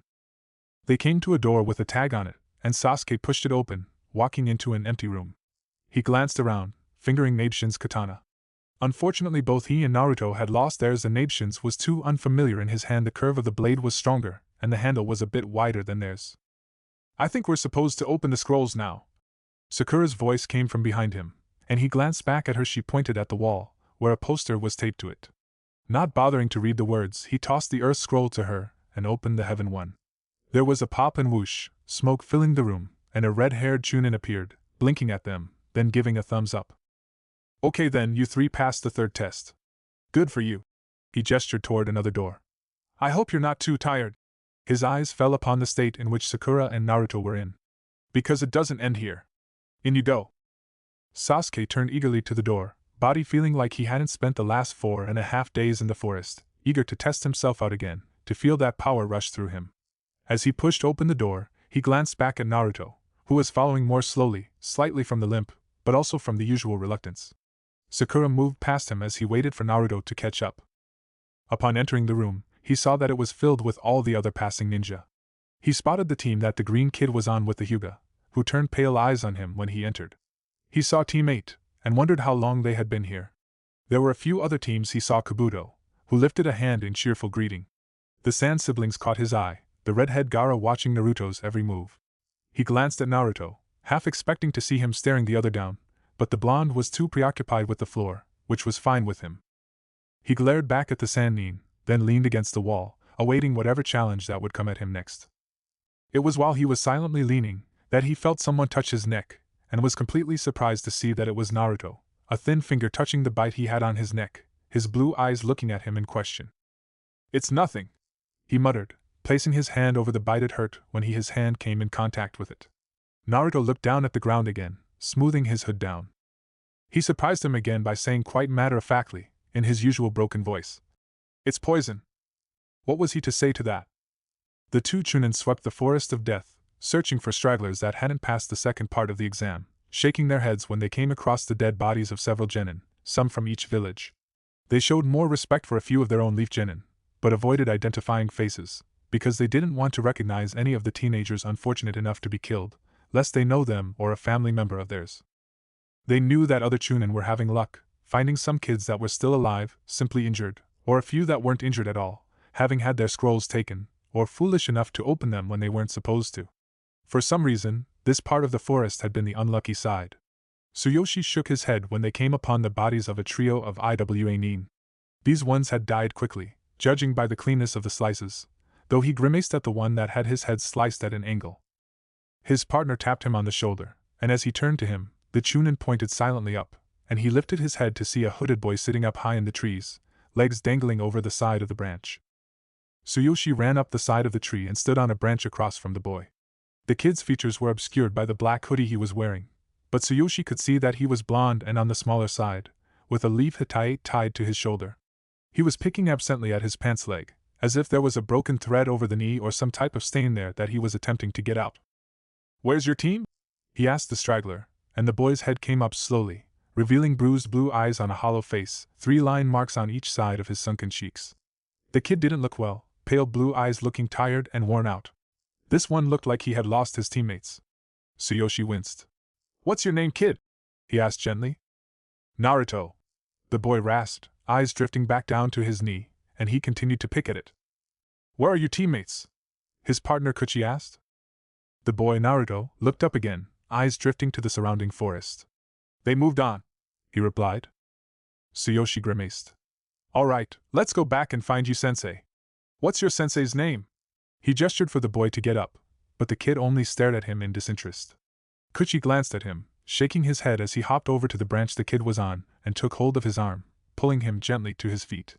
Some people didn't manage to pass the most important test, the ability to cope with the loss of a team member. This kid's ninja career was most likely finished, and most likely his psyche as well. The kid looked up at Kuchi and spoke again. "My orders are unfinished." Kuchi frowned, looking down at the kid he was holding by the arm. "What do you mean?" The kid looked down at the forest floor, then at their surroundings. "He told me to observe the others. I have observed. What do I do now?" Tsuyoshi's eyes narrowed, and he hopped over to the kid's branch where they stood. "Who told you that?" "Naruto," the boy replied, tilting his head back to look up at him, hood falling back to reveal pale blonde hair drifting down his shoulders, but it was at different lengths, as if he had taken a pair of scissors to it at different times and had not bothered to even it out. "I thought you said your name was Naruto." Kuchi shook his head at the kid in sympathy. "Leave him, Ko," he said to the man. It's a bunshin, a kage bunshin to be exact. Kuchi's eyes rose in surprise, and he released the bunshin, who seemed unperturbed by them. The kage bunshin was a jounin-level technique. It was interesting that a mere genin was tossing that around. Who is you sensei? He asked the clone again. Hatake Kakashi, the bunshin replied. The copycat ninja. His team would have made it through to the prelims then, with him being a special jounin and exumbu captain. Why don't you release then? He said to the bunshin. I'm sure you gathered enough information already. This Naruto could probably use what you have gathered. He had the ability to use the kage bunshin, but only one or two, and they only lasted, at the most, 30 minutes. If he was correct, this one had lasted about 5 days now. This Naruto must have an amazing chakra reserve to make a bunshin that not only lasts 5 days, but apparently had enough that it was lingering around. He shouldn't be surprised that the copycat ninja had such a student. Only the best for the best. The bunshin frowned, lifting a hand and staring down at its palm, eyes looking fascinated by the chakra-created tendons. Perhaps there is more to observe, the broken voice said, turning the thin hand over, gazing at the knuckles, then lowering them and looking up at the two chunin. Yes, I do not feel like returning. I will observe more. He turned and dropped down from the tree, landing lightly on the ground, stepping silently over the bodies of the dead Iwa and disappearing silently into the foliage. Kuchi stared down at the bushes in wonder. Are kage bunshin supposed to be like that? He asked in curiosity. Like what? I don't know, like they're really a person. Tsuyoshi shook his head.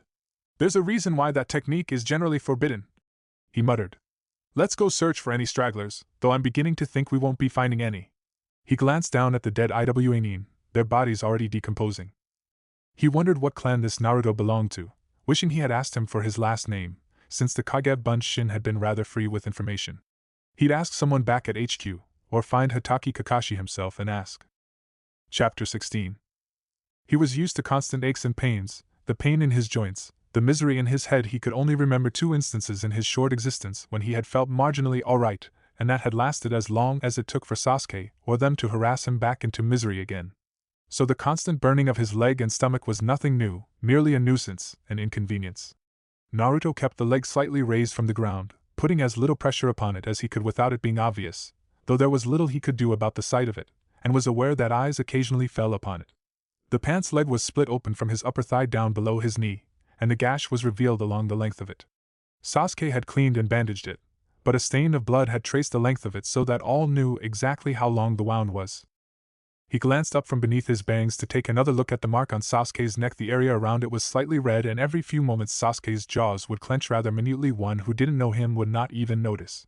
But Naruto did know, and he understood that the mark sent spasms of pain through Sasuke even though his demeanor did not outwardly show it.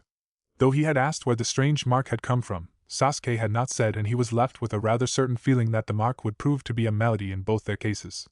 And since he was pretty sure that Sasuke hadn't stopped somewhere and gotten a tattoo, he was left with the reasonable assumption that someone had put it there, most likely against his will. His black eyes were trained stoically on all the occupants in the room that waited along with them. Sasuke's eyes followed someone, and Naruto looked to see that they followed Sakura, who was moving up to that blonde girl she used to hang with. If anyone looked worse than him, it was probably Sakura. Half of her face was swollen, her hair had been lopped off by what must have been a kunai, and her clothes were filthy. Absolutely filthy.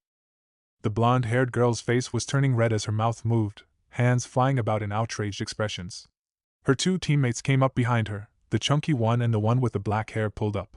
They looked like they wanted to avoid a confrontation, and so did Sakura, by the way she put up her hands in a gesture that seemed to tell the blonde girl to relax. Naruto didn't know.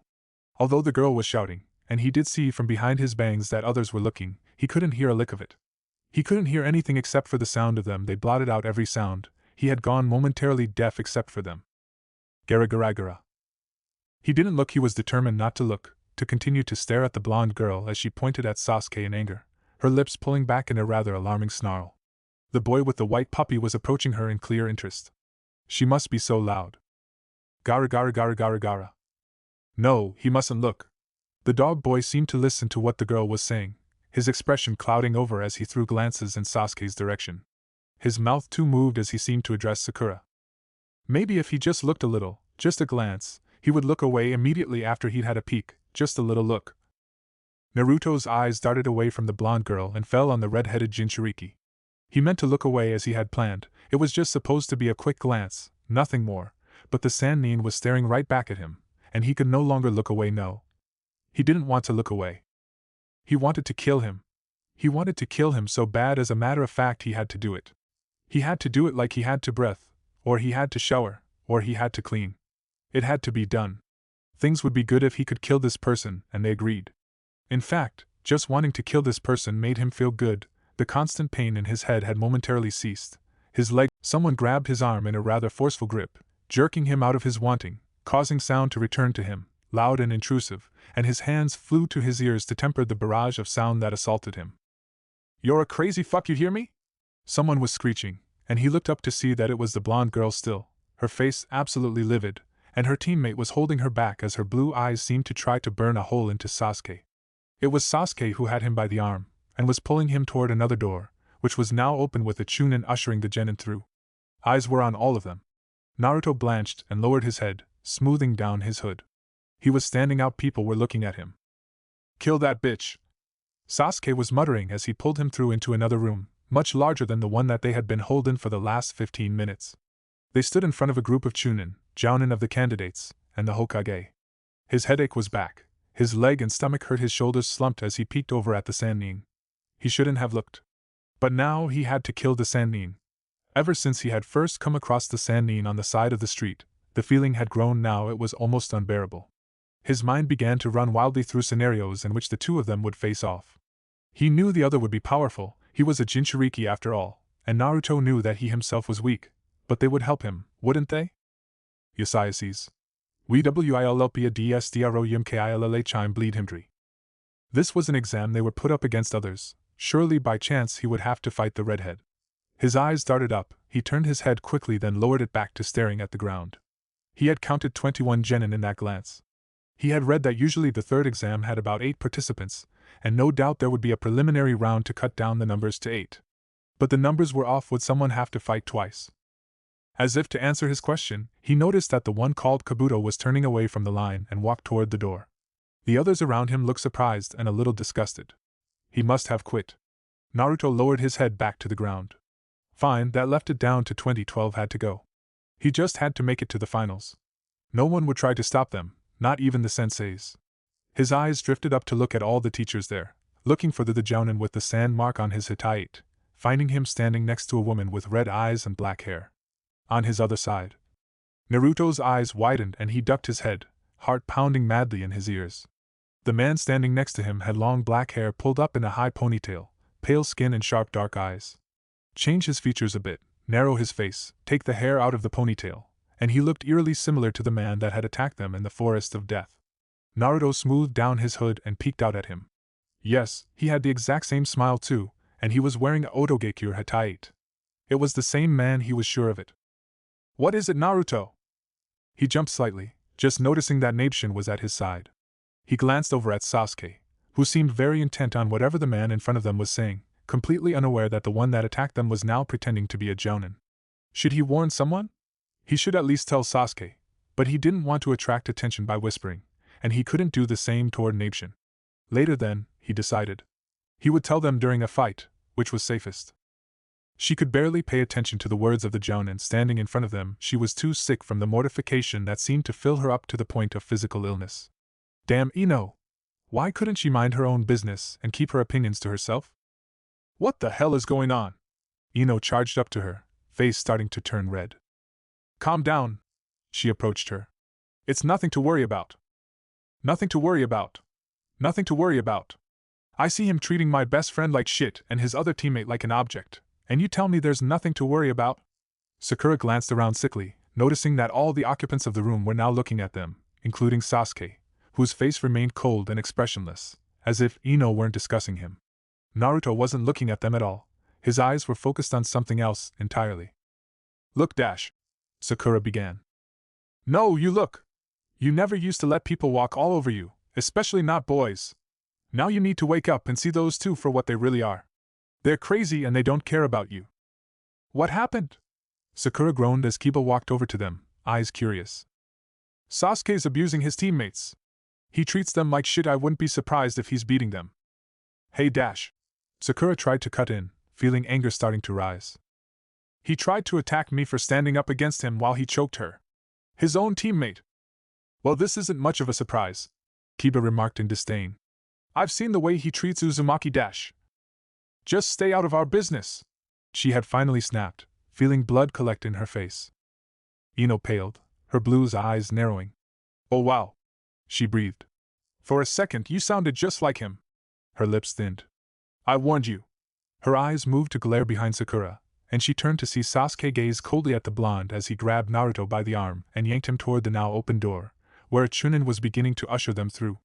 Most of them were still staring back at them, not wanting to miss any more of the drama that Ino had successfully brought forth. Damn her. Sakura blinked several times, glancing carefully at her teammates. Sasuke was listening intently to what the sickly Chunin was saying while Naruto was staring at the ground, most likely not hearing a word of what the man was saying. She hated that. The world seemed to allow Naruto to move through it with as little attention to detail as possible.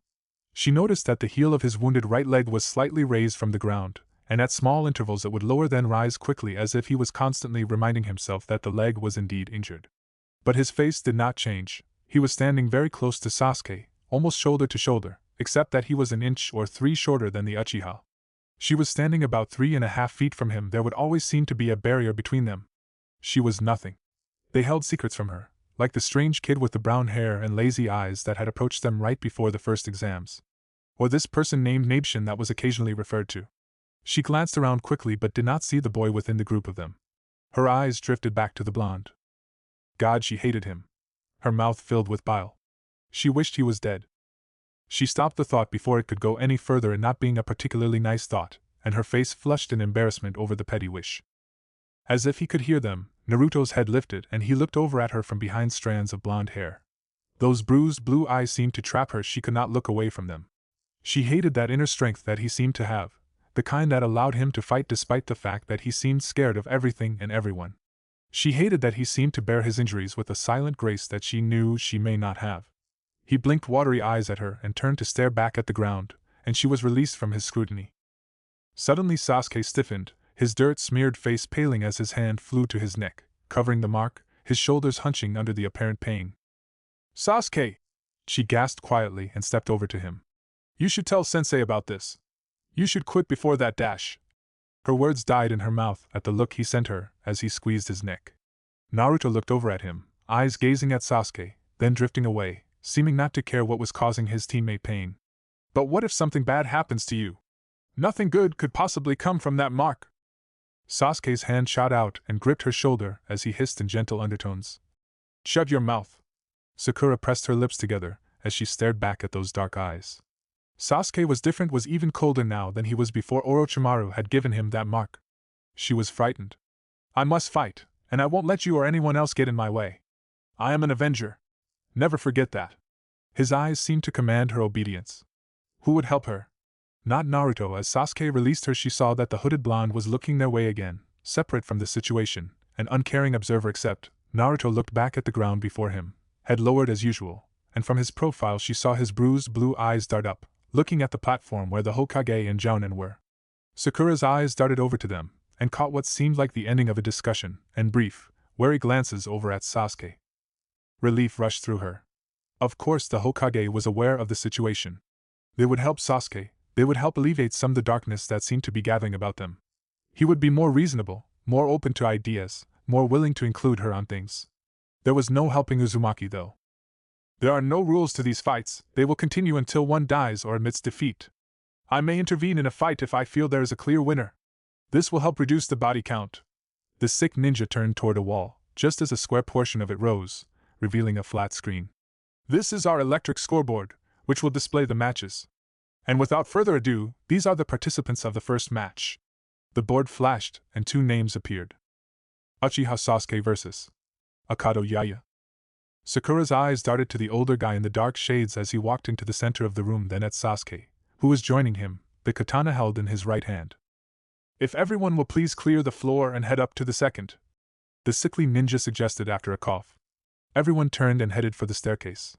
Sakura spotted the red-haired Sannin named Gaara pause to gaze at something over her shoulder, and she quickly turned to see that he was looking at Naruto, who hadn't moved with the others toward the staircase. He was still looking at the floor or seeming to. Come on, Naruto, she said, and he turned and looked at her, his eyes glassy and distant. But he had heard her. He turned and followed after her with a limp, smoothing his hood down, his thoughts his own. As he moved to the middle of the floor, Sasuke twisted Nabeshin's katana in his hand, getting a feel for the weight, and finding it a bit heavier than his own. The weight was off to him, the blade was an inch or two longer than his own, and he fought back a grimace, wondering if he should have left it with Naruto. Sasuke. He looked up from the blade to see Kakashi-sensei next to him, his eye looking off at the group of genin heading up the stairs.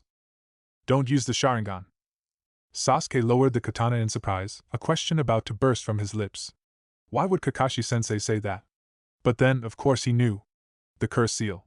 So much for shutting Sakura up. You know then. The silver-haired Jounin nodded. Yes. If you activate that seal it may kill you. Even now the pain in his neck seemed to increase. Yeah, he could see it doing that, but he could also see himself mastering it. If that happens, I'm going to jump in and stop the match. He began to walk away toward the stairs. Sasuke's eyes narrowed as he stared in silent contemplation at Nabeshin's blade. This left him in quite a predicament. If the curse seal reacted to his use of chakra, then not only couldn't he use his Sharingan, but he wouldn't be able to use any jutsu as well. Akato Jaya stood across from him, the referee at their left. Ready? He asked in a rather raspy voice. Sasuke stared at his reflection in Nabeshin's blade. He would have to completely rely on it then, and once again a wave of appreciation moved through him for his dead cousin. If he had not shown them how to use the blade, he would most likely only have kunai, shuriken, and his fists to fight with. He lowered the blade and grinned at the genin across from him. You ready? The genin asked gruffly, expression hidden behind a cloth that hung from the bridge of his nose. Though he was a leaf nin, he must have been so far removed from the age group that Sasuke was familiar with. No doubt he was as weak as his quitting teammate Yakushi. Very, he replied. Begin, the referee said, jumping back. Akato immediately tossed several shuriken his way and Sasuke swung the katana, knocking them all away from him. The curse seal sent a twinge of pain through his neck and chest at the swing, but he ignored it as Akato rushed toward him with a fist. With his left hand Sasuke sent several of his own kunai at him, then followed them. Akato dodged the kunai and narrowly missed a beheading, jerking his body back and planting a foot in Sasuke's stomach. The Uchiha flew back several feet and landing on the balls of his feet, skidding to a stop, managing to take a breath after it had been knocked out, feeling another surge of pain from the seal, and looked up to see that Akato was almost on him. He jerked back, trying to give himself enough space to bring up the katana, but he was too late. Akato grabbed him by the throat in a rather crushing grip. His hand chopped down on Sasuke's wrist as he was bringing the katana up. His fingers spasmed on the hilt, going numb, and released the weapon. Sasuke could hear it clatter to the ground noisily. But what had his attention, as he brought his knee up to Akato's stomach, was how low his chakra reserves were becoming. Akato gave a chuckle. That's right. I'm draining your chakra, my own special technique. You're so pathetic. Sasuke made himself dead weight, startling his captor, who jerked forward under his weight, falling into the senbon needle Sasuke produced from his thigh pocket. Akato jumped away, pulling the senbon from his breast with a hiss, and Sasuke was allowed to breath. This is it? He heard someone on the second floor say, and he looked up, searching briefly for the owner of that inquiry. All the faces looked down at him, most indifferent. Ino glared along with Kiba. Shikamaru looked bored and Naruto was staring at him with empty, tired eyes, hands gripping the railing silently. He wasn't weak, he could hold back the curse seal. All he needed was to take this guy out nice and quick, fast enough that he wouldn't be able to drain him when he made contact. Sasuke summoned his chakra, letting it run through him as he charged the other genin. Akato rushed him, left hand holding his right wrist where he was no doubt gathering chakra so that he could drain him. Sasuke put on an extra burst of speed, reaching the other more quickly, savoring the small noise of surprise Akato made as he appeared above and behind him. Sasuke swung a chakra-induced kick just below the nape of Akato's neck. There was a snap, he actually felt it reverberate through his heel, and Akato fell forward limply, but Sasuke grabbed an arm just as he felt the hot rush of the curse seal move up his neck, and tossed the limp genin up into the air like a rag doll. As he jumped up after him, he saw out of the corner of his eyes Kakashi-sensei take a step forward, and he remembered over the wild rush of power that the Jounin would stop the fight if the curse seal took over. Just let me finish this, he thought, and as he kicked Akato to the ground, forced the seal back, forced the burning rush to recede, though it pained him to do so. He landed rather sloppily, his body suddenly feeling more weary than it had just before the curse seal began to advance, and he looked up to see the referee kneeling by Akato's broken body, the genin's left arm and leg twisted in a clearly broken fashion. The referee gestured for several medic means to come over as he straightened from his crouch and turned solemn eyes to Sasuke. Winner of first match, he called loudly. Uchiha Sasuke. Sasuke rubbed his neck and moved as calmly as he could over to Nabeshin's katana, which lay almost forgotten amongst kunai and shuriken. Impressive. Kakashi-sensei's voice came from behind him, and he jumped slightly, turning to look up at the man, who had the orange book in his hand. A medic nin approached them. Let us take care of your wounds. Sasuke sheathed Nabeshin's blade and shook his head. Don't bother, you should pay more attention to Akato. At this the medic looked surprised, and his dark eyes darted to where the other medics were placing Akato in the stretcher. The medic looked back at him, then at Kakashi-sensei, before walking away to the others. Sasuke frowned, then felt his expression go blank as the medic simply pulled the sheet over Akato's head and body, and they silently carried him out of the room. He had killed him. My second kill, he thought, feeling some unknown emotion flow through him. He glanced up at the other genin, and saw that most were either looking at him in silent contemplation, or staring in silent shock after the body. Naruto was staring after Akato's body too, looking his usual miserable, but then his blue eyes darted over to someone else, and Sasuke realized that he was staring at Gaara again. Naruto's hands, which had been gripping the metal railing, began to twist and wring at it as he and the Sannin stared at one another. A funny expression was starting to morph on the blonde's face, one Sasuke didn't like, and he headed for the stairs, only to have Kakashi-sensei's heavy hand stop him. We're going to the back so I can seal up that curse. Come on, don't argue, he said as Sasuke tried to yank his shoulder out of the older man's grip. I need to take care of that now before it's too late, so don't be acting selfishly. Let me just give this to Naruto, he snapped, holding up the katana, and the silver-haired jounin conceded, having glanced up at the hooded blonde, a frown appearing on his face. Sasuke looked up and saw that Naruto was no longer standing in the same place. He was in fact making his way over to the Sannin, practically bumping genin out of his way, seeming not to notice them. Gaara was standing there with a particularly wild look in his eyes, the large gourd on his back rattling as if there was something in there, and the sandy-haired girl was saying something close to his ear. He did not seem to hear her, and his male teammate was shrinking away as Naruto approached, clearly wanting to separate himself from whatever was about to happen. Sasuke sped up the stairs, body aching terribly, but knowing he had to stop whatever it was that Naruto was attempting to do. Kakashi-sensei made it up there first, along with the Suna Jounin. Kakashi-sensei grabbed Naruto's shoulder, pulling him to the side of his determined path, startling the blonde, who jumped, turning wild eyes up at the Jounin. He jerked his body from Kakashi-sensei, crashing into the wall, and staying there, eyes darting madly to all the other genin, no doubt believing he was being attacked. The Suna Jounin was standing in front of Gaara, blocking him from view.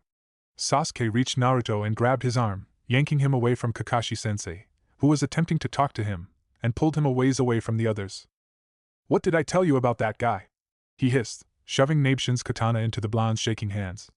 Naruto was blinking rapidly, as if he was having a hard time seeing.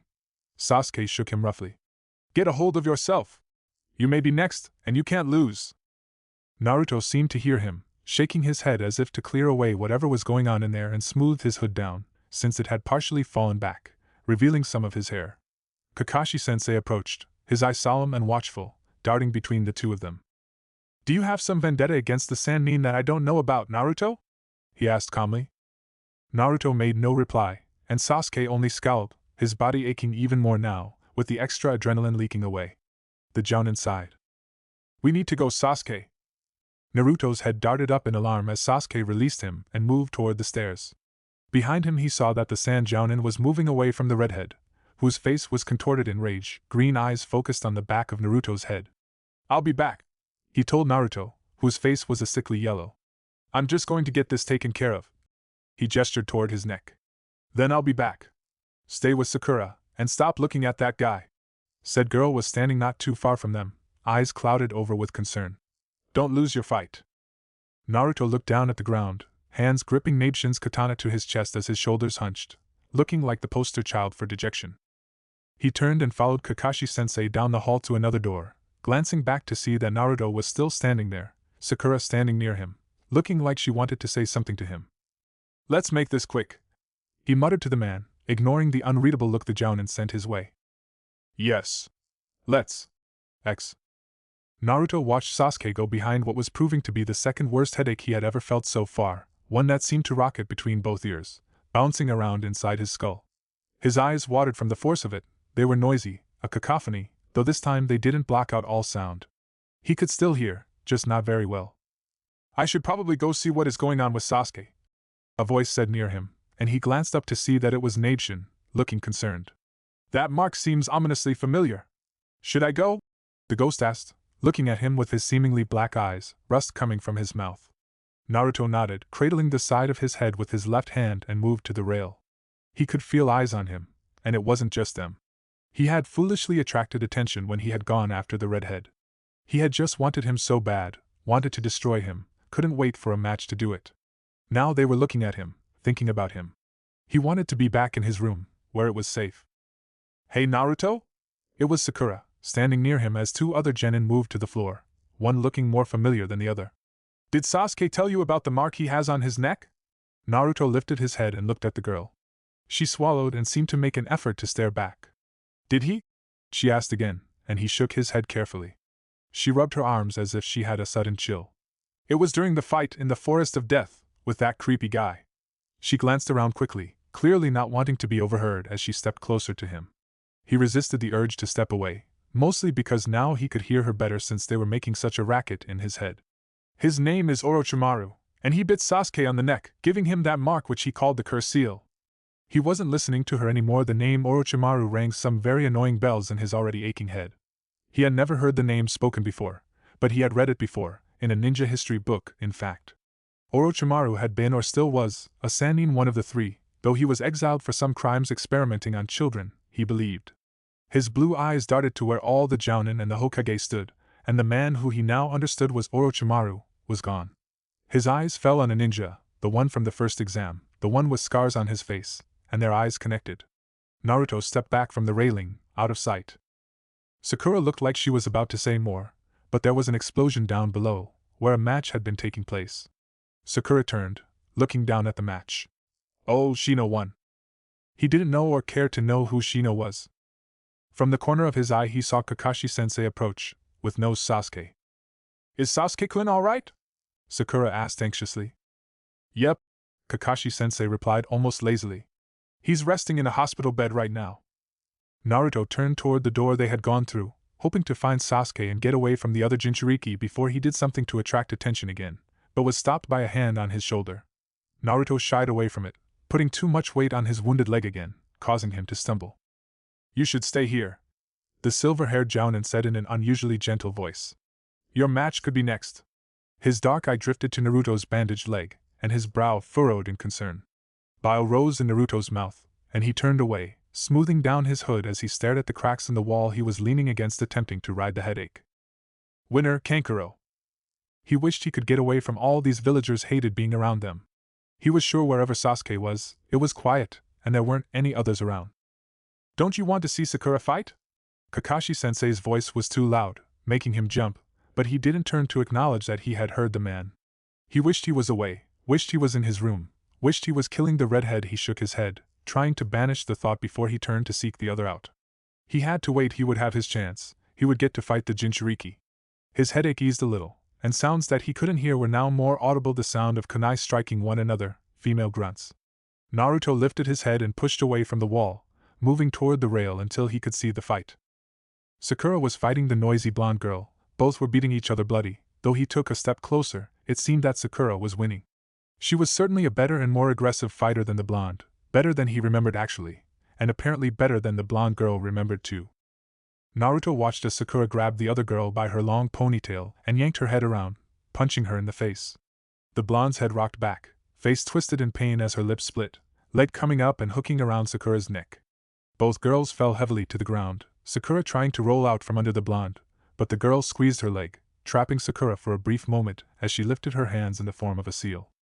Shintenshin no Jutsu, she called, and immediately both girls went limp. Then Sakura rolled out from under the blonde's leg, standing up quickly with a grin that turned sour as she looked up at them, her eyes falling on him. Naruto stared back at the angry pale green eyes for a moment, seeing the hatred in them, then slipped away from the rail back into the gloom. He supposed Sakura had lost then. He didn't care. He just wanted to fight the redhead, then go home. Things would be good if he could do this. He headed farther down the hall just as a cramp seized his stomach, turning it into knots. He gagged, staggering against the wall, clutching his stomach with his other hand as he dry heaved through two more cramps. His headache was now worse than ever, his eyes dripped tears from the pressure of each heave. They were louder than ever, he couldn't hear anything but them. 2 more cramps came, then went, he could barely breathe over the heaving, and then, it was as if something broke in him, like a dam being flooded over. Chakra rushed through his body, from the very tips of his hair, which stood on end, down to the tips of his toes. The constant burning of his wounded leg stopped, he could feel the skin knit properly together. The exhaustion, bruises, and scrapes disappeared, his spine stiffening so that he was standing ramrod straight. His fingers dug into the wall that he had been kneeling against as he blinked rapidly. They had dropped down to an excited murmur, their anticipation running through him. They were making him ready to fight the red-headed Jinchuriki. He turned to see that the leaf genin were crowding near Sakura and the blonde, who were both laying against the wall up on the 2nd floor. "I can't believe they knocked each other out," the chubby genin from Team 10 exclaimed as he kneeled down next to the blonde girl. "They'll be fine," Kakashi-sensei was saying, though he gestured for a medic to come, pointing at the blonde girl's swollen and bloody face. The other boy, possibly named Shikamaru Naruto, wasn't completely sure, stood up and sighed. "If not for Ino's Kekai Genkai, I'm pretty sure Sakura would have won this fight. She's way more tough than I remember." "Why, thank you," Kakashi-sensei said cheerfully, pulling out the orange book as he too stood up. The one named Shikamaru turned as if looking for someone, and seemed to spot him, looking over at Naruto. Naruto lowered his head, smoothing down his hood, but his eyes darted about, searching for the other Jinchuriki. He spotted him there. He was his Jounin sensei still standing next to him. The redhead was staring back at him, the whites of his eyes mostly red from agitated blood vessels.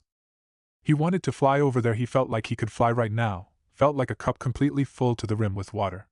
Any second it felt like chakra would come pouring out of him. He gripped Nabeshin's katana and wrung the hilt with his fingers. "Mustn't go over there, mustn't try to kill him yet." "Aren't you going to make sure that your teammate is okay?"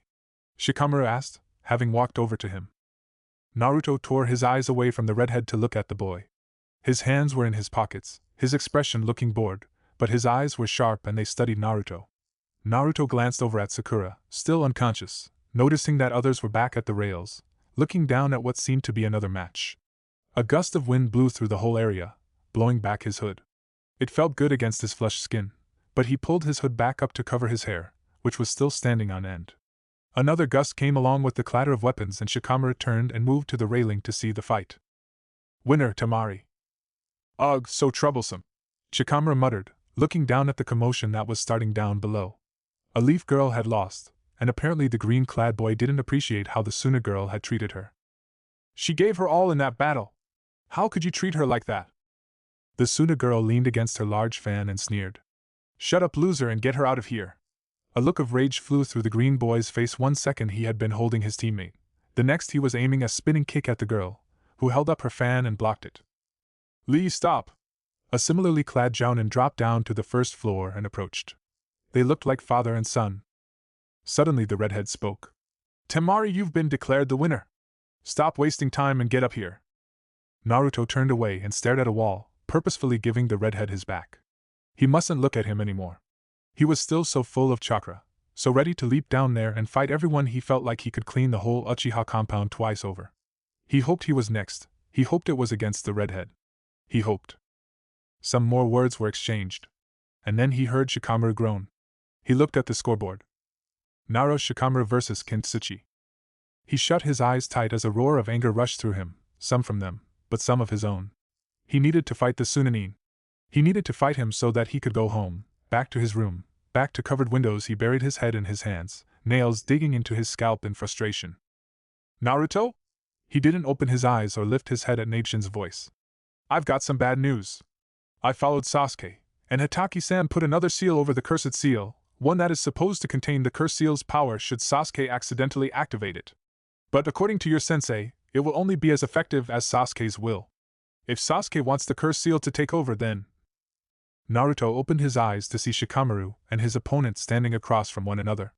Both took out a shuriken and tossed it at one another. He supposed that must have been why Sasuke hadn't used any jutsu when he had fought that other evening.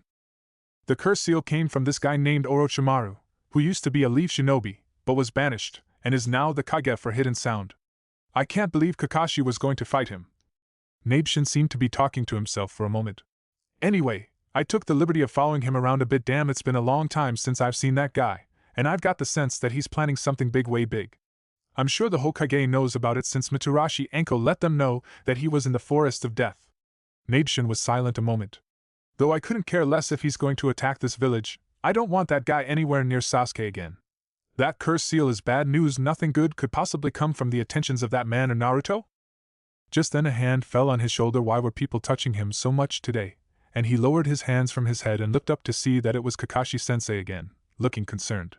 He immediately noticed that everyone in the area was looking at him. Didn't you hear us calling you? You're up. Kakashi-sensei gestured toward the scoreboard, where his name and Inuzuka Kiba, a familiar name, was.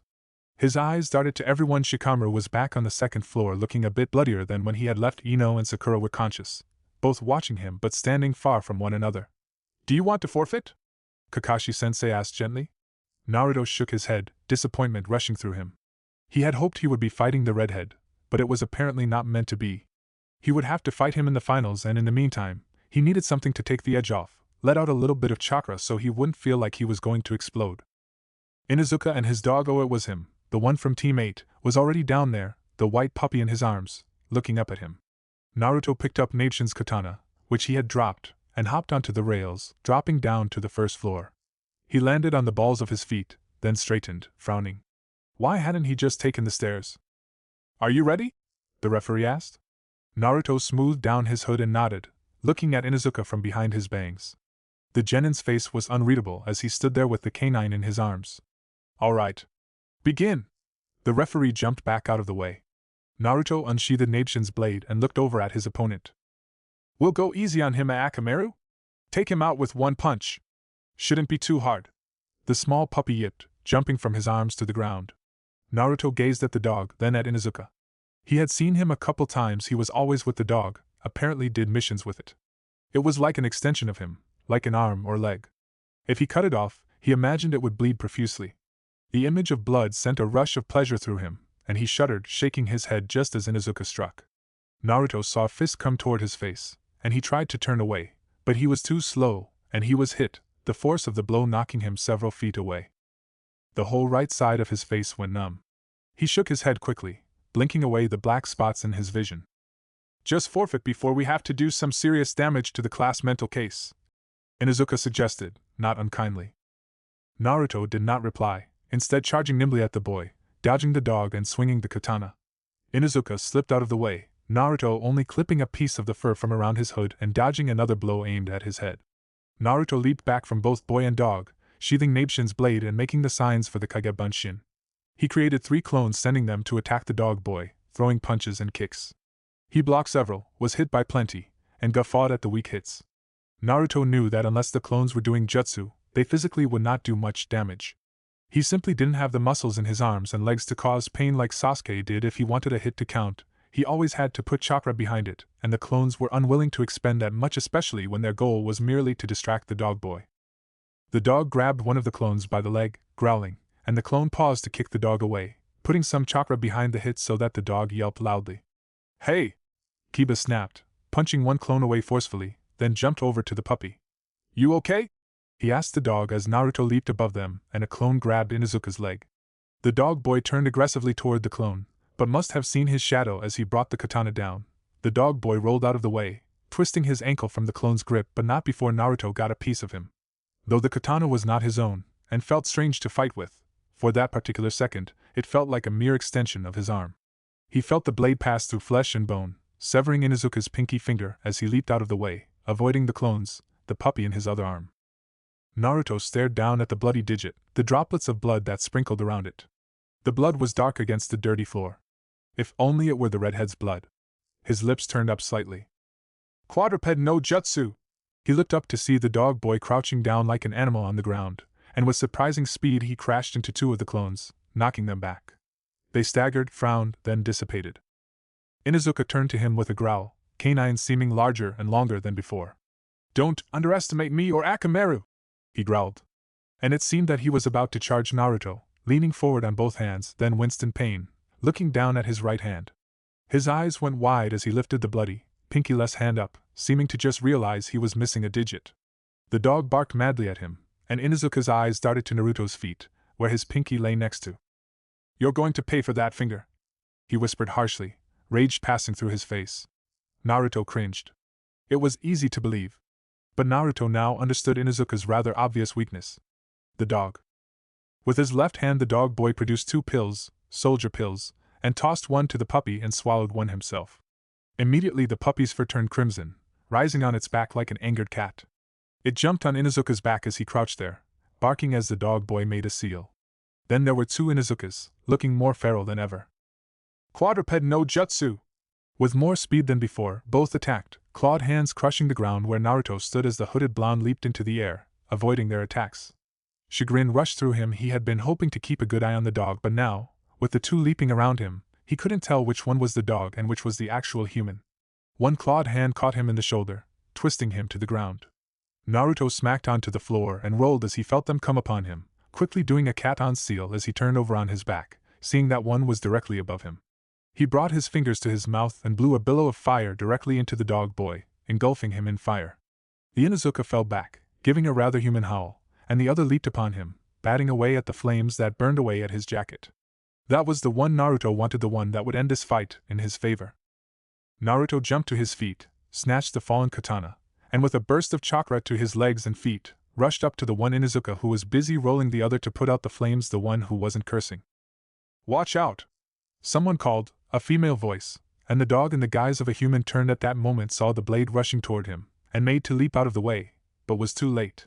Naruto felt the blade pass through bone, heard the dog-like squeal as the dog fell away from his leg, which Naruto had managed to sever. The jutsu around the dog fell away, and once again it was a small white puppy minus 1 leg. The leg, which fell a few feet away, popped, and was once again the leg of a small dog. Naruto moved over to the leg, and fought the urge to shudder as he picked it up with his hand, though he first covered that hand with his sweater so he didn't touch the dog's leg. "Akamaru!" The scream made Naruto jump, and he turned to see that the fire about Inuzuka had been put out, as well as his jutsu, leaving him with 1st and 2nd degree burns, all superficial really, though he didn't seem to notice. His eyes were all for the dog bleeding profusely on the ground.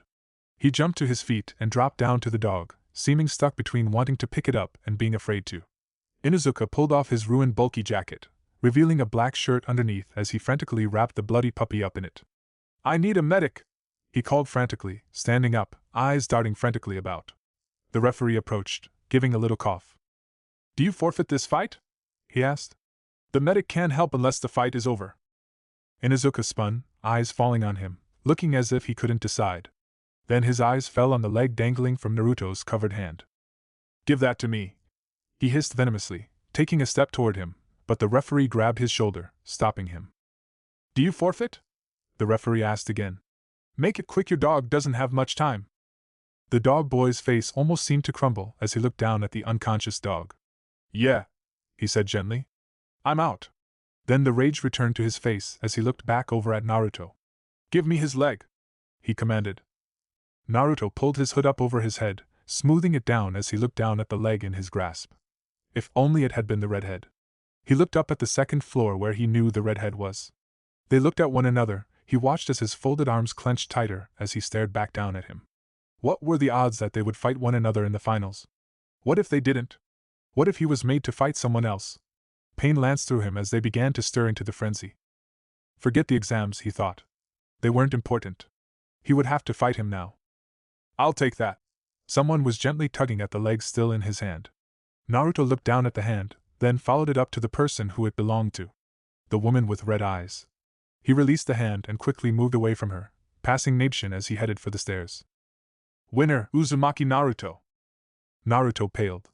They had just said his name aloud. He pace quickened, and he rushed up the stairs. Everyone would be thinking about him. He moved in the opposite direction of everyone else, turning down the hall in which he had seen Sasuke go. "Sakura's calling you," Nabeshin said behind him. Naruto paused, creating a clone and left it leaning against the wall. Ahead the hall split 2 ways, one left, and the other right. "This way," Nabeshin directed, and he followed the ghost down a series of halls. They raged. Naruto put a hand to his chest. His heart was pounding in a funny way. "We must kill him." "Not now," Naruto gasped, vision blurring, heart beating in a strange way. He felt faint, the complete opposite of how he had felt 10 minutes before. "They will stop me, they will stop us." "Not yet, please, not yet," he pleaded. "Who are you?" He looked up to see 3 Anbus standing around a door, faces covered in similar-looking masks. Naruto hunched his shoulders and blinked at them. I think this is the part where you introduce yourself as Sasuke's teammate. Nabeshin sighed. Tell them Kakashi sent you. Naruto hesitantly repeated this, looking at them from behind his bangs as they seemed to motionlessly scrutinize him. Then one looked at the other, they seemed to come to a silent agreement, and one held out his hand. Give me the katana! No weapons allowed inside. Naruto handed the katana over quickly, and one opened the door. Don't disturb the patient, one said in a rather ominous voice, and Naruto hurried inside, squinting at the brightness of the room, and blanching at the sight of the large windows to his left. Sasuke lay in a bed in the middle of the room, eyes covered by a white cloth, mouth and nose engulfed by an oxygen mask. Naruto moved to the other side of the bed and sat down on the floor next to the oxygen machine, back leaning against the bed, and buried his head in his hands, hoping to ride out the rage and anger that made his head and heart feel funny. I'm going to watch the rest of the fights, Nabeshin said unnecessarily, and he cracked open an eye. He knew that the ghost would be going for the clone he had left behind. He wasn't stupid. He was not sure how much time had passed since his arriving there, how long he had been pleading with them to wait for the demise of the redhead, but he suddenly became aware that he and Sasuke were not alone in the room any longer. There is such a thing as being too outstanding, a voice said conversationally. And we both stood out too much. He lifted his head from his hands and turned, looking up into the surprised face of a rather familiar person. For a second, he could not place who he was, and as he was trying to put a name to the teenager with the glasses, noticed that there was a scalpel in his hand that was angled towards Sasuke's exposed neck. You are just full of surprises, aren't you? The intruder commented, mouth turning up into a smirk. Naruto's eyes drifted to the three dead Anbu in the doorway. Stay out of my way if you want to live, kid, the gray-haired teenager said just as the scalpel disappeared from his hand. Naruto saw Kakashi-sensei standing near the fallen Anbu, the knife in his hand. The teenager did not seem to be surprised. Naruto's hands shot out on their own and grabbed Sasuke's shoulders, dragging the boy across the bed and pulling him down on top of him. Quickly rolling Sasuke off of him, he then crawled under the bed and dragged the Uchiha under there with him. The oxygen mask was yanked from his face, and to his surprise he heard a wheeze come from his chest. Who the hell are you? He heard Kakashi-sensei ask coldly as he reached out over Sasuke's body and pulled at the mask, trying to get the machine to move closer so that it could reach him properly. While he struggled with this, the conversation progressed. Yakushi Kabuto, that was his name. He had forfeit just as the prelims had started. He yanked harder on the cord, and finally the square oxygen machine moved on loud squeaky wheels, halting the conversation. Naruto paused, half expecting the bed to go flying, hearing quick movement, then the sound of shattering glass as he quickly placed the oxygen mask over Sasuke's nose and mouth. His lips were kind of looking blue. The room was silent again. Naruto turned his head, looking through the other side of the bed, seeing nothing different, except one of the dead Anbu had been moved, and one of the windows were broken. He watched a pair of feet turn from facing the window and walk over to the bed. The person kneeled down. You've gotten real good with the Kage Bunshin, Naruto. Kakashi-sensei's eye was shut in a cheerful way. I could have sworn you were out there watching the last 3 fights. Naruto said nothing, staring back at the man from under the bed. The Jounin sighed. Well, let's get Sasuke out from under there.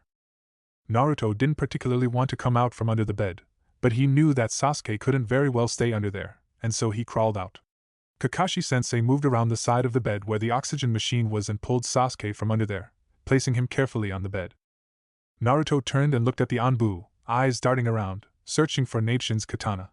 He stepped toward the door, stepping carefully around large splatters of blood as he peeked out the open door, spying the katana half stuck in the hallway wall. He moved over to it quickly and tried to pull it out of the wall, an unsuccessful ordeal. It was too deep. He paused as he saw several ninja approach quickly, battle in their eyes. He quickly released the hilt and lowered his head as they passed, one pausing to look at him before moving on into the room. He grabbed the hilt, putting his foot against the wall, and pulled with all his strength. The katana came free quite suddenly, and he staggered back, falling on his behind. Nabeshin came around the corner, disguised as the brown-haired boy, his mouth turned down. Naruto got to his feet. More bad news, Naruto, he said, shoving his hands in his pockets. You'll be fighting Hyuga Neji in the finals. Naruto almost choked on his own rage, but combined with theirs, it was almost debilitating. No! He's mine! He's mine! He saw Nabeshin shy away but didn't care. He swung the blade at the wall he had just pulled it from, hacking away at it, channeling his rage into every swing. He wasn't used to being so angry, he wasn't used to such emotion. Anger belonged to them, not to him. But he wanted this to be over. He could not be plagued by this wanting for the rest of his life. He was already miserable as it was. Someone yanked the katana from his hands, and he turned on them, ready to attack, but froze when he saw it was the scarred man. The rage left him cold and hollow as he stared up into those black eyes. "You gonna be okay?" Naruto turned and fled from the hall. Neijin watched Naruto disappear around the corner before he looked back at the Marino Ibiki, who loomed in the hallway, looking curious as he held Neijin's katana. He wanted to follow Naruto, but was reluctant to leave without his blade. But how was he to get it without being asked questions? "Ibiki-san." Someone called from the room, and the interrogation squad leader turned away, tossing the katana carelessly to him. Neijin caught the blade. Wow, that had been easy, and quickly made an exit before someone else deigned to ask who he was. He returned to where most of the genin were heading out. They all had a month to train and prepare for the finals. He paused as he saw Gaara's eyes dart around as he obviously searched for Naruto. Neijin grimaced. He didn't know why the Sand Jinchuriki looked so normal while Naruto looked so frightening, but he wished whatever was going on between them would stop. Naruto looked most terrifying whenever he was looking at Gaara. "Hey! You!" Neijin turned as Sakura approached him, her face determined. "Who are you?" she demanded to know. Neijin smiled. "I'm Naruto's cousin, Uzumaki Neijin. How's it going?" The girl looked completely at a loss. "And Naruto has a cousin?" "Yeah, I know, right? He's so antisocial. Anyway, I'm in town and figured I'd help him out since he's got issues." He gave her a charming smile. A funny look came over her. "You said your name is Neijin? Were you helping us in the Forest of Death?" Neijin shook his head. "Nope, can't possibly know what you're talking about." "Well, I gotta go. See you later." He waved and quickly rushed off before she could ask any more questions, chuckling to himself. Uzumaki Neijin. What a laugh.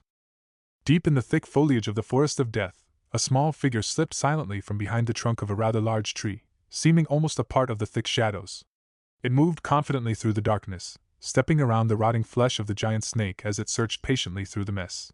Tucked under one arm was a katana, well used and still wet with blood that gleamed in a patch of moonlight as it paused, crouching down and pushing aside a rather large chunk of rotting meat, revealing another katana.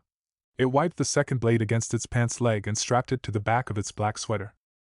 There was a snap of a twig and the small figure froze, turning slowly toward the source of the noise, blue eyes and pale hair gleaming in the patch of moonlight. A smile graced its hollow face. Chapter 17. Sasuke slept with his mouth closed and liked to sleep on his sides. This was something that Naruto had observed over the years, which meant that he didn't snore. In fact, the only time Sasuke did snore was when he had a cold and had to sleep on his back. And of course, he was usually too miserable to get proper sleep, so even that was short-lived and didn't happen very often.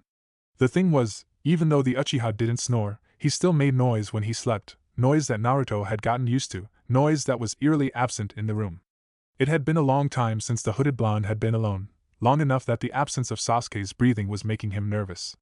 Though there were a hot murmur in his head, the silence of the room seemed oppressive, and as he sat in his corner rocking, he could not take his eyes off of the Uchiha's empty bed. Garagara, they howled, and Naruto cradled his head in misery against the constant obsession with the other Jinchuriki. If only he had killed him earlier, then they would not make him suffer over it. Naruto shot to his feet and left the room, heading down the stairs and into the kitchen, grabbing his cleaning supplies from under the sink and began to make quick work of the house, not bothering to use clones this time. He wanted to do everything himself. 3 hours later, and the house was satisfactory, but his head still hurt, and they were still speaking of the redhead. Grabbing a broom, he stepped out onto the porch to sweep away the dust and leaves that had collected there while he and Sasuke had been away. Neijin was sitting on the steps, back to him, the disgusting stench of cigarettes hitting the hooded blonde's nose immediately. The ghost was hinged as himself, but without the pieces of his brain exposed, looking quite alive. With each exhale, the smoke came out black instead of white, and to Naruto, it smelled like decay. He seemed to be staring at the nearest Uchiha, the woman with the baby, who was still crying, cradling the silent child in her bloody arms. Naruto lowered his hood and began to sweep the dust from the porch, startling the smoking ghost, who turned his head to look back at him. "Sasuke shouldn't be out for too long," the ghost said, standing up and stretching. Naruto continued to sweep as the ghost seemed to scrutinize him. "He'll be fighting the Jinchuriki Gaara in the finals." Rage flew through him, and there was a cracking sound, the bottom half of the broom falling to the wooden porch, while the other piece stayed in his bony hands. Naruto slowly released the handle, letting it clatter to the wooden floor, to look at his shaking palms, filled with splinters. I've been following some of Orochimaru's subordinates around. Nabeshin continued, sounding very ill at ease. And it seems that he has planned an invasion with the Suninines. I have to go look more deeply into this, but I just wanted to let you know that it's supposed to be triggered during the final fight between Gaara of the Sand and Sasuke. Naruto looked up at him from behind his hair. The man gave him an uneasy smile. What I'm saying is, in all the chaos, no one is going to stop you from fighting him. They quieted. This was true. In war, no one would stop him from attacking an enemy. Relief flooded through him, such relief that he felt muscles loosen in his shoulders. He would have his chance. Perhaps another ninja would go tell someone of an impending attack, but Naruto would not. He was not going to let anything interfere with this chance, a chance for relief against their fury and obsession.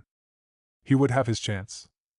The only time Kakashi bothered to go anywhere near the Yamanaka's flower shop was when he was visiting a grave, so he tended to associate the floral death trap as a rather morbid place, and though he wasn't there for some grave flowers, he was just as unhappy as if he were. So it was to his minor relief when his eye fell on the very person he had been looking for as he reluctantly stepped into an allergenics nightmare. Inoichi, he greeted softly as he approached the counter. The blond man was leaning over a sheet of paper. From his quick glance he could see the calculated numbers of inventory in neat lines. The interrogation squad member lifted sharp blue eyes from the paper and gave him a careful smile. Kakashi. He gave him a nod. Here for the usual? No thank you. Actually, I'm here for you. His words got the response he expected, a snort of amusement. Not for sale, the man said, chuckling as he put the paper away and turned to him fully. But what can I do for you? I was hoping to borrow you for the day, while I still have the chance, to check out the mental state of one of my students. Inoichi nodded knowingly. The Uchiha kid? Isn't he still in the hospital? No and yes. He leaned against the counter, glancing at a patron who was in the process of shoving a rose up her nostrils. My other student, Uzumaki Naruto, is in need of a full evaluation. He watched the puzzled frown pass over the Yamanaka's face. Uzumaki, that name sounds vaguely familiar. I profess that I'm not particularly familiar with Team 7 aside from that Haruno girl my daughter keeps raving about and dash. I heard that. A flat voice interrupted as the Yamanaka girl entered from the back room, a large vase tucked under one arm. Her face was set in a scowl, one that intensified as her pale blue eyes fell on him. Maybe you should bring in your whole team while you're at it. She snapped as she passed by them and went further into the floral jungle beyond. It had been 2 days since the prelims, and he was sure that the extremely talkative girl had worn her father's ears down with her harping. Inoichi sighed and rolled his eyes, moving from behind the counter and heading for the door. A full evaluation, you say? Why don't you take him to the ward down at the hospital? I know some great psychiatrists there that I can refer you to. My cousin, Koji, is excellent for genin with PTSD. Kakashi shook his head, stuffing both hands in his pockets. He won't be willing. You can think of him as an enemy ninja completely unwilling to give up any information. A gleam appeared in the blond man's eyes and he cracked his knuckles in clear anticipation. This sounds interesting. He cut him off as he opened his mouth. Don't tell me what is wrong with him, it'll ruin the chase. Kakashi gave a small grunt of unhappiness. He had put this off as long as he could, but no longer would he turn a blind eye to Naruto's unstable behavior. No caring sensei would. But what would he do with Inoichi's diagnosis? What if Naruto's instability was as debilitating as he imagined? Would he have him removed? He grimaced. What hell would the Uchiha put him through if he tried? And then there was replacing him with another. Replacing Koori had been enough for him. Kakashi opened the gates when they arrived at the entrance of the compound, allowing the Yamanaka to step through before he closed the gate behind him. The fact of the matter was that he believed that something wasn't quite right with the seal that held the Kyuubi. He was sure that this contributed to Naruto's mental instability, and if so, could it be fixed? When was the last time the Hokage had looked at it? He himself had inspected it that day in Wave, when Naruto had been lying before him, emaciated and full of pins.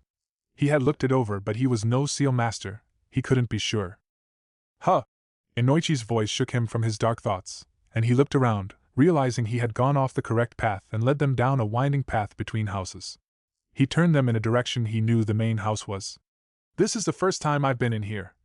Kakashi raised a brow. You know how the Uchiha where they would have kept the Hokage out if they could have gotten away with it. As they came up the side of a house, Kakashi froze upon hearing a male voice coming from around the bend, one that clearly didn't belong to Naruto. His hand shot up, making Yamanaka stop. They carefully moved to the side of the house and peered around the corner.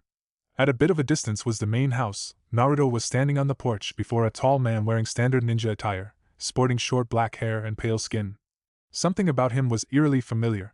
He lifted a cigarette to his mouth and inhaled, the end of the stick lighting up, then he exhaled, and black smoke came from his lips and nose.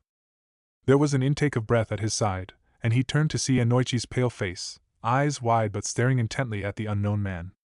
Impossible, he breathed. I know that man. Kakashi looked back at the man who was achingly familiar. Naruto's pale blue eyes followed the cigarette to the man's lips, a look of disgust passing through his unhappy face, and it seemed that the man halted in taking another swig, a look of nervousness coming upon his face. He dropped the cigarette and stepped on it, grounding it into the dirt. Who is he? Inoichi was looking very pale. Nabeshin, Uchiha Nabeshin, I swear that's him. An Uchiha, yes, he had the familiar features of the almost dead clan. Kakashi stealthily moved behind the house, gaining closer ground so he could hear what this supposed dead man was saying to his student. Both Jounin moved up the side of the main house, staying behind the high bushes that ran along the side of the main house. Talk it over with Sasuke before you do anything, though. I don't think you have the strength to kill him by yourself. I give it a day or two before he is conscious. Seeing him closer, and from the front, yes, he was clearly an Uchiha, even if a strange haze of reddish-brown smoke was coming from his mouth with every word, as if his lungs were still full of smoke. It's him, Inoichi whispered, voice empty. The Uchiha opened his mouth as if to speak, but both his and Naruto's hooded head jerked to the left, as if hearing something. Then the supposedly dead Uchiha turned and looked directly at the bushes where they were hidden. The Jounin reached out to grab his arm as he fell back, but was pushed back by a wave of chakra and smoke as the man popped away, his katana clattering on the ground. He turned to Naruto, moving toward his student in case another bunshin came out, and saw as his student staggered back, eyes flashing red and giving a quick series of nasty coughs before turning and rushing toward the doors of the main house. Inoichi stopped the kid, grabbing an arm and yanking the small kid back, inwardly wincing when the kid's body collided into his own. He hadn't expected him to be such a lightweight, but his fingers, which were gripping the boy around the bicep, were touching. The kid had that little muscle. He expected the kid to gain his bearings so he could look the small guy over and make sure he wasn't harmed by Nabeshin. Just thinking the name sent a chill down his spine, but the kid did the complete opposite. Instead, the kid attempted to jab him in the gut with his elbow, as Hatake made the signs for a bunshin, no doubt to search the area for the Uchiha. Inoichi twisted the boy around so that a bony arm was up behind his back. Relax, kid, we're not going to hurt you. We're dash. The kid didn't seem to be listening. Instead, he was trying to break free from his grip. Pulling dangerously on the arm, he could feel the thin bones creaking ominously. Naruto, Kakashi called calmly, just as a whine of desperation passed the boy's seemingly bloodless, cracked lips. Hatake wasn't kidding about the instability of this kid. He didn't seem to care that his own sensei was trying to calm him down. Inoichi passed the boy to his sensei, a frown on his face as he watched the ninja try to bring reason to the almost hysterical child. Uzumaki Naruto, the name was hanging around the edges of his mind. Did he know someone with that last name? Giving up, the man wrapped two arms around the child, holding him with his back against his chest, facing Inoichi. Now's as good a time as any, Kakashi grumbled. Though his face was mostly hidden, it was easy to see how upset he was by his student's terror. And the kid did look terrified. He was practically hyperventilating, pale blue eyes bloodshot and wild. Inoichi stepped forward and dropped a hand on the top of Naruto's head, noticing the kid's hair for the first time. It was thin and brittle, not dirty, for the kid smelled like cleanser, but it lacked the luster of healthy hair, wispy and chopped at odd lengths. He activated the mind-reading jutsu, sucking in a breath as it felt like he was being propelled forward. It was the most uncomfortable part of the technique, the feeling of being thrust forward uncontrollably when he knew that he was really standing before Kakashi and his upset student. Beyond that, though, when his feet landed himself in someone's mind, that was the part that he loved. Every person's mindscape was different, usually matching the personality of the person it belonged to. Over the many interrogations that Inoichi had participated in, he had found that the mindscapes that least mirrored the person's personality were the ones that were dangerous. On the many occasions that they had captured spies, they of course found completely different personalities hidden beneath the surface of their cover. One he particularly remembered was a kunoichi from Iwa, who had married a Konohan merchant in an attempt to acquire secrets from Hidden Leaf. She'd had 3 children by the time her cover was blown, and had been called by her neighbors as a kind and caring person. Her mind had been the most beautiful one he had ever seen, mirroring a coral reef in tropical waters. Just the memories of the colors alone was enough to give him a fond pause. Whenever he had gotten close to breaking past her defenses, the reef would become more beautiful and distracting, the sea flowers more brilliant, the fish more flashy. As it turned out, the kind caring woman had been exiled from Iwa for preying on many of the men and boys there. She had been too powerful to kill, so they had sent her to Konoha on a long-term mission, where she had secretly been preying on the unknowing men here. Uzumaki's mindscape was not beautiful in any stretch of the imagination. Inoichi looked up at the dark gray jagged ceiling, resisting the urge to crouch. He was in a small hot cave, an incredibly humid one, with his scalp close to scraping the rocky ceiling.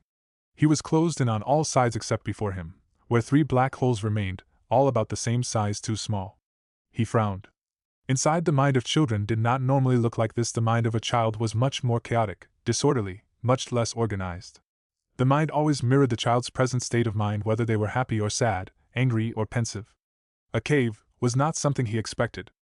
Uzumaki Naruto, definitely not a happy child. And again, the name was strangely familiar. He was sure he had heard it somewhere. It was at the edge of his mind. Inoichi stepped up to the hole directly in front of him and peered into the pitch-black darkness that seemed to emanate from it. He could see nothing beyond a foot. He moved to the one on the right, then the left, gazing in with the same results. Interesting. He would have to ask later if Kakashi had been teaching genjutsu to his students already. This boy's mind was making traps. Taking the hole on the left, Inoichi climbed in, his shoulders grazing the sides, testing for claustrophobia, clearly. There was no telling where the hole would lead, perhaps a dead end, perhaps the entrance would close behind him and he would have to cancel the jutsu and start over. But he was confident that he would be able to crack through this child's defenses. He had worked on much more dangerous people, and this boy would not be a challenge. He was a favor for a fellow jounin. It was the smell that hit him first, a rank, sour smell, the kind similar to that of a battlefield, after the initial slaughter had taken place. Inoichi stopped, squinting into the darkness as he attempted to crawl forward on his elbows, face twisted in a grimace as the smell got stronger. He'd obviously chosen the right hole. A sound came from the darkness beyond him, a scuffling sound of something coming. Inoichi stopped moving and waited, gazing into the darkness, and though the stench increased, he was too curious to cancel the jutsu. He was breathing out of his mouth by the time whatever it was reached him. At first, he could only make out dingy blonde hair, then a naked child slithered face down toward him, the rancid smell seeming to hit its peak, making his stomach roll. An inner manifestation of the Uzumaki kid? Less than 4 feet from him, the kid lifted his head, and Inoichi could only stare as the twisted face greeted him, a face not belonging to the boy. The mouth was split from ear to ear, revealing sharp yellow teeth. The eyes were too large for the face, leaking blood as they seemed about to pop from its head. A misshapen hand, half claw, half fingers, reached out for him, and the Yamanaka slapped it away, clearly out of reflex alone. The boy/creature spoke as it withdrew the appendage. "This is not your place, intruder. It belongs to us. Do you want to stay?" The voice came out breathy, almost weak. "I am not here to cause you any harm," he said to the boy's mental defense. "I am here to help you." And he was, for this sad little boy with the disturbingly familiar name was a ninja of Hidden Leaf, and he would not turn aside knowing one needed his help. Something flashed through the misshapen face, an almost incredulous look before a hissing laugh escaped the wide mouth, and the bizarre arm shot forward again and grabbed him by the wrist. Inoichi did not stop at this time. "You do not recognize us," the boy/creature said as it began moving back down the hole, pulling Inoichi along with it. "You are not knowing us by face and name, but we will have with you a reunion like none other." He did not fight. He needed to be pulled deeper into the boy's psyche to be able to gauge how damaged mentally the boy was. Even if the unease he felt was continuing to grow. "And like the days of a tree, so shall your pain be, and we shall sup upon it." Suddenly the tunnel gave way beneath them, completely startling the seasoned ninja, and he tried to grab something, allege anything, but there was only the inky darkness and the boy/creature. They both descended down into nothingness. And still he did not cancel the jutsu. Ground came suddenly and unforgiving, making Inoichi's legs crumble beneath him with a pained grunt. He quickly stumbled to his feet, racing to gather his bearings as he spied the boy/creature crouching in front of him, large red eyes focused on the gray ground.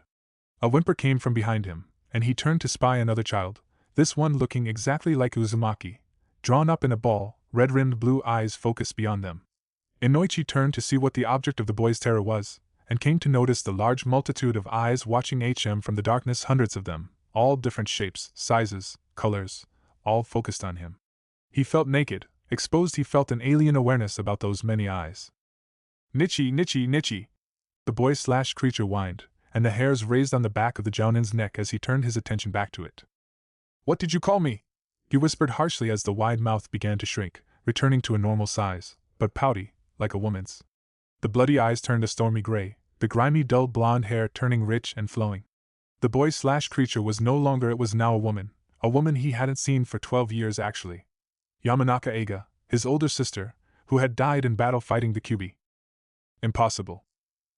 She crawled toward him, naked, her face twisted in pain. Nichi, my sunflower. Why haven't you saved me? It was too impossible. How could this boy have known Eiga to bring up a manifestation of her? He'd have been a mere baby or not even born yet. She reached out to him with familiar calloused hands. It hurts so much here, Nichi, she sobbed. Every second feels like an eternity. Tears streamed down her face, her beautiful gray eyes begging him. Inoichi took a pained step back, his hands coming up to cancel the jutsu, but his wide eyes could not look away from her. Please don't leave, she gasped, her eyes falling on his hands. Please don't leave me with him. I did my duty to Konoha for the clan. Please save me, Inoichi. Inoichi's mouth opened. From what? He wanted to say to his sister no to the manifestation, that is, until a giant, red, nine-tailed fox appeared behind her. He cried out in shock as a clawed paw dropped down on his sister and pulled her closer to it while she screamed her brother's name. The demonic eyes of the Kyuubi bored into his own as it spoke. They are all mine. And as it said this, other voices joined Eiga. He saw fellow ninja, all Kia, appear from beneath the many tails. Yamanaka! Nara Hakiyama, still 13 years old, waved to him desperately, attempting to reach him with a face lined with pain, but was shoved aside by Jian, a man he had shared a few sakes with on many occasions. Inoichi! His face too was lined with such agony. Help me! Save me! Yamanaka-san! A Hyuga crawled over from behind one of the many tails. Help dash! Please dash! It hurts so much. Eiga's voice rose above them all, though it was barely a whisper. Being here hurts so much. A bellowing cackle of laughter filled his ears and he gazed up numbly at the Kyuubi. Now he knew why the name Uzumaki was so familiar to him. The Jinchuriki. They are all mine. The fox crowed. Eiga gave a screech, and Inoichi saw that the fox's paw was crushing her. Eiga! He cried, leaping forward as her eyes were pushed from her head. He howled in horror just as a pain blossomed through him, and light flooded the dark hell. He should have known something was wrong the moment Inoichi's hand began to tremble where it was buried in the limp boy's hair. Then there was the sweat and overall pallor of his face, but Kakashi had figured he was a seasoned ninja, he knew how to handle himself. And even though it was taking longer than he expected, and Naruto's very light body was starting to feel a bit heavy, he endured. It was stressful, being on alert and not being able to move. Though the compound was as silent as a grave, he half expected more not dead Uchihas to show up. His clone had done a quick search of the compound, but had come up with nothing. The katana was the only thing left behind. A strange sound was coming from Naruto's mouth, a creepy sound that at first he did not recognize, until it manifested itself as laughter. Naruto was laughing. He'd only seen the boy smile once, a small feeble thing that it was, so for actual laughter to be coming from the kid sent chills up and down his spine. And then Inoichi gave a chilling howl. Kakashi jerked his student away from Inoichi's hand, and the man staggered back, tripping on the landing steps behind him and falling on his backside. Naruto writhed in his arms, his laughter becoming more erratic as he struggled against the shinobi's arms. Inoichi! Kakashi called, staring at the pale man sitting on the steps, eyes wide and frozen on nothing. This had been a mistake, he should have let sleeping dogs lie. Blunt teeth sank into his right forearm, startling the jounin into releasing his student. Naruto staggered forward before running up the steps and into the main house, chaotic laughter following him in. Kakashi moved over to the pale jounin and kneeled before him so that they were face to face. The blonde looked like he had come from the horrors of battle. Inoichi. He snapped his fingers to gain the man's attention, and it seemed to partially work, for the man seemed to focus on him. But the expression did not fade. He has them, he whispered. He has them all. What?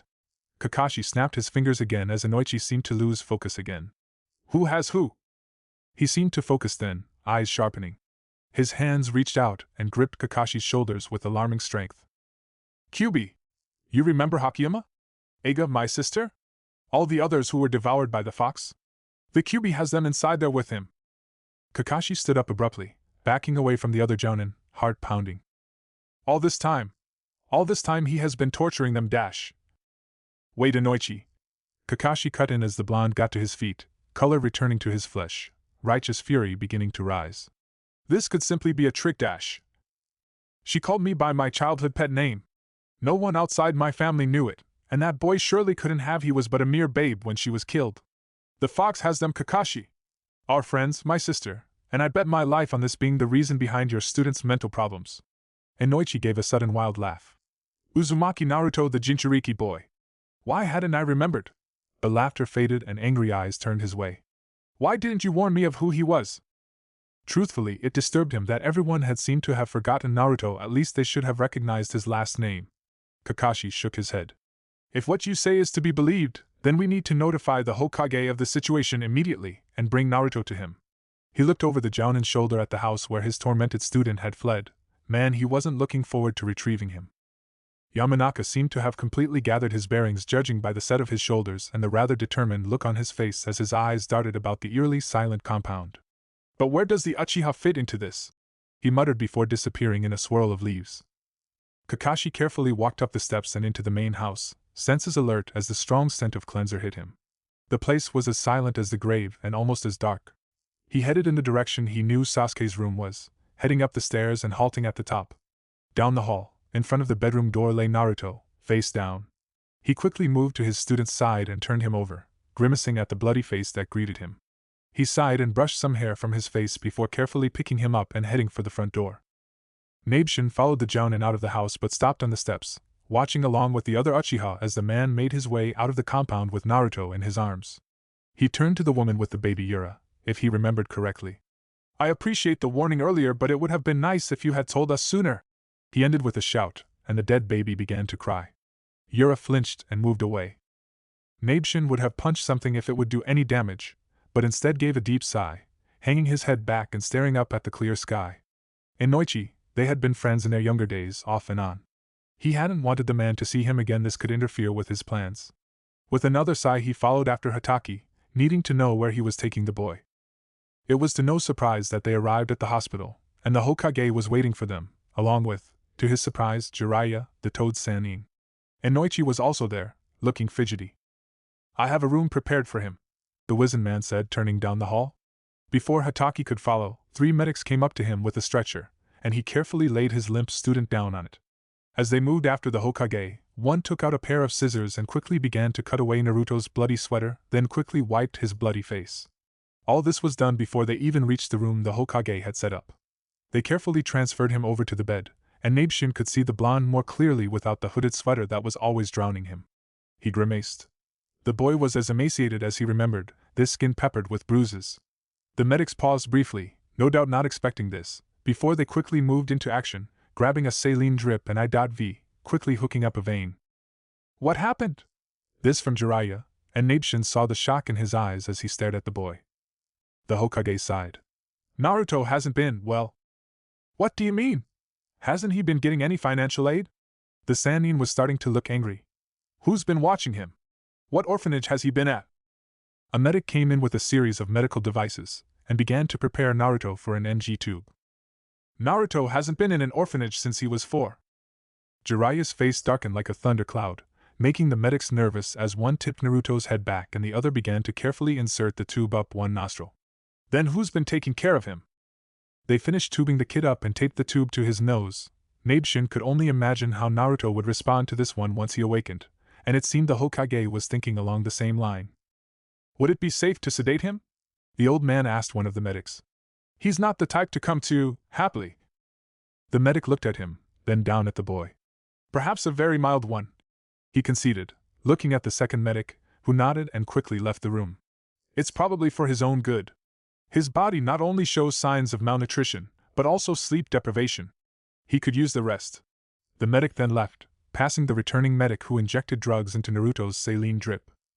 Should keep him out for a few hours, the medic mumbled, bowing to the Hokage. Call us if there is something you need.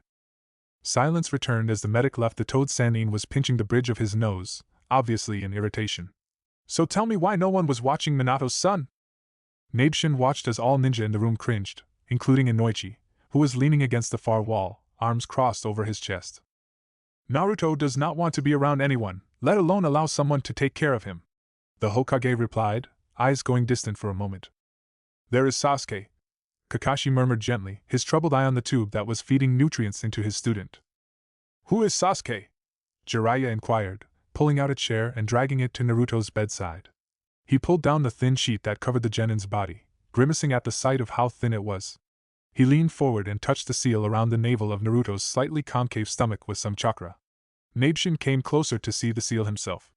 It was an 8 trigram seal, a particularly good one, though it gave him the chills to see it. The seal allows for some of the Kyuubi's chakra to bleed into Naruto's pathways. The Toad Sannin pointed to the upper and lower seals, while keeping the fox contained. He shook his white head. It's as stable as it could be. I don't understand. Inoichi moved from the wall, agitation humming about him. Nabeshin moved from the bed and stood in front of Inoichi, peering into his eyes. The man was still shaken, it seemed, his pupils slightly enlarged, barely holding himself together. If the seal is working properly, then why is the fox still in contact with the boy? He wiped a line of sweat running down his temple. And what of Eiga and the others? Jiraiya sent him a puzzled look. Eiga? Eiga was my sister. She was eaten by the Kyuubi that day. But when I went into Uzumaki's mind, she was there. They all were. The Hokage whipped his head around and stared incredulously at the Jounin as Nabeshin moved away, turning to stare at the unconscious boy. They devour souls, Fugaku's words came back to him. Nabeshin's expression soured as he crouched in a corner farthest from them, near black eyes watching. Are you sure of this? Sandaime demanded. Inoichi nodded. The demon has them captive along with himself. The old man turned horrified eyes onto the boy. I cannot begin to imagine the mental torture this boy goes through hourly, though I have been privy to much of its effects over the years. He cannot participate in the semifinals like this, Hataki stated, looking at the Hokage, and Nabeshin's face twisted. I'm surprised he even made it this far. The Hokage nodded.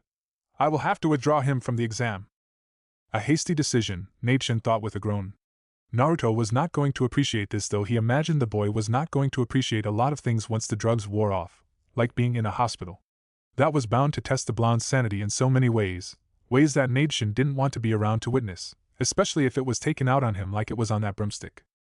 Of course, there was also the revelation that within his body lay the tormented souls of fellow ninja, even more, the thought that perhaps several Uchiha may also be there. His mind ran over those who went missing during the fight against the fox. Akio, Daiki, Gora, those were a few that he could remember searching for in the aftermath. Were they in there? Now who is Sasuke again? Jiraiya asked. Uchiha Sasuke. The one who survived the massacre. Jiraiya turned flat, cold eyes on them. You left him with Orochimaru's latest target? The Hokage shrugged. He's been with Naruto for 6 years, long before Orochimaru set his sights on him. Sasuke is the only one he trusts. I'm afraid I was lucky enough to get through the door. He looked at Jiraiya. Perhaps there is a way to modify the seal dash. He glanced over at Inoichi. Maybe a way to free our shinobi? Jiraiya stared pensively at the boy. I wouldn't dare tamper with it until further investigation. Why is he so thin? If he's been living with the Uchiha, there should be enough for both of them to eat well. The Hokage just sighed some more and pulled out his pipe. That is a discussion for another night. In the meantime, tell me about this Nabeshin character that is supposed to be dead. An old friend of mine, Inoichi said grimly. Or as much of a friend an Uchiha could be to someone outside of the clan. He was also part of the Konoha military police, if I remember correctly. Oh yes, and he had been given hell for it on too many occasions. He was killed by Itachi, I'm positive of it, because I saw his body just before it was cremated. But then, there he was, talking with Uzumaki, same as the day before he died. Did he say anything? Jiraiya asked. Inoichi looked over at Kakashi. He was talking about waiting for Sasuke to wake up before Naruto tried to kill someone who, I'm not sure. Kakashi's eye moved back to Naruto. He was a clone, that much we know for sure. The question is it really the Uchiha, or a clone henge to look like him? And why? Why him? Why not henge another Uchiha? Is the Uchiha kid awake yet? Jiraiya asked. Kakashi shook his head. Then we'll have to wait until either one of these boys wake up to find out more. Don't wait for Naruto, Kakashi replied flatly. He doesn't talk to anyone other than Sasuke. We'll have to wait for the Uchiha to wake up to ask any questions. Nabeshin got to his feet and passed through the wall, making his way out of the hospital and out into the village. Things were getting more complicated. He returned to consciousness slowly, almost reluctantly, because he was warm, and the bed was soft and cozy, and he didn't particularly care to leave it. He turned over onto his side, nestled in, but squinted. There was too much light inside of the room. It shone through his eyelids, making it hard to return to that comfortable darkness. He wasn't used to their room being so bright. Had Naruto removed the newspaper from the windows? Or were they open? Relax, Sasuke slurred, grabbing the warm blanket engulfing him and pushing it off, exposing his skin to the cold air. He groaned, but knew he had to start moving before his blonde roommate had an aneurysm. "I'll fix the windows." He slipped off the bed, feet getting caught in the sheets, making him stagger forward. His eyes shot open and he grabbed onto the stand next to the bed, blinking rapidly into the increasingly unfamiliar room. The room was far from his own, being that it was a hospital room, empty but for a bed, and stand with a pitcher of water, and an IV stand next to it. The window was bright and wide open, with a perfect view of the Hokage's monument within its sight. He rubbed the grit from his eyes and staggered over to the window, pulling the curtains closed so that gloom entered the room. Then he sat on the edge of the bed and tried to gather his wits about him. How had he ended up in the hospital again? Sealing. Kakashi-sensei was supposed to have put a seal over the one Orochimaru had given him. Sasuke got up and moved to the mirror, turning his head to the side to see his neck, touching the spot where the seal was with a bit of chakra. The seal showed up, but with a circling seal around it. Was the jounin successful? "Fujihowan," Kakashi said, making the genin jump, and he turned a glare at the man in the doorway. "That's the name of the seal I put on top of the heaven seal. Hopefully it will work." Sasuke rubbed his neck, which felt a bit sore actually. He felt sore all over. "How long have I been out?" Kakashi-sensei shrugged. "A few days." A few days.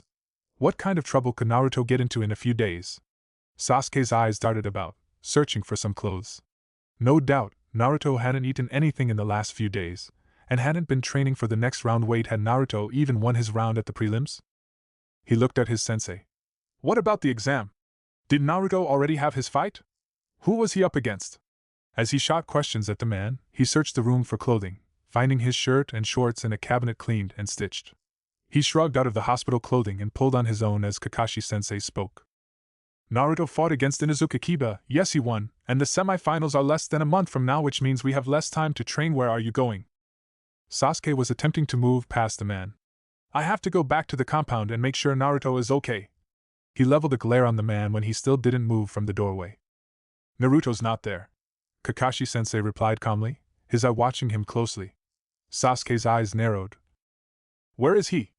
Sasuke demanded, feeling nervous of a sudden. Naruto didn't particularly like to go outside if he could help it. 2 floors down, room 101. Kakashi was still watching him intently as Sasuke's mind began to speed through possibilities. The fight between Naruto and Dog Boy must have been pretty bad if it had the hooded blonde laid up in the hospital. Naruto, in a hospital. Sasuke took a step forward again, and this time Kakashi-sensei moved out of his way. He traveled down the hall and took a lift 2 floors down, the jounin standing silently behind him. When he arrived at Naruto's room, his eyes immediately moved to the corners, expecting to see Naruto huddled in one of them, but no, he was in the bed. What the hell? The Uchiha blanched at the sight of his roommate, rushing over to the bed and halting, managing to keep his mouth from dropping open as he stared at the tube-filled blonde. There were needles going into his veins at the crook of his arms, a tube taped to his nose. He was completely exposed, no hooded sweater to hide his face and arms. His hair had been brushed back from his face, his skin had some color. What happened? He demanded. He was going to kill Inuzuka the next time he saw him. His eyes fell on the strap across the blonde's torso, ankles, and wrists. Why is he tied up? Naruto definitely isn't a morning person, or a person who wakes up well at all. Sasuke sent him a flat look. He keeps trying to escape every time he regains consciousness. Pulled out the tubes twice already, so they've decided to keep him mildly sedated and strapped. He's officially been labeled a problem patient by some of the nurses. That sounded just like Naruto. Sasuke sighed and pulled the chair nearby toward the bed and sat down, glancing over at the wide open windows. He'd have to get some newspaper for those. What happened with his fight with Inuzuka? Kakashi moved to the other side of the bed. The fight was short. Naruto won, and he wasn't badly injured. Can't say the same for Inuzuka's dog, Akamaru. Naruto cut off one of its legs. Sasuke held back the proud smirk that was trying to grow across his pale face. It was a clean cut though, so they've managed to reattach it. Some physical therapy should bring the dog back to 100% fighting ability. Sasuke looked up at the jounin with a frown. Then why is he here? To this, Kakashi-sensei said nothing, instead pulling his orange book out and flipping it open. Sasuke's eyes narrowed. Why didn't the jounin answer? Did he have something to do with why Naruto was in here? An alarming thought flashed through his suspicious mind. Had they taken Naruto from the compound? Did they? Naruto isn't going to participate in the semi-finals, the man said instead. Sasuke grit his teeth, feeling hot anger run through him. Why not? Really, Sasuke? Kakashi sent him an irritated look. Look at him. They weighed him at 86 pounds. 86. If not for the Kyuubi's chakra that bleeds through that seal, he would have had major organ failure by now, which would leave him very dead. A regular person would have died by now, Sasuke. Anger left him drained and cold, and he peered at the blonde's taped face. He squinted. Naruto's complexion did look a bit rosy, and the bags under his eyes were gone. He looked better than Sasuke had ever seen him, and he had to concede though Naruto may not like it he could use the bed rest. Who is Naruto? The question came out of nowhere. He could not control the stiffening of his shoulders. He looked up at the Jounin, who was staring at him intently. Why was he asking? Had he met Naruto? Did he have anything to do with why Naruto was here? Questions ran through his mind wildly. And how could he explain about Naruto's ability to speak with the dead?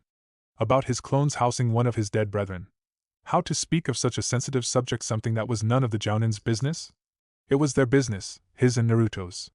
No one else. So he did the first thing that came to mind. One of my cousins. He's dead now, he replied in a clipped tone. Why? Kakashi said nothing, instead putting the book away. Let's go. Sasuke's eyes narrowed. Where? To train, of course. I can teach you to use that Sharingan better. You have to fight Gaara, you know. Sasuke's brows rose in surprise. He could imagine how Naruto felt about that. Fine, let's go. Of course, the Jounin said with a hidden smile. After we get something in your stomach, and say hello to your other teammate. You forgot to ask how her fight went. Shame on you, Sasuke.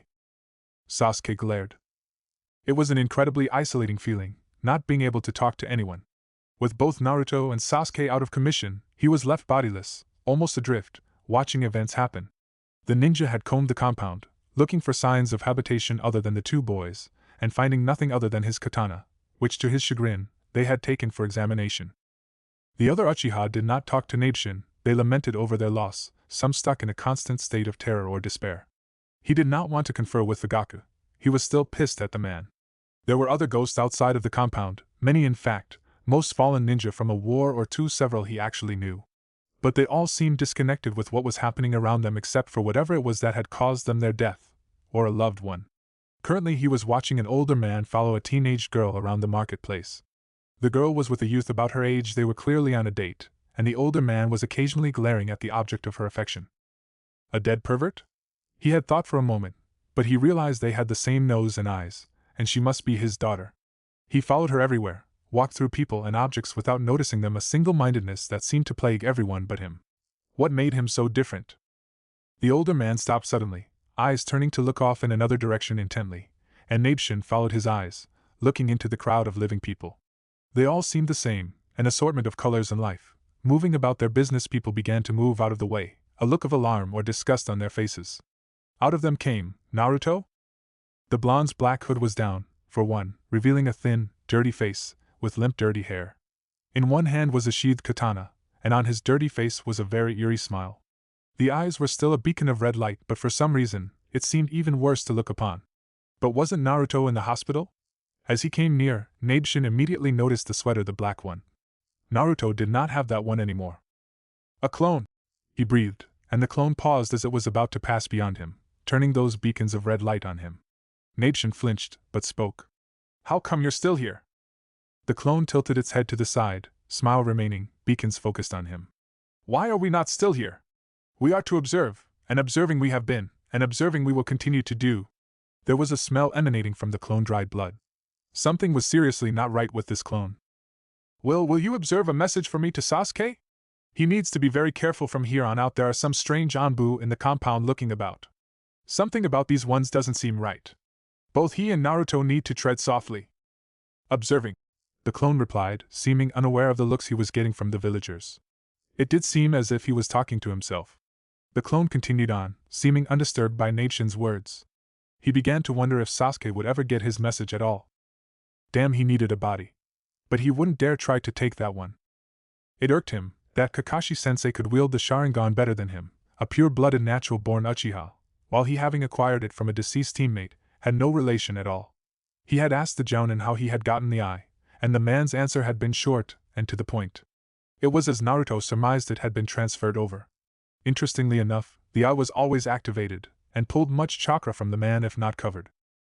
Sasuke had already been pushed to his own limits with the Sharingan, able to only keep it up for 10 minutes before it deactivated, leaving him drained and low on chakra as he limped back to the compound.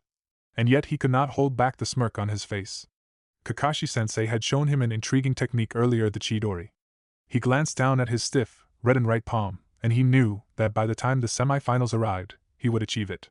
He was determined to, even if it drained him faster than using the Sharingan did, even if, by what the Jounin had said, he would only be able to execute it once. Sasuke opened the gates to the compound and slipped through, a strange mixture of gladness and oppression coming over him as he took in the sight of the empty compound. It still surprised him every once in a while that he had actually returned here. He halted, thoughts abruptly stopping when his eyes fell on the porch of the main house. Was that Naruto standing there? How had he gotten out of the hospital? Sasuke began walking quickly up to the house but slowed down again as he got close enough to properly see him, and noticed many of the things that rang bells of alarm through him. First, he was wearing that sweater Kaori had given him, which he knew the blonde no longer had. Second, he had the hood down, which he rarely ever allowed, and his hair looked oily and gray with dirt. And he was just standing there, his back to the door. "Hey," Sasuke said, not too loudly, because the creepy grin that was turned on him was rather disquieting. The eyes, though smudged with weariness and red-rimmed, seemed unusually bright, happy-looking. Naruto didn't do happy wasn't something he normally felt. At least Sasuke had never seen the blonde truly happy. Well, there were the times that Naruto got those crazy eyes and smile, but he knew that wasn't something natural to him. He knew about the fox. But this Naruto looked happy. And he was holding their katana against his chest. "Are those?" "We observed them," the familiar raspy voice replied as he came up to the porch. Sasuke immediately covered his nose. The smell coming from this Naruto was awful. He smelled like a dead animal. The Naruto handed the blades to him. "You left them behind." A chill. Why were the clones Naruto made a week ago still active? "How dash," he began, but the clone cut him off, taking a step toward him. Sasuke took a step back. "Nabe-shin wanted us to observe that there are Anbu in the compound looking for him." Sasuke's eyes darted around warily. "You can see him?" The clone took another step forward. Sasuke took another back, stifling a yelp when his back hit the door. "We have observed that Kakashi and the one named Yamanaka and Noichi put us in the hospital." The smell was awful, but Sasuke forgot all about it upon those words. "What? How?" "An ambush," the clone said. "They saw us talking to Nabe-shin and attacked." "What?" How could they have seen a GH? But wait, Nabe-shin had been in one of Naruto's clones the last time he had seen him, and he was likely henged as himself. And when he no doubt dispelled the clone he was occupying, everything he had done was returned to Naruto, and any other clone. Sasuke's eyes narrowed. Who knew Nabe-shin by sight? Had Kakashi or this Inoichi known him when he was alive? Had he said anything incriminating? And how dare they attack Naruto? "Do they know anything?" he demanded, and the clone continued to smile. "They are observing, as we are observing. But they know very little." The clone took another step forward, until it was right up in his face, though Naruto was a few inches shorter than he. The smile had completely disappeared. "We are all observing Sasuke." He was being stared at deeply, and for some reason those words sounded like a warning or a threat. He found himself clutching the katana to his chest like a little girl. The cheerful smile returned to the clone's face as it stepped away and moved off the porch. "What have you been killing?" Sasuke asked suddenly. The clone continued to walk, glancing back at him as it rounded a corner. "Many things." Its raspy voice drifted back to him as it rounded a corner and disappeared. The room was comfortably stuffy, familiar, with all his things in it, but Sasuke could not sleep. He lay on his back, staring at the ceiling for hours into the night, but knew it was useless. He wasn't used to sleeping alone. He wasn't used to an empty room. Sasuke sighed, sitting up in bed, throwing his feet over the side and rubbing his neck where both seals were. Why bother trying? He got up, pulling on some pants and grabbing the stack of neatly piled newspaper and tape, stuffing it under one arm as he left the house. Outside the night was cool, but slightly humid, a calm night, probably with many Anbu lurking around. He did not doubt the word of the clone. He believed he was being watched. He simply couldn't see his watchers. What if they were the ones that conspired against his clan? An angry thought.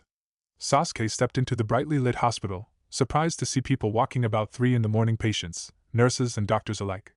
He made it to Naruto's room without being harassed and went inside, eyes adjusting to the darkness. Naruto was still strapped and tubed, still obviously drugged into oblivion. Sasuke shook his head as he moved to the windows and quietly newspapered them up for Naruto, for when they stopped drugging him and he was completely lucid again.